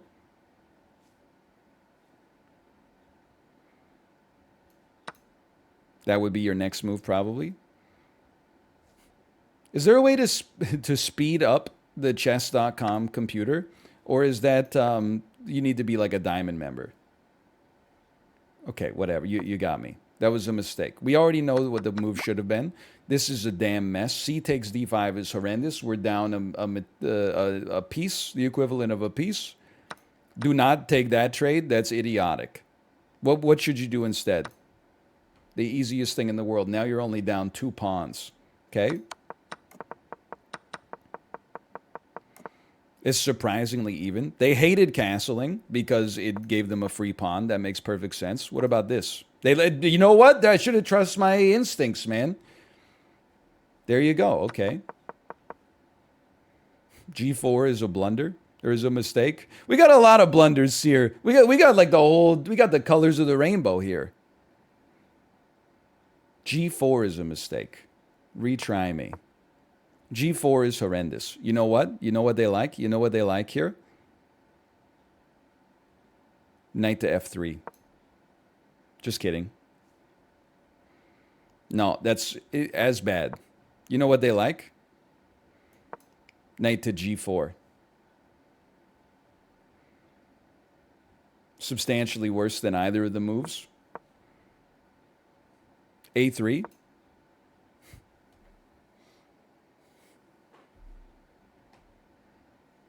A3 is a mistake as well. Okay. Delightful. Me personally, I gotta be honest. Let me get a hint. The button doesn't do anything?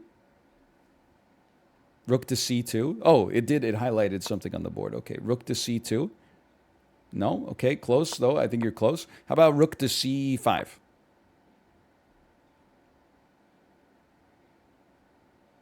It's horrendous. How about rook to c4? No? Okay, how about rook to...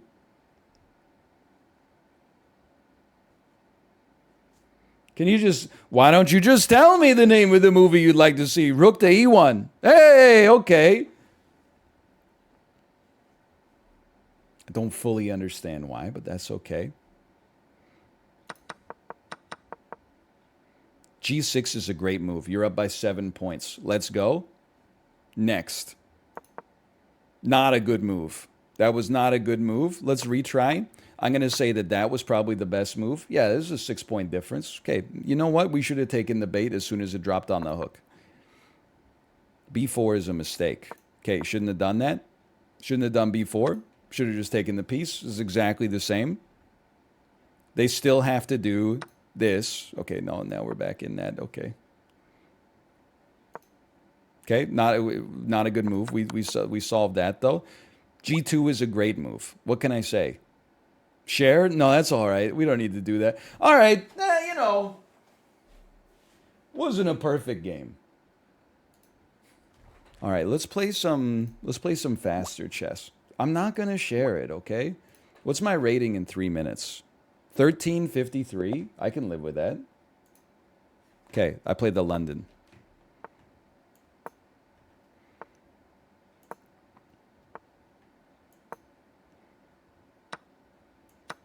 Love it. It's all just muscle memory. Queenside castle in 3-minute chess. I also like to live dangerously. Okay, let's close in that kingside like crazy.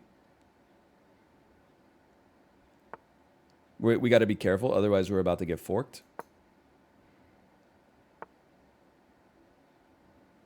I see what you're doing here. And you know what? I'm rejecting it and substituting my own.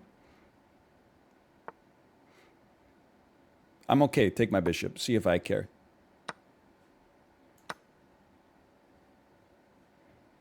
We got other fish to fry. This one's going to strike you as a little crazy. Who needs the castle if you can just play king e2 instead?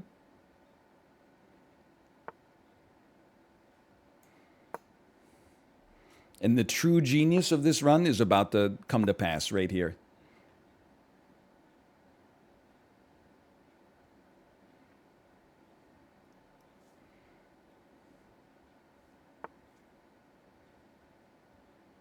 Interesting.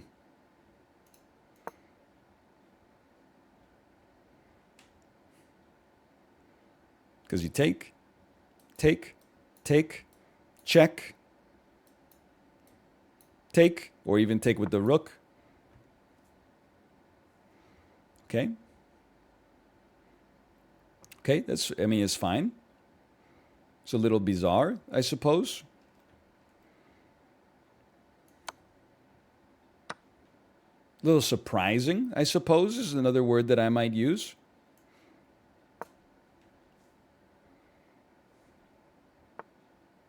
That's fine.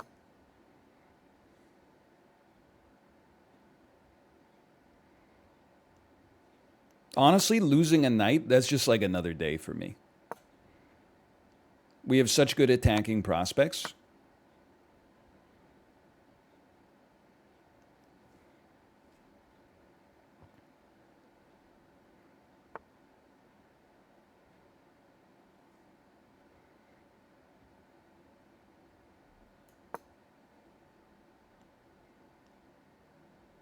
Seems pretty good.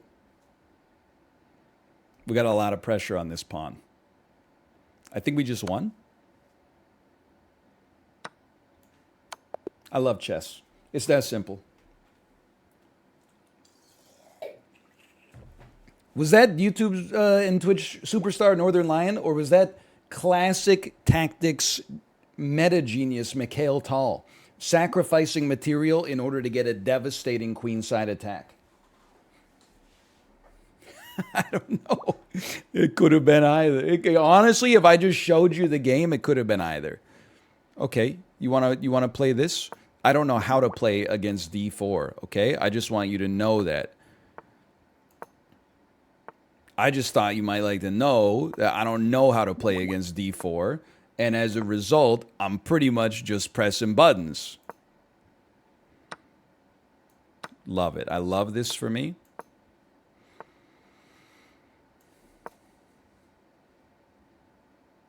Go ahead, push me. Push me with a little a3. Go ahead, push me with a little b4. I love this position. You think I'm going to lose sleep over that? Put my knight here. You want to swap? You going to squirt some?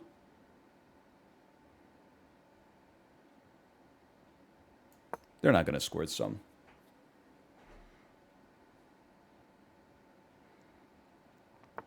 It's a beautiful knight. And then we move our other knight over here. All of a sudden, we've reconfigured the whole goddamn board. I love it. I love everything about this position right now.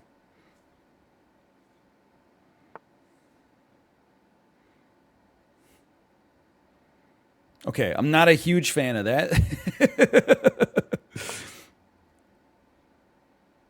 I do not love that. But it's much better than this, I think.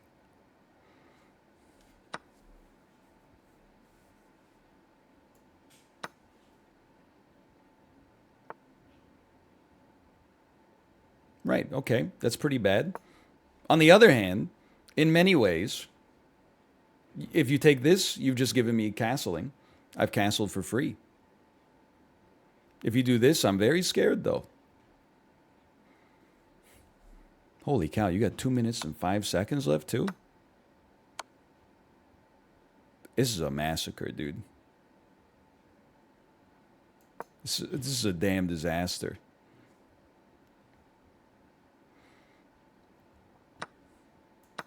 And yet, I'm looking at it and I'm saying, you know what? I don't mind.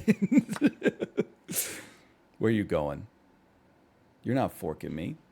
I'd rather fork you.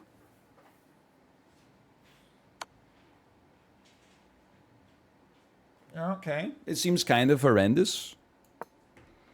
This is not a great game right now. This is not a landmark performance. I'm playing against the actual world's strongest 1393 ever created. This is probably Magnus Carlsen's Smurf account. I'm actually about to get smothered, checkmated, but I'm going to give them the opportunity to do so because honestly, you earned it. You played an amazing game. I mean, we got swallowed up by the damn sea. It was an incredible game.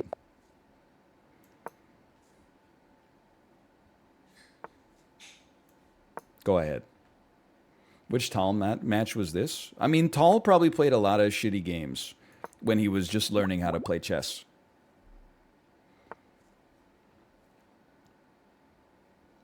It's a bit unusual. Maybe it's not a bit unusual. Maybe it's very normal. Yep, okay, I just lost a pawn. I should probably work on that a little bit. It's okay. We'll give. Oh, my bad. It's okay. You protected your bishop on purpose. Okay. That was on purpose. That was all natural. I got an incredible move. Okay. But it requires them. Is that bad chess etiquette to require them to make a bad move in order for your move to be good? Because I'm like, take. Threaten the queen. Then they're like, oh, I'm stupid. And then we go check and we take their queen. I know what I want. I know you're gonna obviously. A Fianchetto Bishop, classic.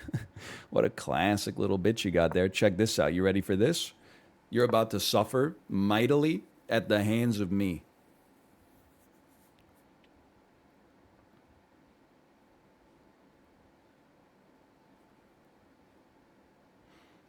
We got to do something like this. This pawn in like 2 moves is going to be in a world of hurt.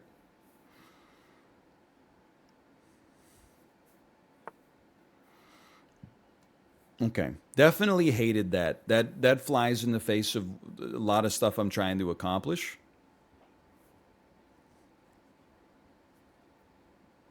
Can I tell you something? I'm not sure if this is worth it in the slightest. They pre-moved it? What are they putting in the water for these 1300s, man?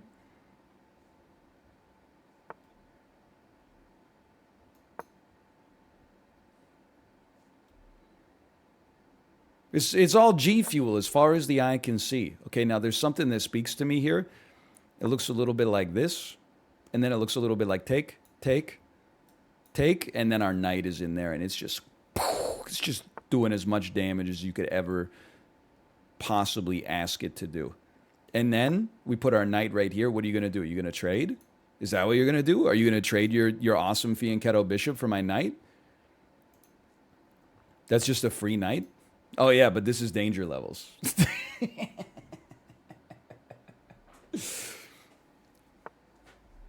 I wouldn't expect you to understand. All right, that was an enormous blunder.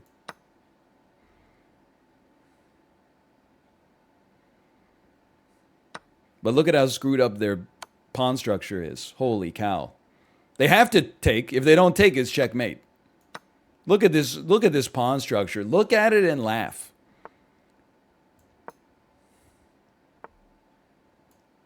Okay, good game.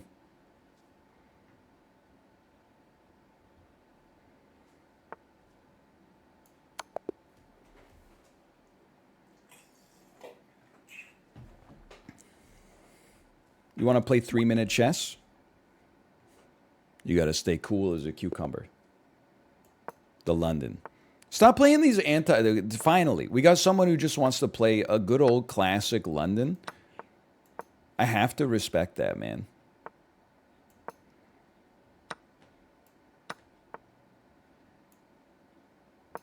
I'm going a little different. I'm going a little outside of the box. I would not recommend going outside of the box. Now that I think about it, I'm like, you know what? Maybe there's a reason that the box is the box.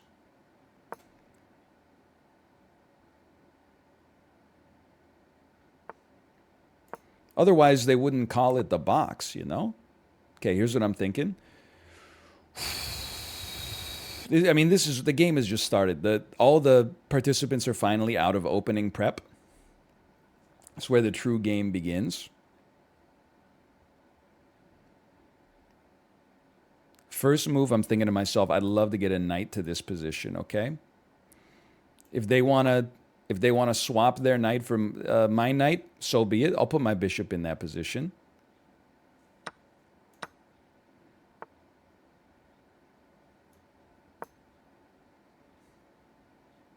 Can't help but feel that it actually was probably worse for us. We would like to trade bishops with them. You know what we can do? Hold on. Rook to b1. Cover this square. This is a dangerous square for us, but also I'd like to get my knight back here. What are you going to do? Come on.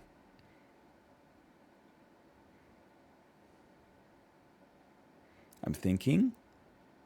I really don't want to just open it. It's okay. Open the space up. I love it. I love it. Okay, let's trade the material down and then give me the... But then you're just going to move your knight back. You know what? And that's okay, because then if you take me, we'll open up this file. Now we got the chance to do a rook lift. Ah, crap. It's okay. Now we got this weak-ass pawn here.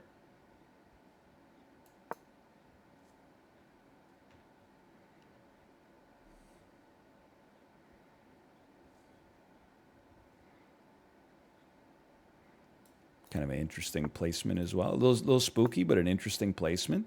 Then you just start stacking up material. Okay, I mean, what are you going to do? I have a rook covering it.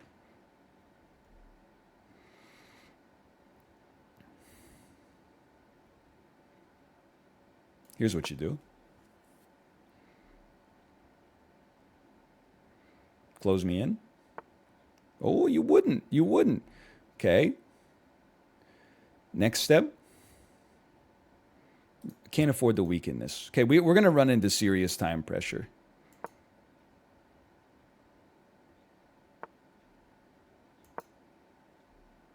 We just got to make some moves.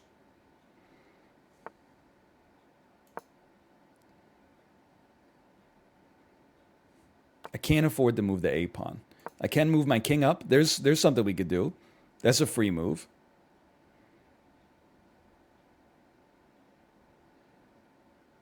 I want to get queen here. Interesting. Very interesting move. That's fine.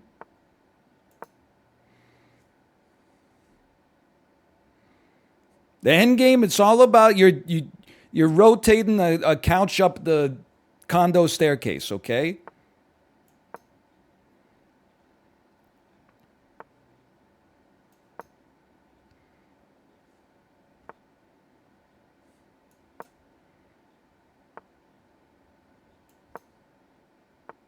Sure. I mean, if you want to draw on that one, all I'm going to do here to validate myself, I'm going to go to game review real quick. And I just want to see how they evaluated it at the end, because I was scared. I thought I was losing. Dude, look at the accuracy of this game. That's crazy. Apparently, I was winning and I gave it away. The end is like exactly even. I'm not mad about a draw on that. Where was I at my highest? This is an unfortunate error. Okay, what would have been the best move for us in this situation? Just F5. Yes. If they take, you get a free rook. They are forced to push or wait. They probably push. Take. Do they take? I probably wouldn't. I would probably do that, but I could be wrong. Apparently that's horrible. Take is definitely better. Okay. Yeah, F5. Turns out F5 would have been the move there. That would have been nice. But you know what? It happens.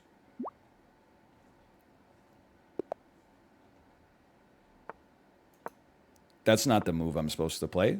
What was I thinking? I don't even know what I'm doing now. What the heck is the Nimzowitsch defense decline? I honestly meant to play C6.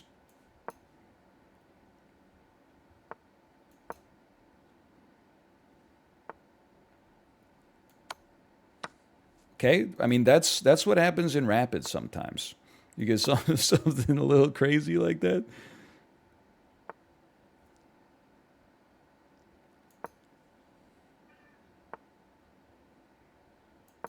It's a bit of a strange one.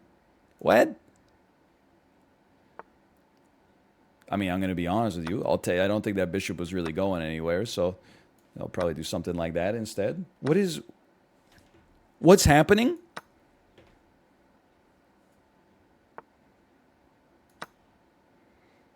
It's the worst gameplay I've ever seen. No offense.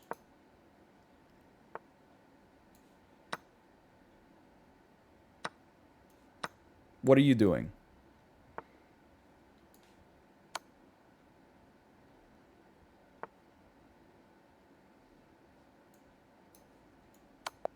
Okay. I don't know what happened there.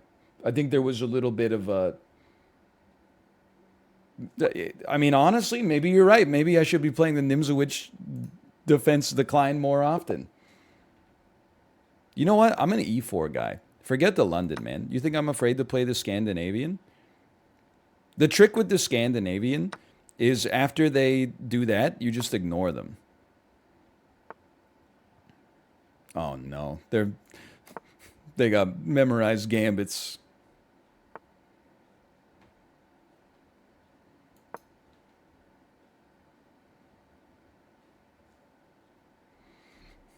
I hate that shit. Anytime you see people start to play, they do a move that's like completely insane. Think I don't see you on chess.com, you little shit? Levy, top 10 secret moves to surprise people with the next time you're on chess.com. I see you.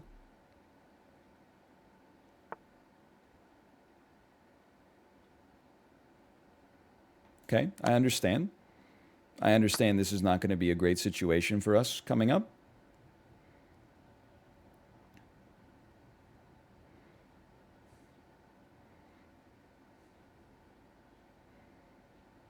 I would not describe this as strong attacking chances.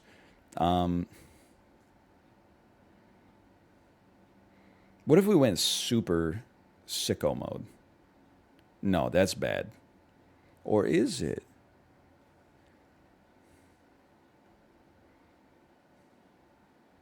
I got to do something. You've got to develop your bishop at the very least so that you can get your rooks joined up after this nightmare happens.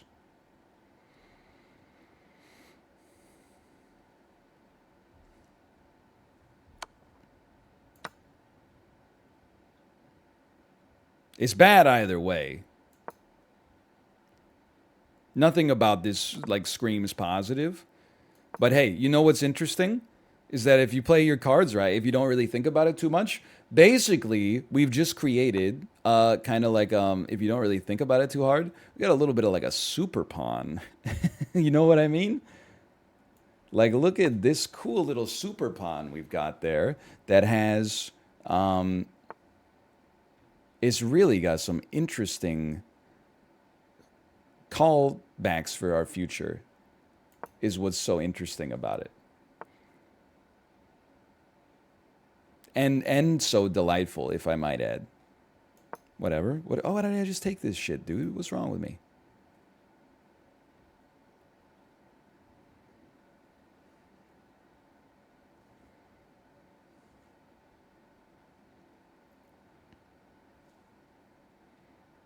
H5 coming? Okay, H1 coming.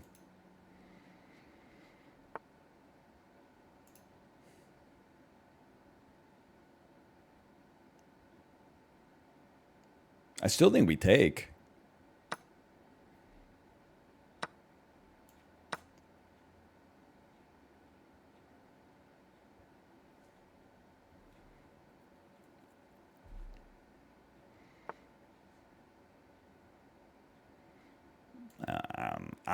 Okay. You gotta do that, man.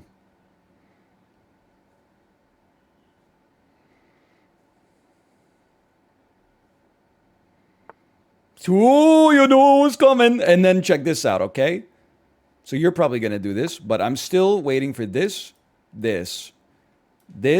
check, this.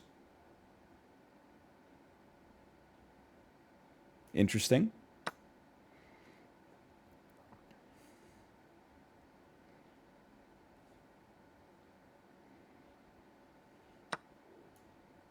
I mean, we're all losing a lot of material here.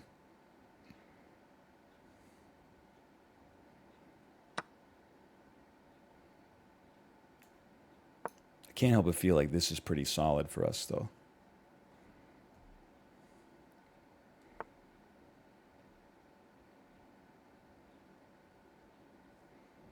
Okay, obviously, I see the problem. I see the conundrum.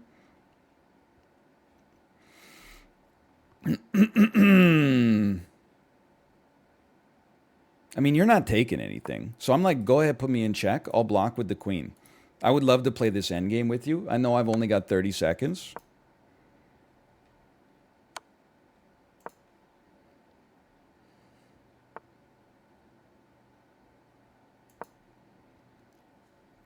We got to be pretty fast. Don't get me wrong.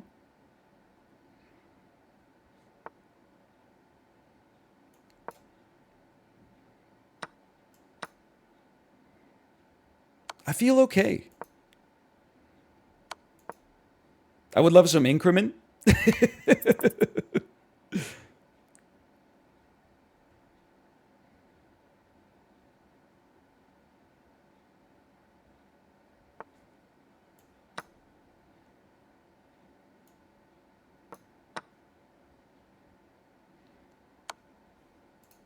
Move me, move me.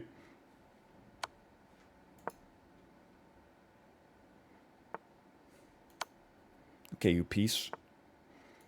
You think 2 can't play this game? Who's under a time crunch now?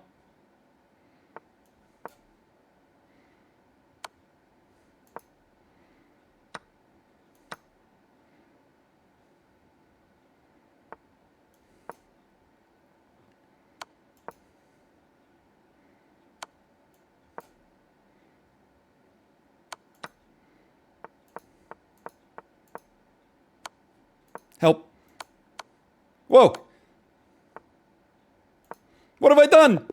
I won! I knew it. I knew it. Never a doubt in my mind. Review, please? Absolutely not. I would never.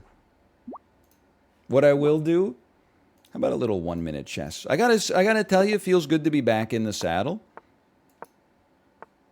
Even if I, need some freshening up on my openings, to put it politely. This is not how you play this. Not in Bullet, especially, probably. Yep, okay. Honestly, solid move. Feel like bishop to here would be kind of scary for me. I take these.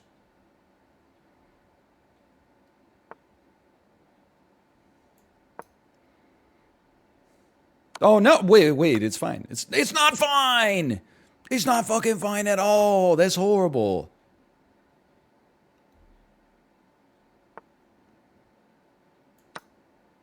Don't castle. It's bullet chess. Don't, like, you castler. I'm just kidding. I would love the castle, personally. Oh, I'm in hell. I'm actually dead.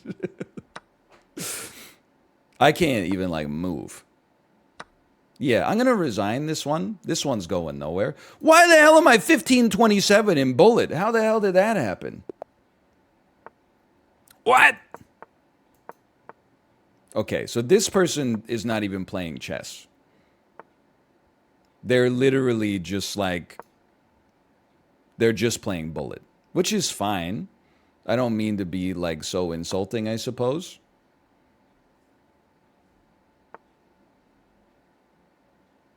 Honestly, I would rather close this whole thing up. I don't know what I'm doing.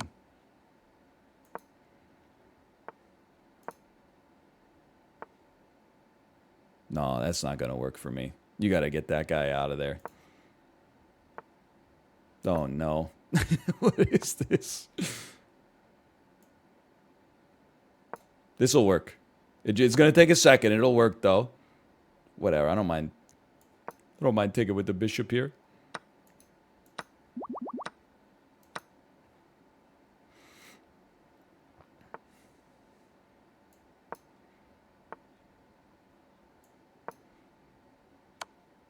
What have I done? I even said, oh my God, I resign.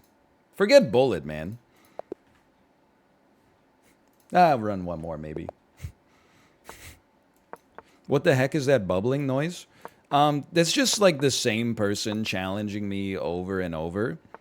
I guess they're like, assuming that if they like annoy me enough, I might be like, oh, fine, I'd love to play games with you. Or maybe they're just happy that like they don't even see their name.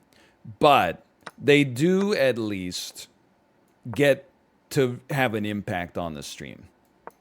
So there is that. I understand that. Okay, I'm literally just not paying attention. You should turn that off. Here's the funny thing, is that I did.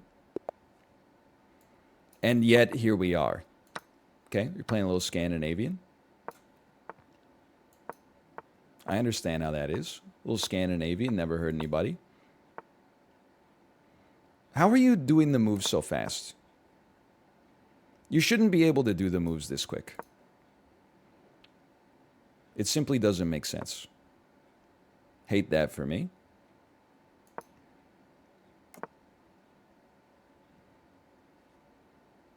Hey, you get out of here.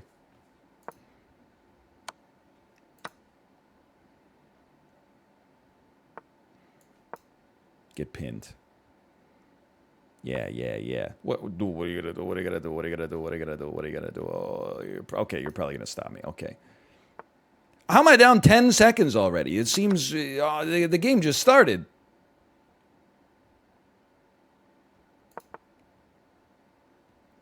You know what? I've never. Oh, okay. Is the thing is okay. I've never been afraid to get a little messy in gaming. It's one of my strongest strengths. All right, I'm gonna resign that one. I will win one bullet game before we go. That's my promise to you.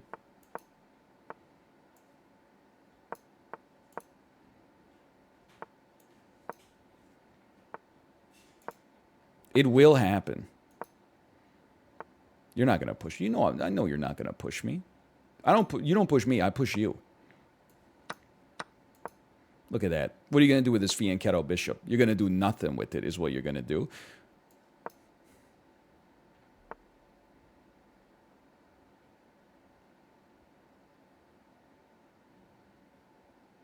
I'll back it off. That's fine. I'll back it off. I know when I'm beaten. Okay. I'm gonna castle. What are you gonna do? Pawn storm me? Okay, we just got to be a little faster on our version of the pawn storm. I'm gonna hit you with one of these first. Give me space for my knight to work. Then I'm gonna push you down. Get ready. The great push down is already begun.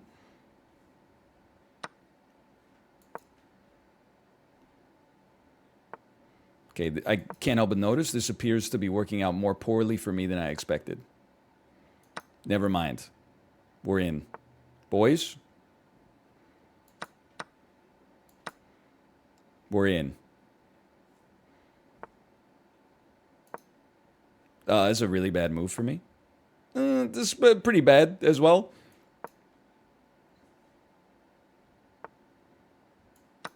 My God. I told you. I told you we'd win a bullet game.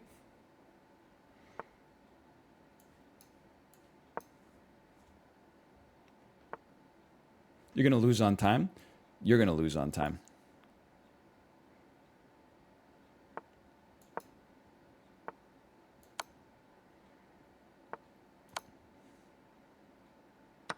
No!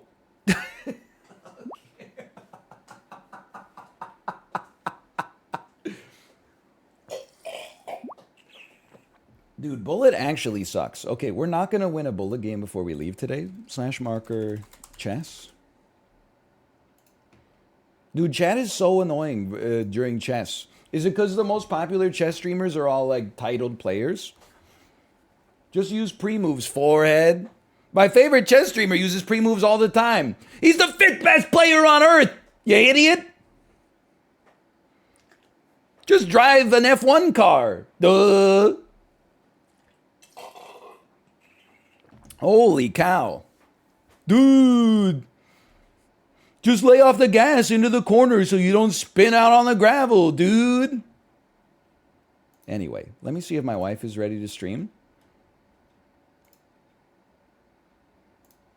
Hello. Are you ready to stream?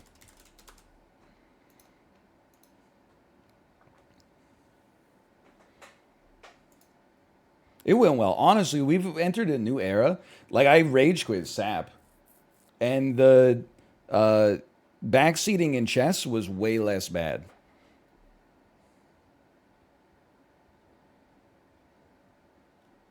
Who would have thought that a game that everybody knows how to play would have way less toxic backseating? SAP isn't dead, it's just annoying. You got to put yourself in my shoes, which I know that's like a bit of a stretch, asking for anonymous people to do on the internet. I've had dysentery for 2 weeks. I was at the doctor all day yesterday. I might have inflammatory bowel disease. And then, like, I'm trying to banter while I play SAP. And people were like, no, turkey fly blind, turkey fly blind, turkey fly blind. Maybe there's some hope for the SAP haters. Like, it is crazy.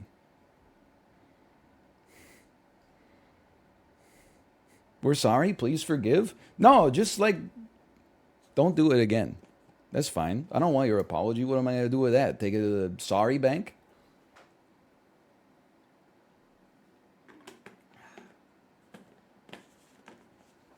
This apology doesn't do anything for me. Sorry, mommy. Sorry, mommy.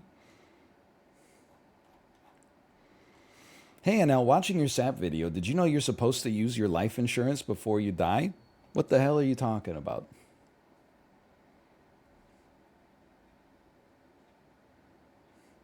Can you explain this to me? All right, Kate is already live. Okay. Okay.